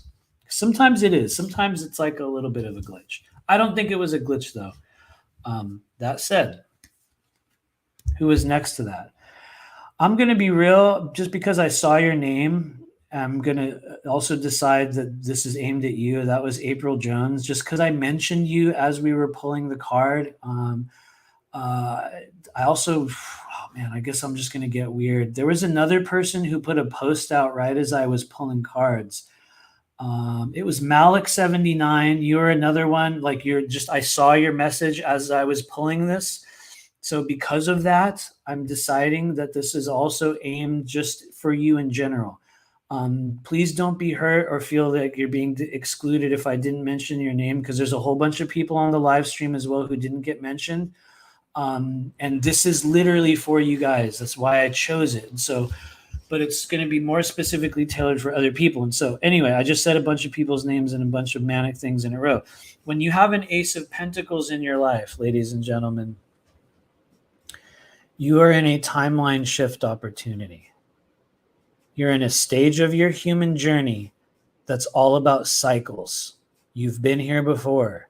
You've done this before. You're at the jumping off point in cycles of manifestation. What do I mean by that? What you're creating, what you're trying to receive in this world, what you, all the way down to the way you make money, to the way you initiate relationships, to the way when someone hands you a gift, you receive it. It's all of those things. And it's the cycles that revolve around in your life in terms of how you manifest things in the physical world. And so when you have an ace, any of the four aces, it's spirit telling you that you're at a jumping off point of your personal cycles, wherein if you are willing to make very bold choices, I mean really bold, like you will start doing things, not crazy, negative, violent things, but you'll do things where people will go, what? He did? She did? Come on. No, she did. Oh my God. She's doing really good. And it worked. And they're in a whole new stage of your life. We've all had a reaction similar to that. You've seen that reaction out in the world. That's an example of a person really harnessing the energy of the aces. You'll make bold choices. You will look at the cycles that you've been through the last 10, 20, 15, maybe even 1 year in your life, and you'll realize every so often these certain things happen. Every so often these feelings return. Every so often I get these nudges or these desires. When those come around and you're able to identify the cycles of manifestation in your life, those are the places you're going to pour your energy into. Those are the places that you're going to break traditions. You're going to literally start doing the opposite. Especially in this first, I'm going to be real. This feels like Malik 99 or 79 when I say this, especially if you've been through a cycle of any form of what feels kind of self-destructive in a weird way. If there's any cycles of self-destruction, and I'm not saying that in a big way. Sometimes it'll just be negative thought forms. Because I know I said a person's screen. I think it was Malik 79. Just because I saw you when I was thinking of this, or I thought of you as I was going to say this. Those will also be the areas where you'll dramatically break patterns. It's like you'll have been trained to react and do a certain thing. The world will show up and you'll just do this thing that you always do. And that will cause us to start the cycle all over again. And you'll get on the wheel of karma, the wheel of time, whatever it is, and it'll come around and you'll just start all over again on the same cycle. Could be a good one, could be a chaotic one. But when you have an Ace of Pentacles, it's time for you to break the cycles. It's time for you to do things that people don't believe that you'll do. It's time for you to look back on your life, maybe a decade ago or last month, and go, last time I had these feelings, what was I going through? What was I doing? What was I trying to accomplish? If you're able to find where the similarities are, the repeating themes that come back in, those are the places that you're going to actively break. You'll do the opposite. You'll play the game so differently. I know I'm ranting on Ace of Pentacles, you guys, but there's a phrase that I use with it, which sounds kind of dumb, but it's true. It's you will learn to baffle the matrix. You'll confuse those weird matrix bots by doing something that is so outside of your normal course of action. And here's the thing, it'll be hard because it's very outside of your normal course of action. You've not been trained to do such things. And so the Ace of Pentacles will roll in and you will learn to confuse the matrix. What happens when you confuse the matrix? It's like you're making a move that's so new and so out of your character that the world sees it and they have to respond differently. The matrix responds differently. And so it's like you will break these patterns in ways that for some people can be legendary.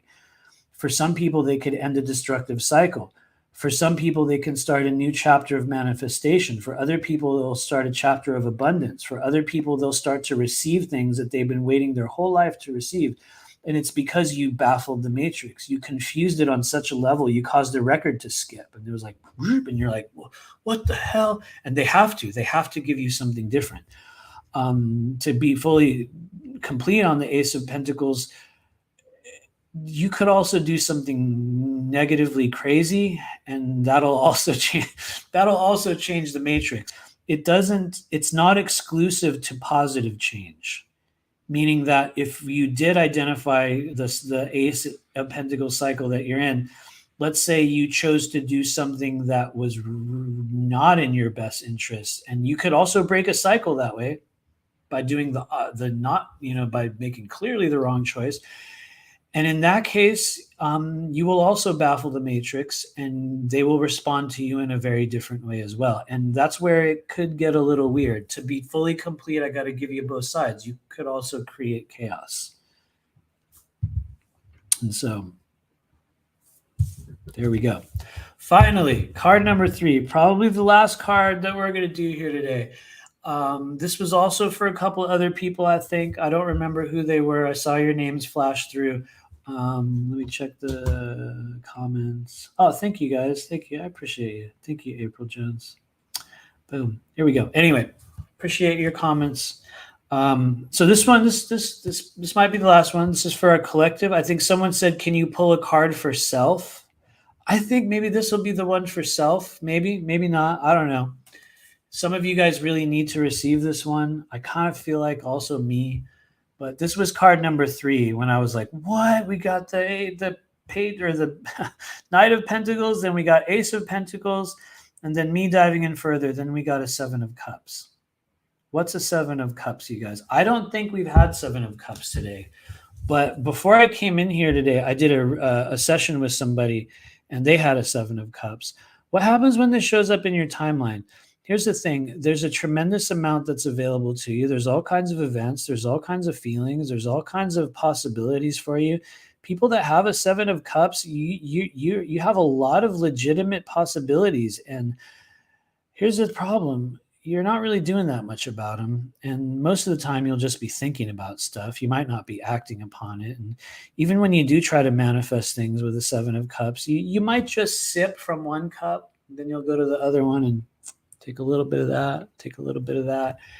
And there's nothing wrong with it. You've got many different versions of you. You have many different outcomes, many different timelines available. And the Seven of Cups rolls in, and it's kind of indeterminate. And here's the problem. You might not really know what you want. You might not really know what you're meant to focus on right now. You might have all kinds of timelines available, but you won't get all of anything, which is kind of the hard part with Seven of Cups. There's a hard part with it in that you won't really receive what is due you. You won't get all of the experience. You'll get a little bit of it. You'll try to create a change and you'll be like, oh, it's kind of working. Get a little sip, and then okay. Now I'm going to go over here and deal with this one. And as a result, people with Seven of Cups, many things will be left undone. Many things will be left unfinished. We won't necessarily know exactly what we want, but all possibilities are completely viable. They're completely available. You can tailor and change and alter your energy at any point. But the problem with Seven of Pentacles is that they might have a hard time making the decisions that allow them to make the right moves. And so when this shows up in your life, for whoever needs to receive it, it's time to make a decision about what you really, really want right now. Because look, you got all kinds of symbolism, you guys. You got, in one of them, you got a dragon, one you have a snake. One of these cups, you have some stars. That's pure magic. And one of them, you got gold and jewels. That's your abundance. One of them you have, a castle. Boy, that could represent a number of things. And you also have a mask in there. What does the mask mean in Seven of Cups, you guys? It's hidden energy, hidden details. And so people that have this, you've got all kinds of possibilities, which is awesome. The awkward thing is you tend not to receive all of any of them. So what do we do when you have Seven of Cups? You'll look into your internal world, you'll look into your life, and you'll go, okay, I choose that one. That's the one I'm going to drink all of. I'm going to focus entirely on that cup right there until it's completely exhausted. And the weird thing is you do have to choose wisely, because you might, not that it's a bad one. Let's just say you chose the cup with the snake in it. Let's say that indicated a different type of energy. You would then be tasked with consuming or working with, transmuting, healing, whatever all of that energy is, until you move on to another one.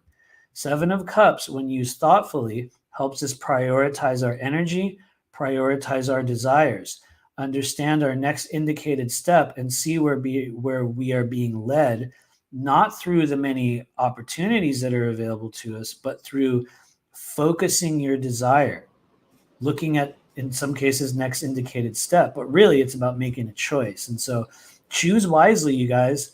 Whatever you choose next with the Seven of Cups in your life, sometimes Seven of Cups stays in your internal realm. It stays imaginary, and it doesn't always manifest into the physical world, because some of those cups are not meant to be physical. But every now and then, you've got to be careful what you choose with the Seven of Cups, because you'll choose one and it's like, damn, now I get to have all of this one until I move on to another one. And that's where some people, have difficulty. But with this, unify your desires. Choose the next cup and devote yourself entirely to the next chapter of your human experience. In my opinion, that's usually where the greatest change will occur, when we hyper-focus our desires. And so, anyway, thanks, you guys. April Jones says, I'm indecisive. That's a good example of Seven of Cups. As I drool all over myself after 4 hours. After 4 hours, we start drooling on ourselves. Anyway, thank you, April. Thank you, everyone. I think it was Malik99. That was the other one. We were kind of just that your screen name came through. They're probably long gone at this point, but and for anyone else who needed to receive such energies. A couple other questions before we go. Somebody says, what tarot deck is this? Aurora Diamond Heart got it. It's Robin Wood Tarot. Robin Wood Tarot. Nowadays, it's the only tarot deck I ever use. For some reason, I got dozens of them over there. I don't really use them anymore. Actually, we don't have dozens anymore. We used to have dozens. Now I think maybe there's like 5 or 6. But anyway, we use Robin Wood Tarot. It's the one that we teach the tarot class with. We'll probably do another tarot class in the coming months. If I get enough people that ask me for it for real, we'll probably do it sooner. But yeah, tarot class is coming back. And so with that, I want to thank everybody for hanging out. A couple other things though, just really, really quickly. Tomorrow at 3 p.m. Eastern, 12 p.m. Pacific, I'm going to be appearing on the Watchers Talk channel. Thanks, Omar, for hanging out here for a while. We had a really good show with Omar from Watchers Talk a couple weeks ago. It went really well. At least I enjoyed it. I had a really good time. And so anyway, we're going to be appearing on Watchers Talk tomorrow. I think we're going to be talking about entities and stuff. It'll be very different from today. So that will be happening tomorrow. That's Tuesday. This Saturday on this very channel that you're on right now, Saturday at 8 p.m. 8 p.m. This one that just passed that we did with Ivan a couple of days ago, that was at 6 p.m. Eastern. This Saturday coming up, I think it's the 13th. Saturday the 13th, 8 p.m. Eastern. We're going to be doing a live show once again. Hopefully our guest will be here. hopefully he'll be here. Usually they show up. We've only had a couple that haven't so far, but anyway, so that's coming up this Saturday the 13th, 8 p.m. Eastern. I'm trying to remember the final oh, there it is. And then the week after that, August 20th, we're going to be doing our monthly Patreon meeting where we might be doing something similar to this, what we're doing here. We might be doing readings again. We might be doing energy clearing. We might also be doing a class, possibly on both of those things. I'm not sure. I'm going to bring back the the polling option on Patreon. And so, yeah, you can find us over on Patreon at the Blue Flame Collective. Once again, you can subscribe to us here on YouTube. You can also find me over on Facebook. If you do use Facebook, we're definitely still on Facebook, and also on Telegram as well. I don't pump the Telegram group too often, but I guess I should be real about Telegram, you guys. Telegram is basically just me posting songs that I'm listening to and making announcements about the shows that we're doing. So so don't go on our Telegram channel expecting a bunch of, profound, energetic or intuitive things. I honestly, I know it's cheesy. I just post music I'm listening to. And so thank you, Aurora Diamond Heart, for posting those links. I sincerely appreciate you as our mod, and also Miss Liz as well. She's around here somewhere. I appreciate you guys. In the meantime, please do subscribe. Come hang out with us tomorrow on Watchers Talk. Maybe you'll drop by on Saturday night. I think we're going to talk about some Sasquatch stuff and maybe cryptids and maybe some, I don't know, who knows what it is.